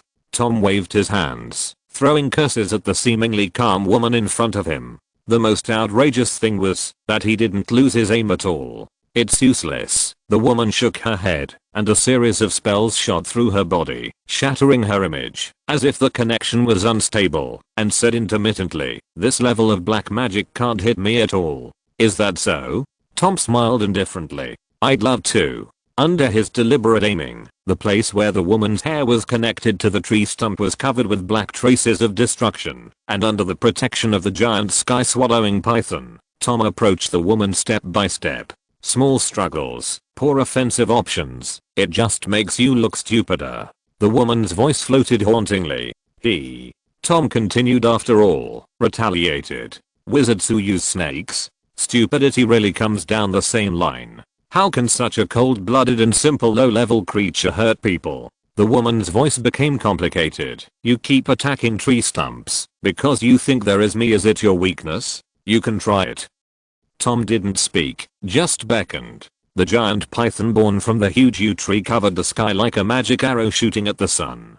In the sky, a round of sun shone brightly, shining on the green scales of the green python. There are ancient magic lines attached to it. In the daily contact with Nelson, Tom is also making progress. He summons snakes not because he can only summon snakes, but because he thinks that only snakes are suitable for him. Aesthetically worthy of his powerful magic power, King Mang did not hide his desire and energy for destruction at all, looking at the woman's eyes full of desire for food. Finally, when Tom manipulated the green python to surround the tree crown and the woman, she also noticed the runes on the green python and said lightly, "Well, for Salazar's sake, I can take your return the pet to you." Tom frowned and continued to listen without answering. "I don't want to engage in a senseless war with you. Although you can't cause substantial damage to me, and you can't even hit the forest, I really can't bear to see my trees being bullied by you unscrupulously. You are in the illusion created by me at the moment, but you can wake up at any time by breaking the shackles with your own strength." The woman said sincerely, "As for your friend, you need to kill his illusory body in the illusion. Shadow, his soul in reality will wake up. You are in the illusion created by me at the moment, but you can wake up at any time by breaking the bondage with your own power. Rowena Ravenclaw's voice echoed in the empty Ravenclaw tower. As for this friend of yours, you need to kill his phantom in the illusion, so that his soul in reality will wake up. At the same time, Nelson is in Hogwarts Castle, to be precise Hogwarts Castle many years ago, and he is on the top of the Ravenclaw tower, that will be converted into an owl room in the future. There is also a table and a finely crafted brass telescope, and a banner depicting an eagle stands on the crenel on the top floor, and a hippogriff is tied to the banner, combing his hair feather. You are special. The woman raised her eyebrows, her face showing emotions other than pride for the first time. She looked at Nelson standing in front of her like a normal person, and said, "My hallucinations don't seem to matter to you. What big effect? Are you a Ravenclaw student? If so, I'd be glad." "I'm not. I'm a Slytherin." Nelson looked at the surrounding environment. At this moment, the stone bricks of Hogwarts have not yet turned black, and the trees in the Forbidden Forest in the distance are sparse, and the Black Lake is bigger than the 20th century. After walking around for 2 or 3 times, there were not so many paintings on the wall that were fun to visit. He shook his head and said, "I'm not immune to your magic either. Didn't I get pulled into Hogwarts? This is just a scene I want you to see." The woman's appearance is exactly the same as the one belonging to Rowena Ravenclaw in the painting hanging in the school. It seems that, because of hearing Nelson Slytherin's identity, her tone became a little distant, and she said dryly, "As long as it belongs to Hogwarts, it is a good child. That makes me proud." "Then I really appreciate your compliment." Nelson paced around with a leisurely expression, almost whistling. I said, "Now I'm in your illusion. I need to kill my companion's phantom in the illusion to free him." Nelson turned around, picked up the brass telescope on the table, and played with his eyes. He suddenly turned his head and looked at this woman who was exactly the same as Ravenclaw through the binoculars. "In terms of self-confidence, you have surpassed Rowena Ravenclaw herself. You, of course, I don't blame you." Nelson shook his head, interrupted the woman, and said, "After all, you are just oh no, half a tree, and your upper limit of IQ is also very limited. Deal with a bunch of trees, and maybe fool them all around. You've got some wonderful misunderstanding of your own intelligence, so much so that, when you meet 2 sane human beings, you think you can fool them with your funny lies. Of course I know you're not Rowena Ravenclaw herself. You're just a poor stump eaten away by her vast memory." Nelson interrupted again. "Let me show you yourself. I happen to be better at doing this. Of course, this is a bit cruel." He blinked, stuffed his hands into his pockets, took out a silver lighter, lit it and put it on the table. The blue flame looked mild and harmless. "If you don't wake up within 5 minutes, fiend fire out of my control will consume the entire forest, so I hope you can, as soon as possible. I don't want to waste my animagus progress." "How dare you?" Nelson didn't let her finish her sentence. As soon as he snapped his fingers, a dense white fog quickly hit the woman from all directions. With a short exclamation from her, the dense fog completely enveloped and swallowed her. Immediately, the hippogriff tethered to the side stopped moving, and everything in the castle, including the wind, stopped. Nelson sighed and walked into the fog.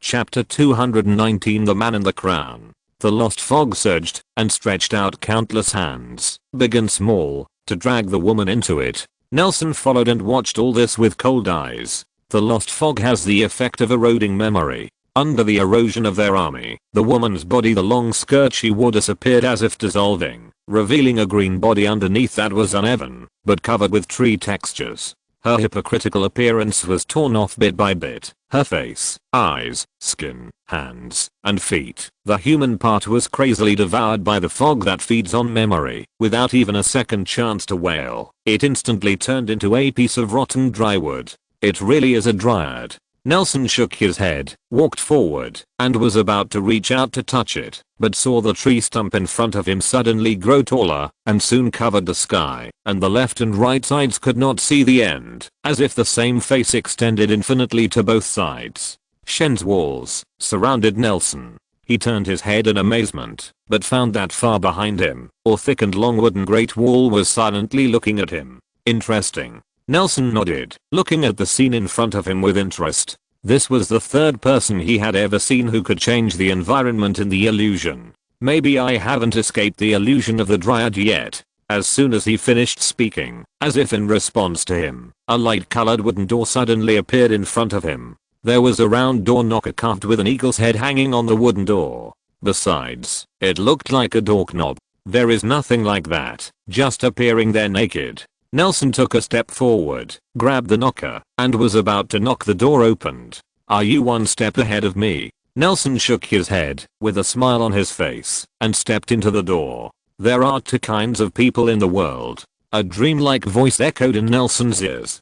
"Different from all the pure white and the misty illusion. The space inside the door is no different from the outside world. Although I don't know why the room behind a wooden wall is covered with black stone bricks from Hogwarts. Nelson has already made a fuss about this strange pair. We were surprised by the scenery. Wrapped in black bricks is a not so big room. A thick white candle is burning on the chandelier above the head. The flame lights up the whole room through the refraction of many crystals." Nelson looks around. The structure here somewhat like the office of Professor Sykes he had been to. Opposite him, the woman who had just been gnawed into pieces by the mist a few minutes ago was sitting at the table, holding a silver quill pen, writing seriously at the desk. A straight and slender magic wand inlaid with a silver hoop was placed casually at hand. Nelson stood quietly behind her. For a moment, the only sound in the room was the rustling sound of the pen sliding across the parchment. After writing a paragraph, she inserted the quill pen into the ink bottle in front of her, shook her hand,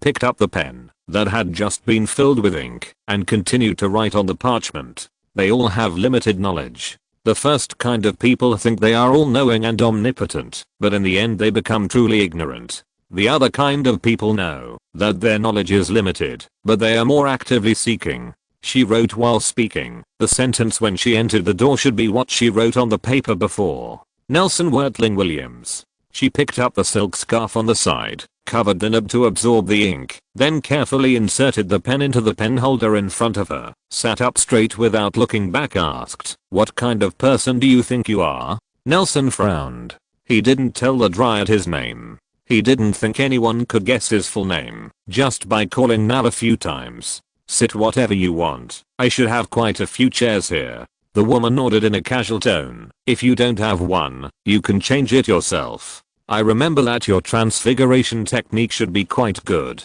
Nelson stood there without saying a word, and the time passed by, and the woman at the desk was still busy clearing the table, as if she didn't care about his answer. "And what about those who have no knowledge?" Nelson didn't answer her question, nor did he sit down as she said, but just stood there, watching her silently, and after a while, he asked back, "A person without knowledge?" The woman turned around and looked at Nelson calmly. On her forehead, a delicate crown inlaid with gems was shining with dazzling brilliance, making Nelson's eyes unconsciously look at it move. Soon, he concentrated and looked at the woman's face. Although he didn't understand what happened, he knew in his heart that this woman who seemed to have not changed at all was quite different from just now, and the top that belonged to Ravenclaw, the crown, is exuding an intoxicating and alluring magic at this moment. "Very well, it seems that you haven't been seduced by it for too long. This at least proves that you are a person with some foresight." The woman quietly maintained the movement of turning her head while sitting on the chair, waiting for Nelson to calm down. Their eyes met again. She nodded lightly and answered Nelson's question. "That's not a human being. What's the difference between a man without knowledge and a beast?" "What's the difference between it and a beast?" Nelson shook his head with a faint guess in his heart and retorted, "Some people are born without the opportunity to receive education. Could it be you're so wrong?" The woman waved her hand and finally made a different gesture. She stared into Nelson's eyes, a pair of black eyes with a faint silver light. "Many people will have educational experience and knowledge, but this idea is obviously very wrong." She shook his head, and Nelson felt the scene around him spin rapidly, and then he found himself sitting in a chair that looked like it was made of planks freshly hewn from a tree. Smelling the aroma of tree sap, the black-haired woman wearing a crown was sitting across from him at a desk, and she was resting her chin with her hands crossed, staring at Nelson like Dumbledore. "I know what you're thinking. A poor farmer, his child may not even know the alphabet, and ordinary people always feel That he has no commendable knowledge, she said, blinking. But maybe in this child, when he was babbling, his father was teaching him how to loosen the soil with less effort, how to distinguish good and bad seeds more accurately, how to judge the weather from the clouds, and how to designate planting plans according to the calendar he may spend his whole life. He is a farmer, but do you dare to say that you have a deeper understanding of planting knowledge than him? Except for the born ignorant, a tree has knowledge it can grasp. Nelson really wanted to say I dare say he had read a lot of books on agriculture, but realized that raising an argument didn't seem to be a good choice at this time, so he swallowed the word silently. You actually want to say I dare to say? Haha, she laughed out loud, as if she knew what Nelson was thinking. Hearing the woman's next sentence, a clumancy is useless, your thoughts are written all over your face. But with all due respect, no matter how many books you have read, your understanding of agriculture will not exceed one farmer. You have hands that have never dug the dirt. Nelson sat with a straight face, as if sitting in Zen. He closed his eyes, not knowing what kind of medicine was sold in the good of the person in front of him. Fortunately, the blurred illusion here was the home field that both he and Merlin dared to touch. If Merlin is alive, ignore me, Nelson added surreptitiously. Okay, let's get down to business. The woman's tone became serious. Open your eyes. I think you should know who I am. Nelson became more and more firm in his guess. Although she didn't show her level of magic, her IQ has obviously crushed the previous state of needing water to grow taller. He opened his eyes, and his gaze became solemn. I understand that the person sitting in front of me is probably Rowena Ravenclaw, one of the founders of Hogwarts and the first head of Ravenclaw. Of course, you may think I'm putting on airs. After all, this is what you are good at. The woman put her hand under the table, and when she raised her hand again, she was already holding a small silver lighter. She looked at the blue light on it. Huomio sighed. Young people nowadays are getting more and more powerful. Do you dare to play with the flame of this temperature? I'm just here to save my friend. Nelson took the lighter from the woman and put it in his pocket. He already believed most of the woman's identity. After all, with the strength of a tree, it is difficult to leave the blur. Mirage came back with one more thing. Is that blood-cursed orc? Rowena Ravenclaw shook his head and said, although I don't really want to say that I instigated this incident, I have to admit that the reason why the sapling captured you my friends are indeed influenced by me. Nelson frowned. At the same time, I have to apologize to you. Rowena Ravenclaw showed shame. Separate the two of you, and then trick you into killing each other. Whether it is body or soul, as long as one party believes you there is only one person left. I did something similar when I was 14 years old. I didn't expect it. If it's good, don't learn it. Learn this. I think you should have your own reasons for taking Nagini away, but we also have the determination to protect our companions. Nelson said with a touch of respect in his tone, and returned a soft nail with his backhand. There's no need to be so solemn when you talk to me. She shook her head and sighed. I'm not the real Rowena Ravenclaw. It's been 1000 years, and with my character, I shouldn't bother to use those things that make me angry. If I continue my life in the way of lingering on my last breath, I should have died long ago. You are? Nelson had heard Tom say about Slytherin's guess about the memory device, and her next words further confirmed the authenticity of this guess. I made my favorite piece of jewelry the carrier of my memory, and I'm very sure that I'm the memory in it. My memory. Rowena's eyes filled with white mist, like a wave surging. It is hard to think about how much this memory carries. I'm my memory, but I'm not me. Everything in the illusion is so intuitive. In Nelson's feelings, the woman opposite is a huge monster he has never heard of, almost as huge as some buildings in the illusion. You know, many people's memories of their entire lives are it's not enough for the lost mist to gnaw for a few seconds and get stuck between the teeth. Is this really something humans can remember? Nelson was shocked. I've been in a daze, but that sapling has become me. Rowena's eyes showed a trace of pity. In its heart, it is the great Ravenclaw. As for why it grows in the ground, it has never don't dare to think. This also makes it never a Ravenclaw. The infinite desire to explore infinite knowledge is the quality that every Ravenclaw needs to possess. In this sense, you should probably be in Ravenclaw. Nelson, I think so too. Okay, I've said too much. Rowena slowed down and said softly, there may be something you need to accept. What? I won't let that blood-cursed orc go, Rowena said firmly, with no room for negotiation in his tone. Why? Nelson frowned and slowly reached into his pocket. You don't have to look at me like that, young Slytherin. I won't hurt her. In fact, all I know about you two comes from her. Rowena didn't care about Nelson's fighting spirit. She continued, I don't understand why you, as her only companions, haven't found out until today. Find what? Nelson had an ominous premonition. There is a malicious soul hidden in her body, which is dormant, Lorena said solemnly. When she is completely animalized, her body will become the body of the master of this soul walking in the world.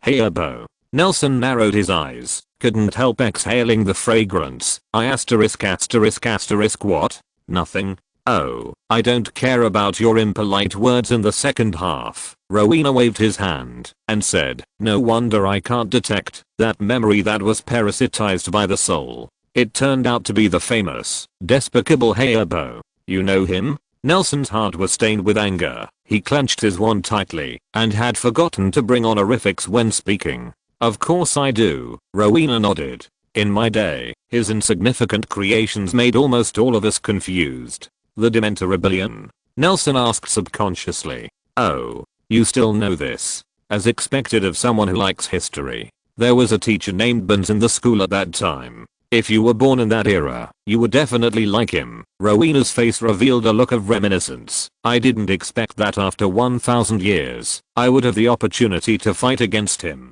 You? Of course, you don't want two people to deal with such a dangerous guy, do you? Rowena said with a smile. Where will future generations suffer? Chapter 220. Eat, sleep, hit Hayabo. I thought that, after being exposed to magic, I had the ability to enter the illusion again, and my life should be relaxed and comfortable. But why? Nelson's eyes became blurred, and he murmured, why did it become like this? I learned magic for the first time, and entered the illusion for the first time.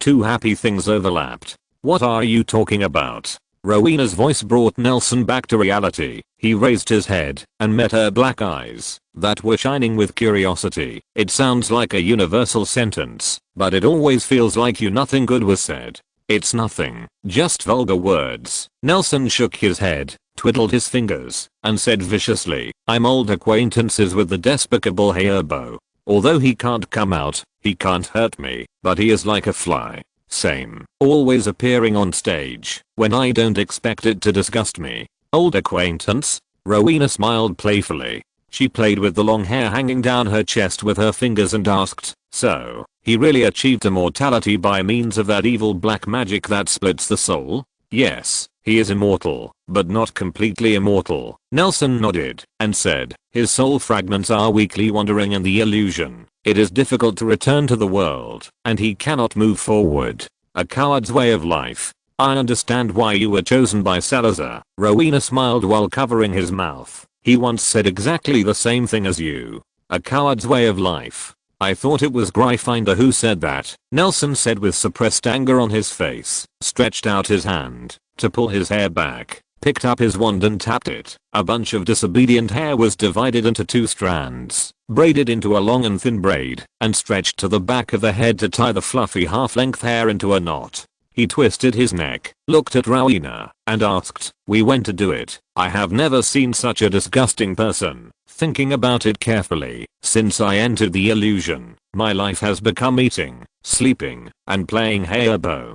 Can you actually fight him? Rowena kept covering his mouth and smiling. His eyes were like a kind teacher looking at a student he was talking about. I will rely on you later. Although I don't know why, the misty illusion is indeed my home field. Nelson put his hands down from his hair, unbuttoned the windbreaker, checked his hands inside, and straightened the wrinkles on his body. Under Rowena's surprised eyes, the surrounding scene quickly collapsed, and the first to collapse was on the roof of the office. The entire chandelier flew straight up into the sky, followed by the bricks on the surrounding walls. They faded in the air and turned into white mist and quickly dissipated. Nelson stood up from the chair, and the bench behind him also turned into white mist and collapsed. At this time, the surrounding area returned to the pure white scene. except for the two people who still had color. Only the one sitting on Rowena was left. Take the chair. I underestimated you. Rowena gave Nelson a deep look, stood up,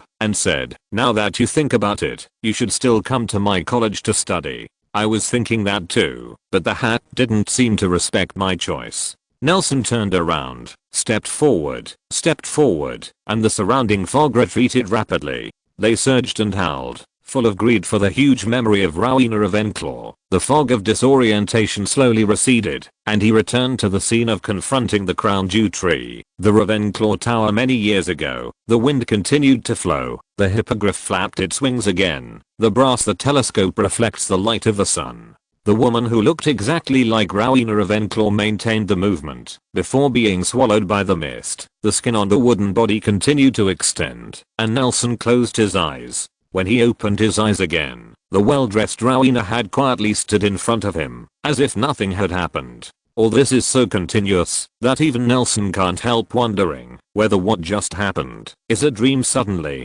Until Rowena waved his hand in front of him, the crisp voice brought him back to reality. Tell your friends to stop. If you keep fighting, the forest may really be leveled. Rowena waved at the starry sky outside the tower, and the scene outside instantly changed to the scene of Tom fighting the Dryad. He said casually, Salazar is really lucky. Nelson looked out and saw a towering giant tree waving its roots and vines opposite Tom. Huge eyes opened on the tree, looking at Tom, and the green beams came from there. One after another, the giant eyes shot out towards the big silver ball that was only half left behind him. Nelson saw that he was standing stiffly inside, and Tom outside kept repairing the hole in the silver ball with magic, while resisting the attack. On the one hand, it shot out a series of spells that were incomparably smaller than the giant tree. However, these seemingly weak spells, as long as they rub against the roots of the giant tree, it will let out a painful wail and cut off the roots by itself, and its huge body makes it difficult to dodge. Nelson noticed it turned out that this seemingly powerful tree was covered with carbonized and completely dead penetrating wounds, and these wounds were still spreading to the surrounding intact bark, and the dead breath spread from the body of the giant tree to the surroundings. The surrounding affected trees have turned into scorched black and withered claws, lying on the ground miserably. The yew tree, which had lost half its life, attacked Tom even more frantically. It had given up using vines to resist the spell, gave up defense, pulled out almost all of its roots, and shot Tom from the ground. Tom, who played the real fire, also lost his temper. He waved his wand and greeted him with various spells. Nelson raised his eyebrows, and under Rowena's guidance, he stretched out his hand to explore the scene ahead. The next second, Nelson, who was protected in the silver ball behind Tom, opened his eyes, and a silver shield suddenly unfolded in front of Tom. Suddenly, the hard roots broke in two. Tom turned his head immediately and saw that Nelson, who had suddenly changed his hairstyle, was exercising his muscles and bones. I thought you were poisoned by that dryad. Tom jumped into the silver ball, checked Nelson with his eyes, curled his lips, and stopped paying attention to the roaring explosion behind him. Are you done? It's done. Nelson nodded. I found the real Rowena Ravenclaw. Then let's go now. Tom's words were swallowed back abruptly. His eyes flickered, and he asked, wait, Ravenclaw also made Horcruxes? Young man, don't talk nonsense. Rowena suddenly appeared behind Tom, and stretched out two hands to grab the shoulders of the two. There are many ways to make people leave their voices, such as portrait painting. As soon as the words fell, the three of them were already in a large underground space. This place seemed to be located at the root of the tree stump. The densely packed roots formed a huge vault above the head, and a straight and thick trunk stood in the center. Nagini was coiled neatly on it, and countless tiny vines wrapped around the trunk, binding Nagini tightly. This is Tom still maintained a vigilant expression, and was interrupted by Rowena before he finished speaking.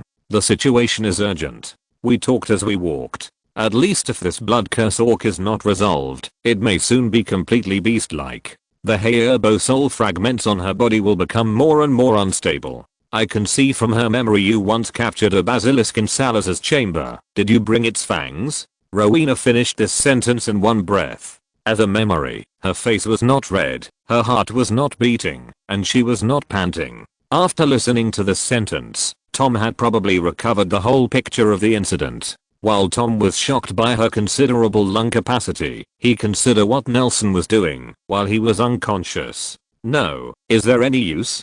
He looked at Rowena, and his expression changed. Oh, I forgot to tell you. Nelson patted his forehead. The fangs of the basilisk can effectively kill souls, especially for Horcruxes. I see. Tom nodded, drawing out his wand. Basilisk teeth, right? How many? From here to Hogwarts. Before Rowena finished speaking, Tom had disappeared in place. She shook her head helplessly and continued. The magic power consumed by apparition is beyond your ability to bear.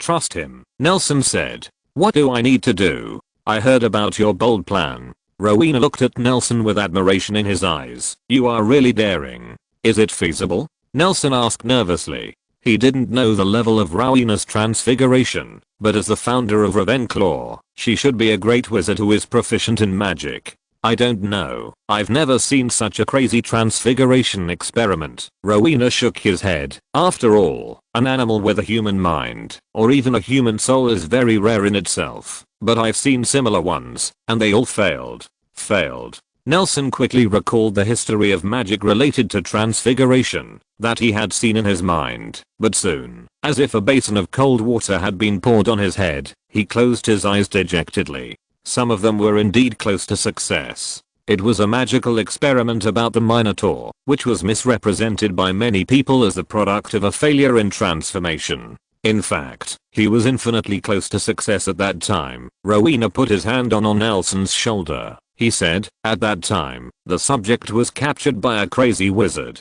You are different. Although your plan is very rough, your magic is very rough, and even the potion you are looking for is very rough, but, Nelson opened his eyes. But she trusts you all. Rowena patted Nelson on the shoulder hard, looked at Nagini who was trapped by the vines, and said softly, she trusts your friend without reservation. That's Sarah Junior Chap. This is not something that can be done with Parseltongue. Similarly, she is also willing to believe in you. That your friend's trust. Can it be improved? Nelson clenched his fists. I have a way to quickly get all the potions that can be found on the market that can. Sorry, it's too late. The final alienation has already begun, and I don't know how to stop the alienation of the blood-cursed orcs. What's more, even if she can wait, the other two souls in her body won't wait, Royce said. Nash shook his head, but I think you're very close to success. A plan that seems reasonable. A wizard who is proficient in transfiguration, and me, Rowena Ravenclaw's guidance. Oh, he is back.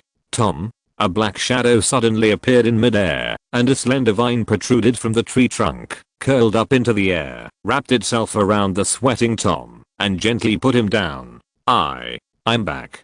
Tom panted. The corner of his robe was rolled up. His sweat-wet black hair was messily hanging on his forehead, and a pair of black eyes stared straight at Rowena. Panting, he asked eagerly, I brought my fangs. What else do I need? Tom quickly untied the rolled-up corner of his robe, and with a dingling clang sound, his feet were covered with sharp fangs shining with ominous black light. As a memory, Rowena shouldn't have any complicated emotions. In fact, helping Nelson and Tom is no longer the choice she would make. But when Tom's black eyes appeared in front of her at this moment, deep in her heart his memory was touched. It was when Hogwarts was first established. The proud but determined Salazar Slytherin silently followed the three of them. He was already talking and making plans in Gryffindor. Silently selected a castle suitable for teaching, and moved it to Ravenclaw's favorite location. No need, she said, shaking her head. That's enough. I don't have the ability to fight people directly. I can only guide you. Look at ours. Nelson pulled out his wand neatly, flicked the hem of the windbreaker, and jumped towards Nagini. The lost fog filled the underground cavity in an instant, and Tom's vision was blocked by the white fog. When he opened his eyes again, what he saw was the extremely weak Nagini's body was covered with dark green blood vessels, and the blood vessels were throbbing violently, as if something was about to burst out of its shell. Tom finally understood Nelson's intention of tying up his hair. In the ubiquitous wind of the misty realm that carried the memories of the dead, his half-length hair would not affect his actions. Seeing that, Nelson pulled out his wand, as if he had returned home. A spear made of mist fell from the sky, pinning Nagina's weak soul in the center, and shouted angrily, "Get out, my great, merciful, and generous master." Her Poe's voice came from Nagina's body, and he didn't even bother to put it on. This lazy greasy emphasis sounded like a provocation, and his voice suddenly, after a pause, it rang again. "What is this big pile of memory next to you? Are you going to reward your loyal servant with food?" Chapter 221 Stripping. "You think I'm food?" Rowena tilted her head, looked with interest at the evil soul parasitic on Nagina's body in the illusion, and asked curiously, "In your heart, my structure is similar to yours, and my way of thinking is similar to yours. Can the same even communicative species be used as food? Great wizards don't need the same kind." Hayabu was reproached, his previous arrogance was suffocated, and he said after a while, "You eloquent guy, when I get a body, I will come and enjoy your big meal." "Meal? I understand." Rowena nodded and retreated behind Nelson, not caring at all that he had just been given an ultimatum as food, but said to Nelson, "Sure enough, a crazy dark wizard like him can no longer use us. Looking at the bottom line, its morality is almost another species." Rowena's tone was calm, but her mouth was not insincere.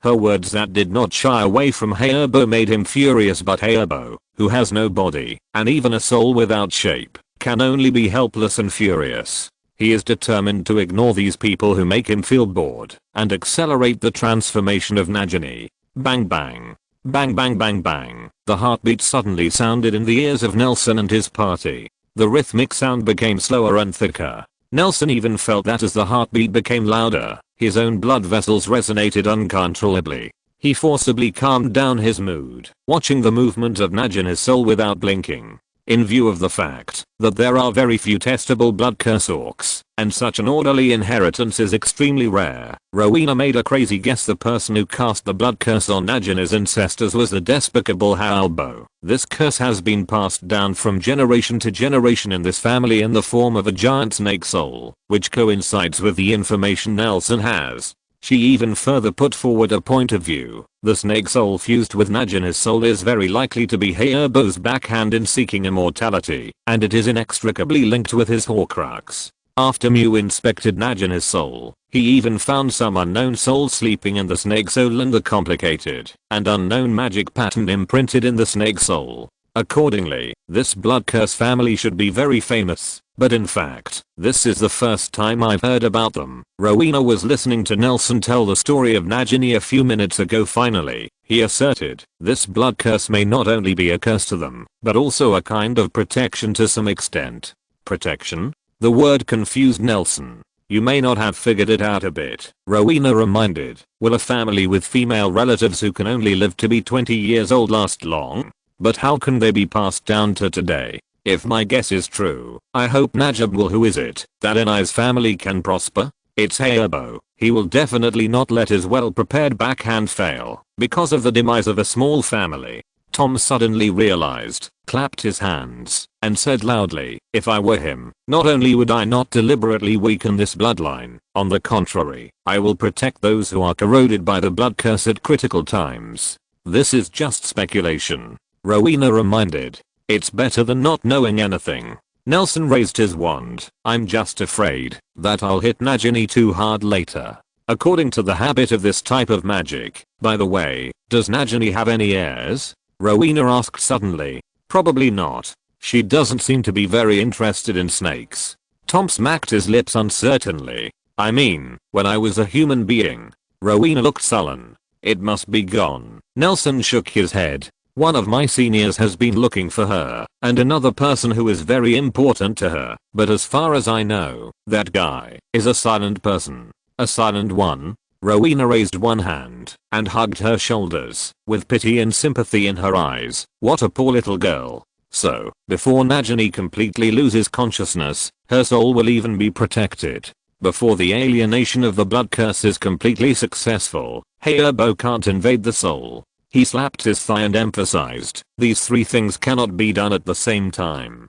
Rowena nodded approvingly, and said, so the time, before he really succeeded. Tom took the words, that's our chance. Not yet. Nelson's eyes conveyed this sentence. He was holding Tom's shoulders, turning him to face him, and shaking his head slightly. Tom looked at Nagini, who was in agony, whirling herself into a ball, her eyes closed, and she let out an unbearable scream, and it was hard to imagine what pain it took to make that sound. Nagini's body twitched violently, and it seemed that he was about to tie himself into a knot, and the palpitations of his heartbeat became heavier and heavier, like the sound of magic piercing through his brain. Nelson could only feel himself, his soul seemed to be boiling, but he still gritted his teeth, and stared at the struggling Nagini, motionless. Suddenly, the giant snake's huge body stretched out, and its upper body straightened up with its head held high. It opened its eyes, and its pupils were filled with blood.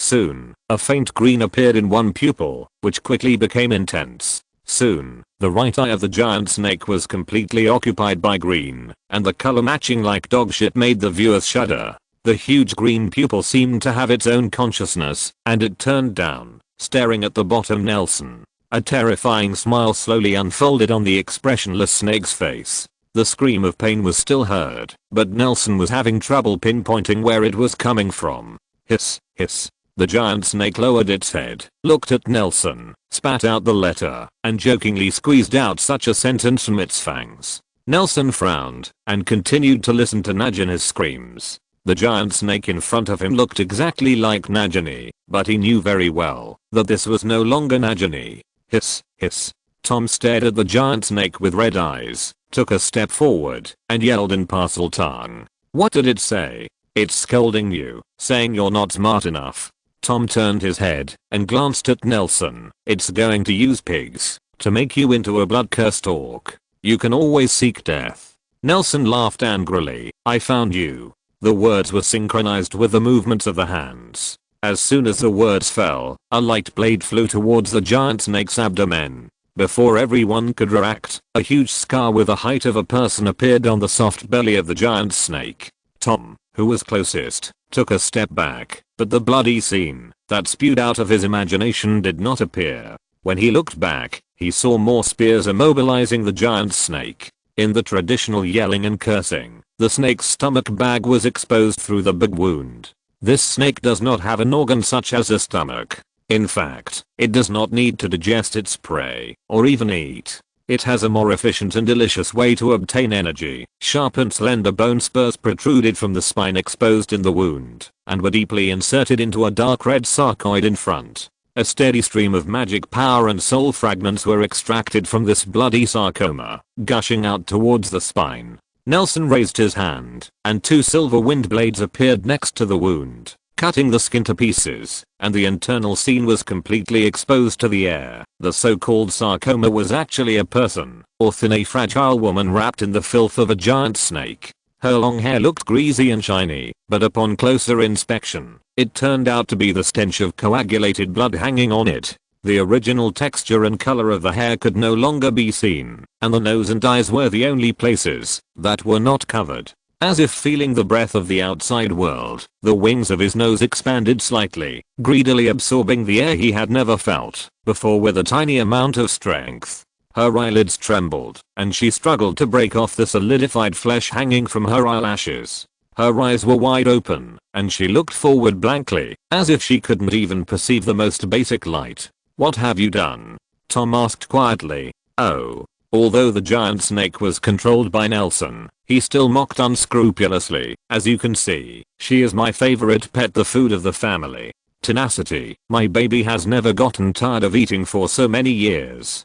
Tom, Nelson whispered, wait a minute. It seems that you have figured out the situation. It is worthy of you, the omniscient master of my great wisdom. Herbo said exaggeratedly, but what can this do? As long as my baby swallows this, humble woman can grow up, and I will gain absolute freedom at that time. In the end, he added confidently, of course, you can choose to try to stop me. I have countless chances to fail, but this woman you seem to care about, as long as my baby is hurt a little, she will. Boom. Nelson could even imagine an ugly wizard dancing around to show him an explosion, and shook his head, gagging. What kind of person do you think he is? Rowena suddenly turned his head and asked Nelson. What? Nelson was stunned for a moment before he understood what Rowena was talking about, so he replied firmly, "He is the first type of person." "That's right."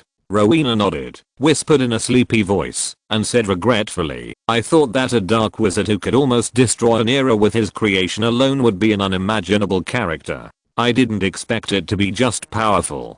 "Hey, what did you say?"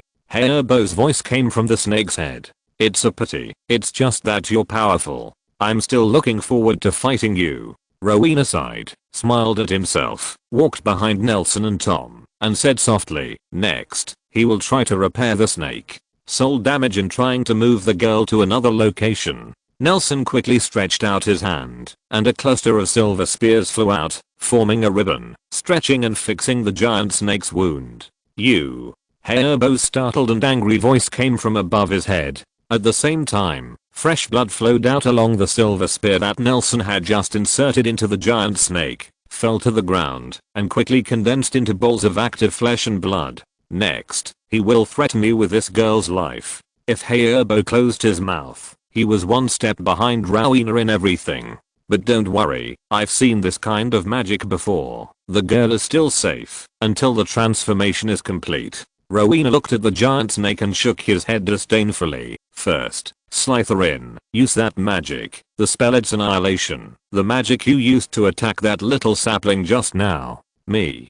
Tom looked left and right, pointing to himself. "Sorry, Riddle." Rowena said, "Use your greatest magic power. Use this black magic, and aim at its red eye. As for you, you must not let him miss it." Nelson and Tom completed a match with ease. "Very well. His judgment is only based on injuries. Hairbo should not have considered the possibility of old age and death." Rowena looked approvingly at Tom's precise and effective magic. The scales of the giant snake had gradually lost their luster. Rapnagin's sarcoma is also slowly shrinking like an aging organ. She continued, "Use your fog of mist, corrode it, and let the fog eat the soul of this snake, just like it dragged me into the illusion at the beginning. Leave the spine and the bone spurs around it. Have you seen the rune behind it? In the ancient runes, it represents plunder. I didn't expect that the Black Wizard's technique of this level is so rough." Hairbo was so horrified that he couldn't speak. He didn't expect that the woman in front of him, who had always thought it was food, knew all about his chain spells, and even dismantled his pet into a spine step by step. He closed his eyes in despair, and under the guidance of the protective magic he set up back then, the magic power in his spine was gradually rushing towards the parasitized woman. But the magic that died together could never be triggered, because the giant snake was actually aging naturally. "I don't know who invented the spell. It's a disgrace to the Black Wizard." Hairbo was stuck at the step before the soul invasion, unable to move, and couldn't even complete the simple action of running. Rowena watched with satisfaction as Nelson and Tom completed the spells with great precision under his command. A black-haired woman with her knees tightly curled up, and her body curled up, was gradually revealing her true face from the sarcoma. She didn't know how long she hadn't touched the outside world, whether it was body or soul. A greasy voice interrupted Rowena's thinking and satisfaction. "My great, merciful, and generous master." Chapter 222. Wake up. "It's a pity." Nelson looked at the giant snake whose flesh and blood were collapsing, and a green figure gradually emerged from its skull. He shook his head pretending to regret, and said with firm eyes, "Your great, kind and generous master is going to send a special gift for you." Hairbo's soul trembled, showing a joyful expression. "You are really going to give me that?" "Right, despicable Hairbo, I'm going to help you out." Nelson smiled, and under the guidance of Rowena, he manipulated the mist to carefully wrap the skeleton of the giant snake, using the characteristics of the mist to swallow souls and memories to gradually eroding the complicated runes attached to it. He showed a concerned expression, as if he was really a good master who cared about his subordinates. "Being a fragment of a person's soul, isn't it tiring?" In the giant snake's skull, a cluster of weak green flames struggled desperately, hitting its eye sockets and jaw crazily, but Senbei's head was like an impenetrable prison, imprisoning Hairbo firmly in it, accompanying him every time it is reloaded. "The ancient runes on the snake bones will become half brighter." Under normal circumstances, once triggered, these ancient runes containing the huge magic power of generations of the Nagini family would cause unimaginable damage to the surroundings. But the one that was implanted as a blood curse into the souls of Nagini ancestors, the giant snake, is not dead, even though it only has thick white bones left, even though it has no strength to struggle, even though it has aged from head to tail to the point of breaking. But it is not dead, and the soul of the giant snake is still alive. Annihilation. In this situation, these exquisitely set runes became the shackles for Heerbo to bury himself, and they still maintained the rules Heerbo set 1,000 years ago, to protect the souls of wizards parasitized by the blood curse. Damn it.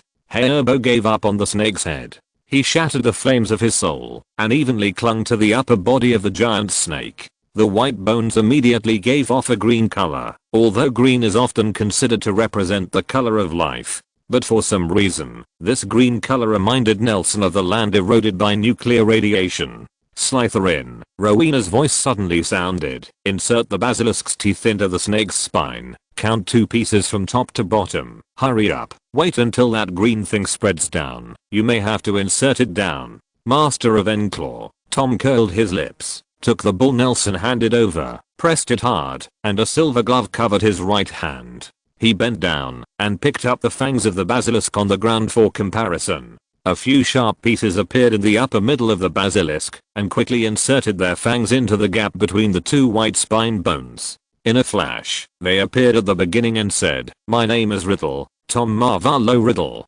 "Okay, Slytherin." Rowena nodded. His gaze was still fixed on the place where Tom had inserted his fangs. The green was still spreading from top to bottom, and in less than a second after Tom apparated back to the original place, Heerbo's green spirit body had already spread. When it reached the place where the basilisk's fangs were located, it quickly smudged the giant snake's body, but this unstoppable momentum quickly stagnated when it touched the fangs. Rowena approached Nelson, put a hand on his shoulder, and said softly, "Attack its atlas. The spell is spiritual blockade." Nelson didn't ask any more questions, and when he raised his hand, a blue light shot towards the bottom of the giant snake's head. A blue shackle slowly formed around the giant snake's neck. Below, the spreading green hit the fangs, like pouring cold water into a red-hot iron pot. There was a sizzling sound like liquid vaporizing, followed by Heerbo's horrified cry, "Why did you find me, servant?" It's like someone always said that after being bitten by a snake, you can find an antidote around. Rowena ignored Heerbo and patiently explained to Nelson and Tom.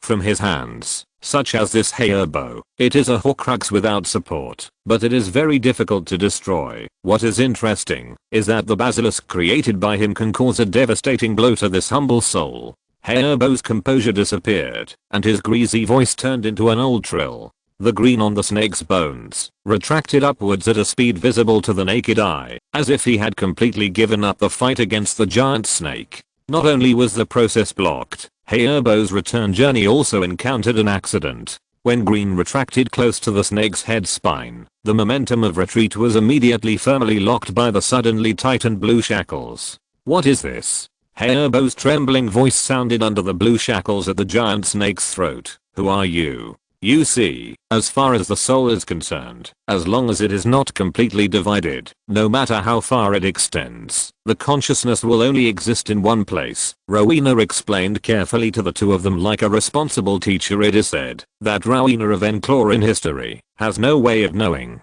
but perhaps she was a patient educator. This magic was created by Helga, and she has a talent far beyond ordinary people in medical skills. This magic can help her fix the consciousness of the injured wizard on a certain part of the body, so that other parts can be treated painlessly without the need for anesthesia potions. I didn't expect it to be quite effective here. You treat me like an experiment? I'm not a teaching tool. Heerbo's scolding voice was once again revealed as a traditional art. He crazily cursed Rowena and shouted, "If you have the guts, kill me." Look, its attempt to infect the whole snake just now is worth learning from. In my opinion, this is a spirit of never giving up. Even if it is a dark wizard, keep hope at all times. This is the spirit of the four of us. The idea, when the school was founded, Rowena said lightly and unhurriedly, but I hope you will be alert to its current state. Hysteria, giving up thinking, which means embracing failure and even welcoming death. Rowena did not lower his voice at all, so that Hayabo, who had been listening in, was rendered speechless. He had nothing to say. He not only gave up thinking, but also gave up cursing. Now, the magic power of the snake has been fed back to this little girl, Rowena said, looking at the throbbing sarcoma hanging between the bones. You can try to pull her out, and then feed it back. On the one hand, the restrictions of these ancient runes may be loosened. On the other hand, she cannot bear such a huge magic power. Tom nodded and walked eagerly forward. Of course, the first step is to wake her up. If she doesn't have the will to live, no matter what you do, you won't be able to save her. Tom staggered. He almost grabbed his wand and cut it. Now he turned around, with the words "Why didn't you say it earlier?" written all over his face. He shrugged helplessly and said, Is that how you spoke to Lord Slytherin?" "Oh." Rowena nodded, then shook his head again. "I always thought you were him, but Salazar, he doesn't need me to remind him to be cautious." Ha ha ha. Hayabo laughed loudly. Tom's expression froze, and he inserted a fang with his backhand into the thickest green spot of the basilisk atlas. Hayabo let out a painful scream like a duck hit by a shotgun, and laughed immediately disappeared. Nelson raised his hand to cover his mouth. He somewhat knew why Hayabo became the enemy of the world. This is not a problem that can be solved by magic. Rowena stepped back and left the stage. It's time to show the power of talking. Nelson cheered Tom up in his heart and took a step back, looking at Tom, who was walking towards Nagini with relish. I saw Tom walking towards Nagini slowly, rubbing his hands, and began to practice his expressions. The last time he said such embarrassing words was talking to his sister. Since then, Christian has never ignored him. As time passed by, Rowena couldn't help but interrupt. "If you wait any longer, Hayabo will die." Nelson looked at the giant snake's atlas and saw that the place where Tom's fangs were stuck was covered in rotten black, and Hayabo, which was in contact with the black, had turned into stale dark green. He retracted gaze. Tom, who had already walked in front of Nagini, was muttering something, turning his head to look backward from time to time. Is he talking? After a while, Rowena suddenly poked Nelson's shoulder and asked in a low voice, Nelson listened attentively, but he could only hear Hayabo's wailing, looking at his facial muscles from behind. He should be talking, but I'm not sure what Tom said. "What do you think he will say?" Rowena asked curiously. "I think he's probably going to start off with a bunch of stuff like taking her for butterbeer, or giving her some money." Butterbeer? Is this civilian drink still popular? Rowena seemed to have a problem with his focus. "Yes, enduring." Nelson nodded. "Do you think he'll wake the little girl up?" "I'm not sure. You know, Tom is a bit stupid. If you ask him to unite people, encourage people, and lead people, he will be very good at it, but comforting people." Nelson frowned. "I haven't seen one that works well so far." "It really looks like Salazar," Rowena exclaimed. "From the inside to the outside, it's really similar. But even if what he said is useless, there is news that Nagini must be interested in," Nelson said confidently. "She will definitely wake up." "Hope." "No." Nelson, who was awakened by the roar, raised his head. Hayabo, who had been flickered by the poisonous fangs of the basilisk, suddenly yelled at Tom, black eyes. "She's awake." A sleepy voice sounded beside Nelson. He only felt a gust of breeze blowing by, and a green figure exuding vitality appeared beside Nagini, and the words of Rowena's messenger came from afar. "It can be finished." "Isn't she unable to fight?" Nelson was wondering, but saw Tom flying towards him. Tom felt a huge force coming, and hit him to Nelson's side, but the force when he landed, became light, and he was immediately caught by Nelson. He broke away from Nelson's arm, and slammed in the direction of Nelson, glaring. Rowena said lightly, "Ladies' downcast appearance is not for young boys like you to see." Tom clenched his fists, and raised his head, ready to vent his grief and anger on Hayabo. There was not even time for Nelson to prepare the props. Tom had already flashed under the head of the snake bone. In front of the bully, a condensed black light shot out from the tip of the wand that touched the joints, piercing through the giant snake's bones in an instant. The explosion rushed forward on the opposite side of the piercing wound, Tom's second attack followed closely behind, and the 4 last remaining, the longest, sharpest and most poisonous fangs of the basilisk pulled the black magic. Condensed lightning covered the front like a net from heaven and earth, and the 2 attacks were generally fierce, with no distinction between the 2 attacks. Boom! A loud explosion echoed in the pure white space. Nelson, who had set up the barrier early, even took a few steps back by the shockwave that hit the surroundings. A thick tree stood where Nagini was, and was about to be bent by the wind up. No need, really no need. Nelson shook his head, and opened his eyes. The skeleton of the giant snake in front of him could be called the ashes of the giant snake. Except for a piece of bone scattered on the ground, he couldn't find any other fragments. And the bone slag was carefully ground into ashes by Tom, who fell to the ground with his toes. A ball of green light flew out of the powder of bone scum, and rushed towards Tom's face with strong hatred. This soul fragment of Hayabu was already so weak that it couldn't even utter a complete sentence. It repeated some vicious words, and rushed towards Tom frantically, but was caught by a big hand made of mist when it just started.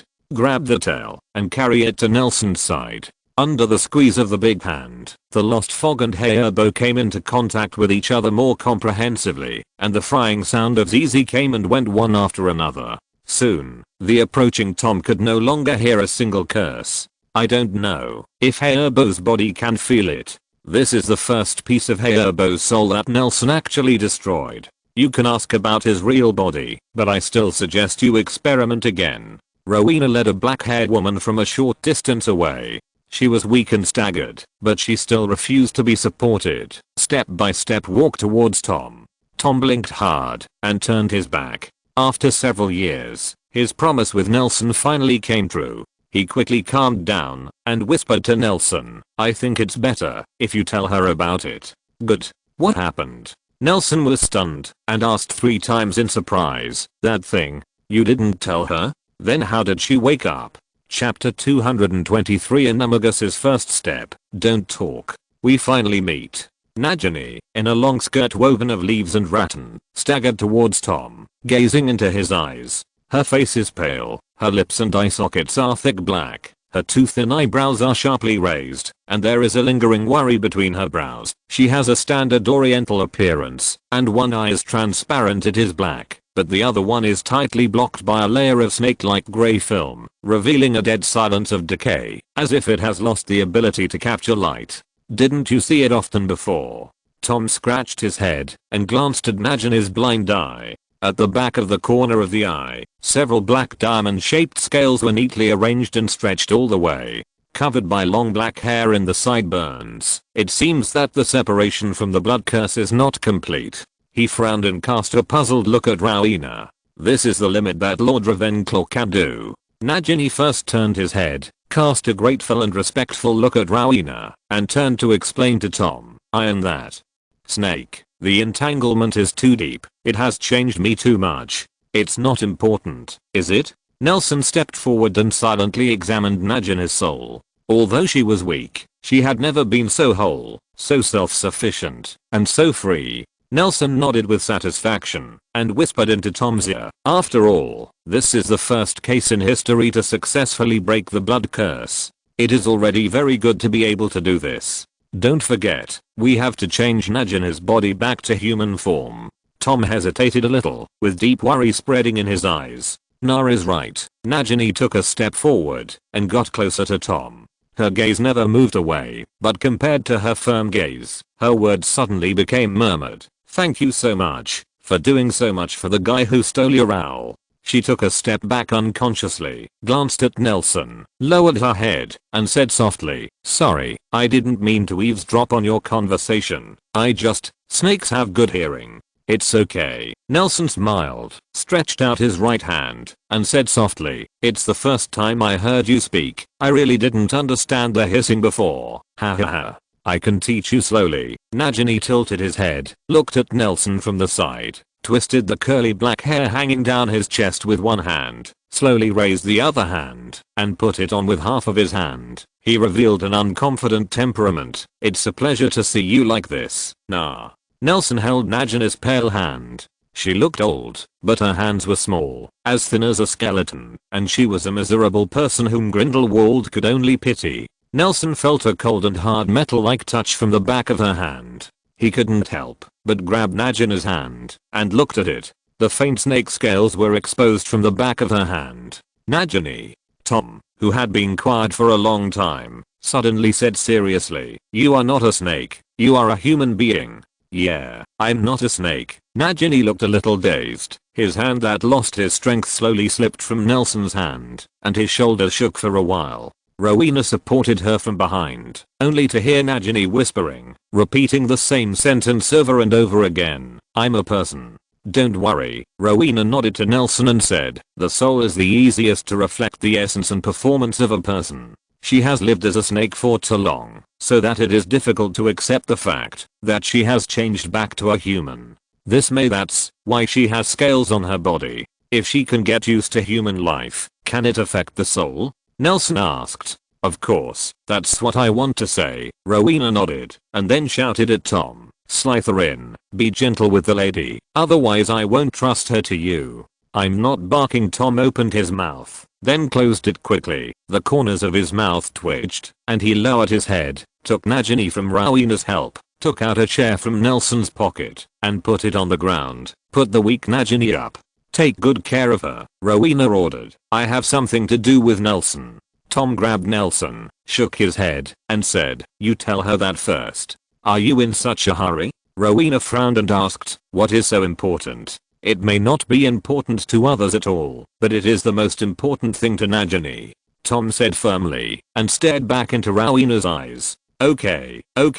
Nelson inserted between the two, approached Nagini lying on the chair, bent down, felt the intermittent trembling all over her body, leaned close to his ear, and said softly, "You still remember Newt Scamander? He's been looking for credence, and based on the information available, the man may still be alive." Hearing this, Nagini sat up straight and opened his eyes suddenly, but Nelson had already followed Ravenclaw to the other end, and in front of him was the tangled Tom, who was fiddling with the bottle left by Nelson. Bottles and jars. It is said that these are materials that are helpful to the soul. Have you thought about the specific method? Rowena first signaled Nelson to cast a block, and then asked straight to the point. After stripping off the blood curse, this girl's soul no longer matches the snake's body. Do you understand me? I understand that the snake body will repel the human soul. After all, the structure is almost completely different. Nelson nodded, and replied, "We will go out when she stabilizes a little bit. I have prepared the chrysalis of the grimace moth and mandrake leaves." "Animagus?" Rowena frowned, lost in thought. Nelson stood there, quietly waiting for her to finish thinking, and looked back from time to time. After a few minutes, Rowena's brows relaxed, commented, "It's crazy, but if it works, it will be a perfect solution. I thought you would choose a combination of transfiguration and permanence." "To tell you the truth," Nelson whispered, "I had considered some more extreme methods before, but then I realized that, although there was a snake outside, it was still Nagina's original body." Professor Dumbledore, oh, he is now the head of Gryffindor. I learned a lot about human body deformation from him, and my confidence is much higher than before. What transfiguration knowledge can you learn from Gryffindor students? You might as well ask him to kill Hayabo. Rowena pouted, and asked, "For example, how do you make a snake learn Ani? Mugs? Snakes can only speak Parseltongue, so you can't speak spells." "There's a solution," Nelson said. "Ready?" Tom has acquired some of the Slytherin inherited magic, many of which have been converted to Parseltongue. Besides that, we have silent spells and force transformation. The method can be chosen. I'm a little interested. Rowena lied. She was intrigued by Nagina's crazy plan early in her memory, especially seeing Nelson practice magic with a snake in the Slytherin Chamber of Secrets, experimenting with the shape-shifting scene with another basilisk, which made her even more convinced that Nelson should come to her academy. She shook her head and asked, "What about the wand? Snakes don't even have arms. The arms you conjure up are no different from phantom limbs. When it comes to wands, it's even simpler." Nelson smiled and raised his empty right hand. A small silver ball flew from his pocket to his palm, slowly turning into various small animals. I studied in a magic academy in America for a while. Native wizards in America have never needed magic once since ancient times. Unlike African wizards, they don't even need gestures, as long as the belief in their hearts is strong enough. I have learned part of it. It is said that the 4 magic creatures taught the magic to the founder. They can. Why can't Nagini? No animal in the world has ever been able to complete an animagus. Even if it succeeds, can you predict what she will become? Rowena looked at Nelson meaningfully and said, no one's animagus. Gus is a human being, and humans are magical creatures. It's okay to become a muggle. Nelson replied without hesitation. As for animagus, after counting the registered animagus over the past 800 years and some recorded illegal animagus, there's reason to believe it's not random. Oh. Rowena's eyes showed excitement, which was a field she had never been in contact with. I think, for a guy who has lost his identity as a person. Nelson looked at Nagini, who was curled up on a stool not far away and was crying, grabbing Tom's sleeve and wiping his nose non-stop. He said softly, if she doesn't become a human being, it would be too much for heaven. You are crazy. No, I'm very strict. I've already made a prediction about my animagus. Nelson gripped his wand tightly. I will start animagus practice at the same time as Nagini. If my prediction is correct, then it can definitely be copied and reproduced again. What if your animagus doesn't work out at all? There is no such possibility. Nelson shook his head. I have prepared too much for this day. You're so arrogant, Rowena gasped. I suddenly don't want you to come to Ravenclaw. The thought you injected into the sorting hat also thinks so, Nelson said with firm eyes. In this matter, anyone can fail, but Nagini has no chance of failure at all. I have not detailed. It's time to carefully prepare materials, search for information, make plans, and then formulate contingency plans. Of course, I will not allow myself to fail. If I fail, she will not even have the qualifications to taste failure. Who isn't? Rowena covered her mouth and chuckled. I kind of regret my decision just now. What decision? I should still recruit you to Ravenclaw. You can discuss it with the current principal, Nelson suggested sincerely. Okay, don't be poor. Let's go see them and tell you about the precautions of animagus. Rowena proudly shook her hair and said, don't look at me with that look. I but Rowena Ravenclaw. Can't you really talk? Next to the deck chair in front of the cabin, Tom was baring his teeth at Nelson. Can't say a word? Nelson was very calm. He sat up straight, spread his hands, and shook his head. You should have told me first. At least wake me up. Tom scratched his hair in pain. He had been tortured all morning. At least let me watch you suck this damn leaf. Nelson didn't move his body, just nodded. No, what do you mean by shaking your head and nodding? Tom was a little crazy, beating the air in front of him frantically, and shouted, does shaking your head mean nodding or shaking your head? Nodding means no. Nodding means yes, or is it? He suddenly realized that his tongue was tied, so he turned his head to look at Nagini, and then slapped himself on the forehead. I forgot, you can't open your mouth. Tom waved at Nagini again and again. Don't shake your head at me, I'm going to faint. Having thus tormented himself, Tom approached the cabin in a huff and shut the door hard. Is he crazy? Rowena's voice suddenly sounded after Tom left. Nelson shook his head, took out a small blackboard from under the recliner, and wrote and drew on it. Possibly. He didn't even give me a chance to write. As the breeze blew, a slender vine crawled over from a distance, as if it had grown feet, found a hole, and planted itself in it. Rowena's voice became clearer. I think you did it on purpose. You can't smear people's innocence out of thin air. Nelson casually dropped the pen and wiped it on the blackboard. The previous handwriting twisted and formed another sentence. I've been looking for a pen just now. To be honest, I feel that my whole state has improved a lot since I couldn't speak. Looking for a pen? You're a wizard. Ravenclaw teased. I know, but you also know that Hogwarts students have heavy academic pressure and too many homework that needs to be written with a pen, which leads us to develop a bad habit. Find the pen in no time. The tiny vine raised a leaf and scratched the top. So where is your level of improvement? Is the level of pranks approaching Alfred, or the level of silent spells approaching Dumbledore? Not really. This is a kind of metaphysical. The text was interrupted, and Nelson suddenly realized that the last question was asked by a male voice, and he turned his head stiffly to meet Tom's deathly gaze. If you're listening to this novel on a channel other than Fanfic World, it means they downloaded and uploaded it without effort. We cordially invite you to visit our channel, Mundo Fanfic Novelos. There you'll find the original version of this story and you can explore many other novels of various genres. We're waiting for you to immerse yourself in a world of incredible novels. Chapter 224, The Philosopher Nelson. Metaphysical what? The corners of Tom's mouth curled up, revealing a crazy grin, and he let out a GGGG laugh. It sounds like you have a lot of research on philosophy. Come and tell me about it. It suddenly occurred to me that there are still some termites on the roots of the yew tree. Rowena's voice sounded at the right time. I'll go and have a look. I'll take care of Najani by the way. You guys go ahead first. No delivery. The little vine covered with tender leaves took the bottom 2 leaves as feet, bounced around in place, then got into the small hole under the feet and disappeared. Tom, wait for me to explain. In fact, I was really looking for a pen just now. You know, I have finished my homework, so the pen is a little deep. Is it?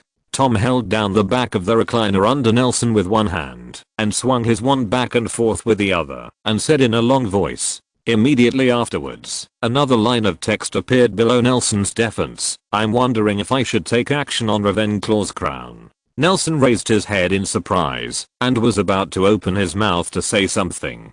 Tom quickly turned his wand over and pointed at Nelson, and a modified choke charm sealed Nelson's mouth tightly. Nelson was brought down by the impact of the spell and fell off the chair. He quickly got up, secretly afraid in his heart, and sure enough, he was still not used to keeping his mouth shut. The animagus's preparation was almost in vain. The first step in practicing an animagus is to hold a single leaf of mandrake in your mouth from one full moon to the next, although some believe it is okay to eat and sleep while holding a leaf. Nelson, thinking that was pure nonsense, he had done a test before and swallowed a total of 14 mint leaves as experimental subjects in 2 days. So Nelson finally decides to keep his mouth shut with a leaf in his mouth, thanking the magic for keeping him from starving to death in the process. Are you crazy? Nelson, who sat back on the recliner, showed gratitude, nodded, and wrote vigorously, she is here in person, and you have seen it. We can't bear that dryad alone.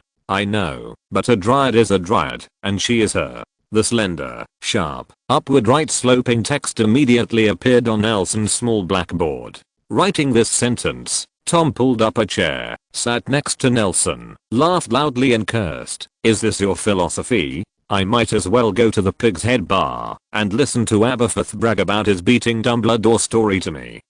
She is indeed not a dryad, but the dryad is already her. Nelson shook his head and continued to write. What's more, if she is really Ravenclaw, then this crown is not an unknown thing. In fact, Ravenclaw's daughter has given me the ownership of it, and Tom paused for a while and loudly criticized Nelson's bad behavior of taking medicine without notice, while continuing to write, and she is not Ravenclaw herself. The biggest question now is why she appeared here and whether we can beat her. I think this may have something to do with me. Nelson put his head on the back of the chair, leaned back, and recalled, at that time, the tree spirit was going to break us one by one. In order to separate me and my gadgets, she chose to pull me into the illusion. That's the thing. Tom nodded. So Aberforth's butterbeer is fake from Nocturne Alley? No wonder it's so good.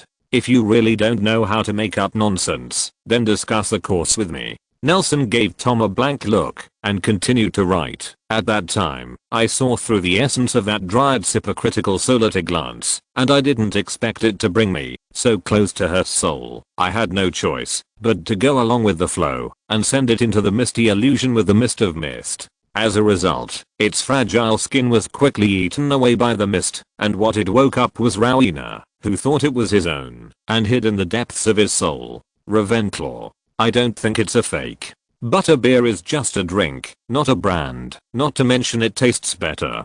Tom said to himself. It seemed that he had already entered the drama, and he waved his sleeves. The blackboard returned to a clean state, and Tom's text quickly appeared. I said, why hitting that dryad became more powerful, and you did it? I didn't do it. Nelson categorically denied. I can tell that Rowena was really surprised when she saw me for the first time, but she shouldn't be so surprised, so I think she should be more than surprised by me. After all, memory such a thing as being alive will seem unbelievable at any time. I see. Tom nodded and fell silent. Nelson continued, I think your thinking has fallen into a misunderstanding. You are always thinking about whether you can beat her, but you have never thought about whether she is willing to give you the crown. Would you like it? Tom frowned, with complicated eyes, and murmured, would she be willing? What do you want? Rowena panted, and asked briskly. Although the camp was not close to Zishan, a vine shouldn't feel tired no matter what. It can only be said that she was a bit involved in the drama. 2 leaves squeezed out of the small hole in the ground, supported the ground, and threw the vine below up. She waved the leaves and asked, how's the philosophy talk? I didn't bother you, did I? No. Tom shook his head. That's good. The vine twisted, and if the vine had a head, the movement would be turning head and looking at Nelson, and said, really, except for just coming out and turning around. Nagini is still. Is it really okay to be too weak to wake up? No problem. Her human soul does not match the body of the snake. It might be a disaster. Nelson quickly finished writing a sentence and raised the blackboard. Isn't it? Rowena asked back, looking at Tom again. By the way, I'm still curious, what did you say you would like just now? Of course, it's fine if it's inconvenient. It's nothing. Tom shrugged and thought for a moment. He didn't tell the truth, but just said softly, I'm talking about that tree. I'm a little curious. I don't know if it is willing or not. Willing? What? Does it want to be you? Tom bent slightly, showing a polite smile. Sorry, I'm a little offended. It's nothing. The tiny vines trembled, and then grew up suddenly, pierced the ground, and grew to the height of a person, and the thick vines opened from the middle like a door. Rowena was still wearing that skirt. She ran out from inside. She smiled. I'm still used to talking to you like this. Your appearance also makes us more cordial. Tom said in a deep voice. Thank you, Slytherin. Rowena nodded, and fell backwards. The vine that had just split quickly twisted itself into a recliner that was exactly the same as the one under Nelson's buttocks, and caught her. This should be the magic that Helga dreamed of. Tom raised an eyebrow, already familiar with the name Slytherin. Rowena, who had turned into a human form, had a rich enough expression. After she sat down firmly, she looked at Tom and said seriously, if I were him, I would definitely not want to.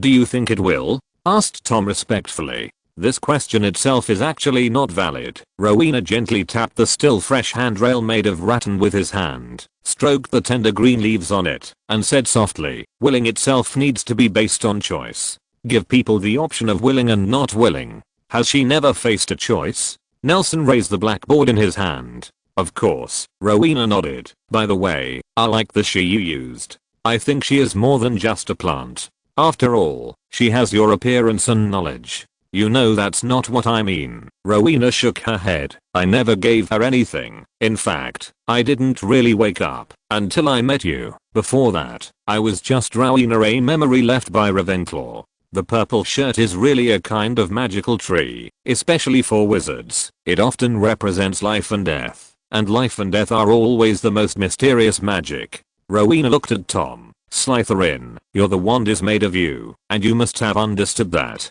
When Helena put the crown into the dead tree stump, the whole tree had been dead for an unknown period of time, with only a little bit of bark attached to a little bit of soil. The odds of survival are pitifully small. Is she the stump? Tom asked. That's right, a young shoot survived by relying on the nutrition delivered by that small piece of bark. It may be to avoid the storm that was too violent for her. She chose to grow on the inside of a dead tree stump. What a coincidence. But how can the nutrition delivered by that little bark be enough for her to grow? This little sapling chose the nutrition she should not absorb, but that was also her last hope from then on. She has no choice. Magic? That's right, magic power. Rowena nodded inside. I was in a daze at the time, and the crown kept emitting magic power. Of course, I think there should be a problem with my forging technology. Relying on these contains memory you survived with difficulty, but all the magic she absorbed came from me, and her understanding of the world completely relied on my memory. When a person lives in my memory, since she was a child, then she is my memory. Have you ever thought of telling her all this? Slytherin, didn't you hear the phrase I just said? I didn't really wake up until I met you? Rowena pouted. fiddled with the leaves at hand, and accidentally dropped the leaves, pulling it out. Seeing that the two people on the opposite side didn't notice, she secretly stuffed the leaf behind the chair and mocked, "To be honest, I was just a magic item before, and I shouldn't be Rowena Lavin. Crow, I also want to find myself." Sorry. Tom sat up straight, but Rowena waved his hand, indicating that he didn't mind. "You want me to give her back my independent personality? Although I may not owe her anything." Rowena cast a dreamy look at Tom, teasing, "I didn't expect that the descendants of Salazar with this kind of awareness. You can ask your little friend to do this kind of thing. Let him wash her with the mist. But have you ever thought about a question? What if the memory of Rowena Ravenclaw in her soul is stripped away? She will have nothing. What is the difference between that and killing her? Think about it carefully. While your little friend has become a mute, while you have the opportunity to think quietly, start your little head. Think about it carefully." Rowena showed a meaningful smile. "If you can think of a reasonable and feasible solution, I will grant your wish." "My wish?" Tom was puzzled. "Don't you want this crown?" Rowena raised her eyebrows and pushed back the fluffy hair on her head. A jewel-encrusted crown was shining brightly in the scattered sunlight in the forest. "If you can prove your wits, Slytherin, you will be my choice." Rowena on the rocking chair smiled and closed her eyes. Her black hair gradually grew longer, and green leaves sprouted from the ends of her hair, wrapping herself like a willow tree. Immediately afterwards, the rocking chair merged with the person lying on it. A tall and straight yew tree with no branches up to the top of the tree rose from the ground. The next second, a gust of wind blew, and the yew tree, like a pile of foam, turned into green leaves all over the sky, mixed into the wind, and disappeared. "My name is Tom Riddle." Tom stared quietly at the silver crown on the rocking chair, licked his lips, and asked, "Do you think this magic can be learned?" "I think it can be similar. For example, how about turning yourself into a small silver ball rolling around?" Tom raised his eyebrows. "You can also give the enemy a hard blow while running." At the edge of the forest, two young men met. They have the same youthful face, the same pale skin, the same muddy boots, and the same travel-stained exotic attire. Since disembarking at the pier, the two have been one behind the other, neither too close nor too far apart. "Sir, what are you doing in the Albanian forest?" The young man in front finally lost his composure, stopped and questioned the man behind him. "Looking for someone, but it seems to be a step late." "Oh, there is still the person you are looking for in the forest. My loved ones." "Coincidentally, me too." The young man in front stepped forward, walked into the shadow under the tree, and turned around vigilantly. "Since you are late, why don't you go back? What's your name?" The person behind him didn't answer his question. "My name is Troker." The young man loosened his collar, exposing two pairs of sharp fangs, and asked, "What about you?" In front of him, the young man with an unattractive appearance, but impressive eyes twitched one corner of his mouth and replied, "My name is Borginbok." Chapter 225. Tom, why do we sit in the forest for class? It seems that I'm still more used to this kind of life of standing on the podium and giving lectures, although for me, the last time I picked up the pointer was actually yesterday, the class I taught you, and the first Hogwarts the students spoke no differently. Rowena picked up the teacup with bubbled petals, took a sip, and thought it was time to water herself. She looked at Nelson, who was sitting upright under the stage, and sighed. "You seem to be the same class of students, but they may have been in the same class for a long time." It turned into a pile of Lois. Nelson nodded, but said nothing. Rowena seemed unable to rest at all. On the second day after Nelson had the leaf in her mouth, after confirming Nagina's stability, she secretly took away Nelson's blackboard with a thin vine. When Nelson found her, she has transformed the open space behind the hut into a temporary classroom without authorization, and the enthusiasm for imparting knowledge seems to have been carved into her bones. Even if it survives as a memory, she can't bear to let go of the pointer in her hand, just as in the end the battle against Hayabo. She also kept on explaining the details of the battle. "But you are a little better than them." Rowena shook his head, as if recalling the students in the previous class, with a warm smile that had never been seen on his face. "In our time, many people even recognize letters, not all. Salazar's students are alright, and Helga's silly little ones have to learn to spell from scratch, which is really painful." You don't have to sit so straight. It's class time now. Nelson moved his buttocks, feeling the small mazza under the seat, and couldn't tell the pain. You are better than them. I don't know if you are really smart or if you want me to think you are smart. Rowena continued a cup of hot tea and held it to his mouth to blow hot air. I can't take it anymore. Almost half of the world is asking questions in every class. Do you know what I admire most about you? Nelson shook his head.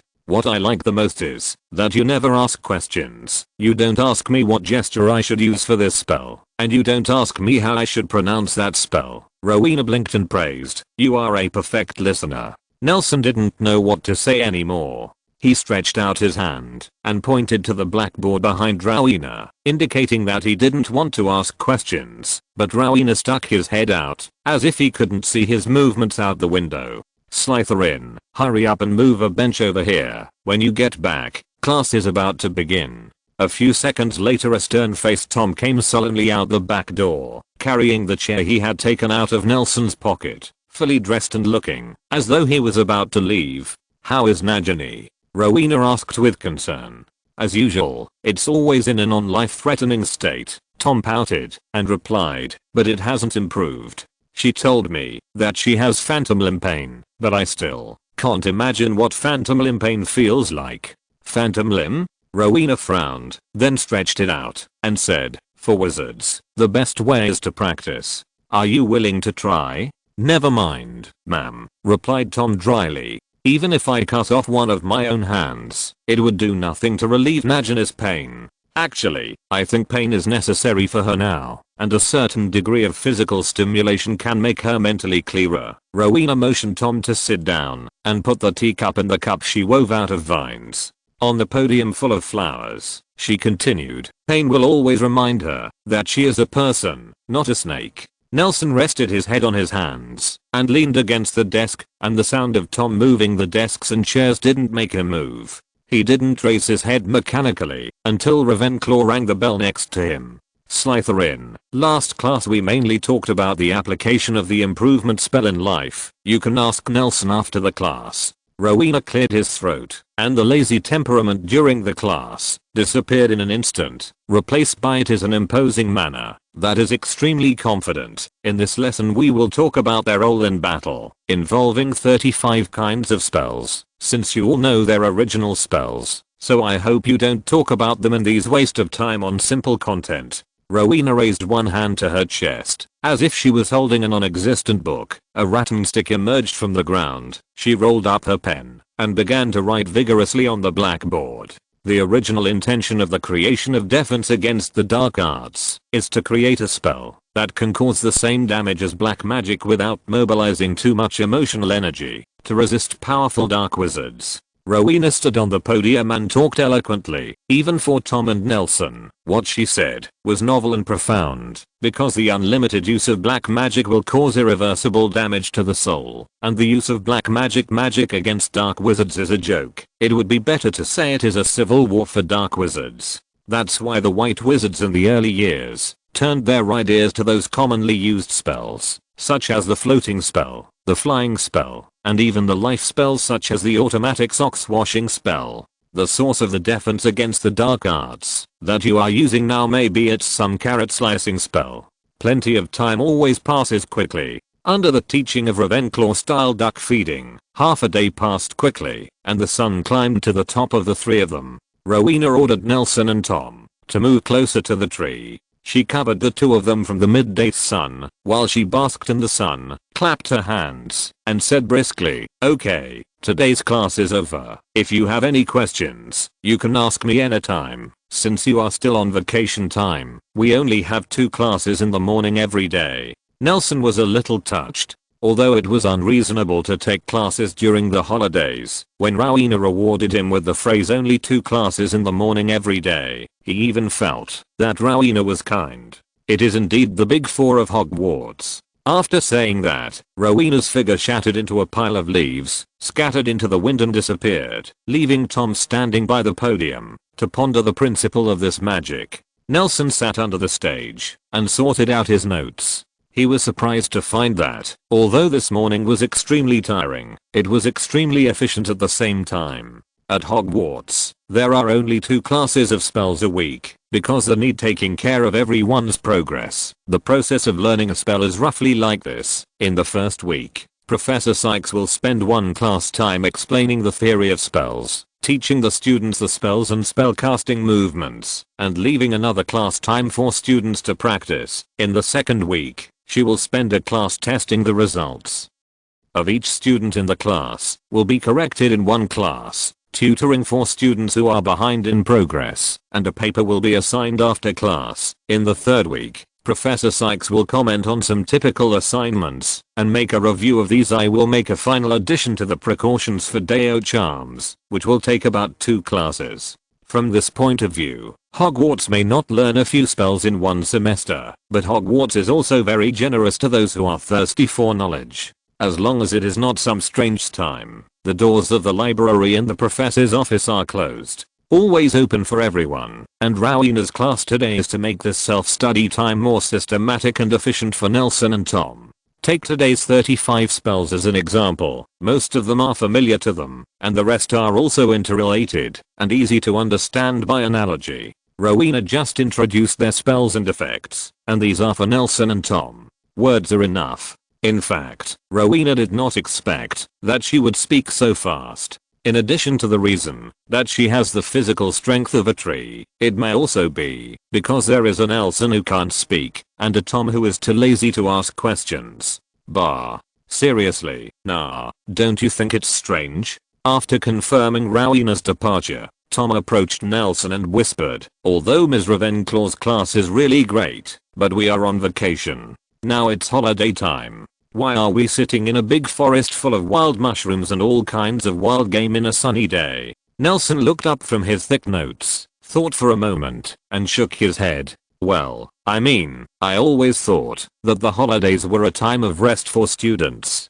Tom said, frowning and scratching his messy hair out. Nelson shrugged and nodded. "No, what do you mean by nodding and shaking your head?" Tom's body movements became richer. He looked at the blackboard on the podium and fished it out with a wave of his wand. "What are you up to?" He craned his neck to look at Nelson's desk. "I'm writing to Professor Binns. Ms. Ravenclaw's class today opened my mind to new ideas." For Nelson, Rowena's comprehensive class has added a layer of content about the history of magic. For Nelson, every word the ancients said is history. "Oh." Tom nodded emphatically. "Can Professor Binns read the letter?" His focus was odd, and Nelson didn't know what to say. "Then why don't you just write on these papers and tell me?" Tom continued to ask, "Is writing on the blackboard also one of the rituals of the Animagus?" "These are notes and paper, Tom." Nelson hits the full stop at the end with great force. "By the way, nah, I asked the snakes in the forest to help me pick some mushrooms, and I killed a few small animals by the way."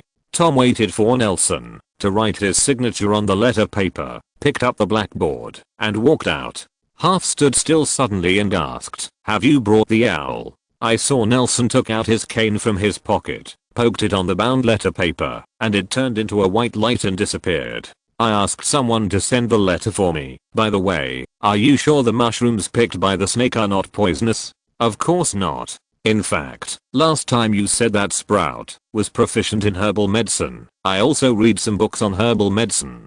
Tom puffed out his chest and said proudly, "Didn't you say that has Aunt Bella passed on the art of stewing to you?" "Let me see." Nelson shrugged, yanked the blackboard back from Tom's grasp, and tucked it under his arm toward the cabin.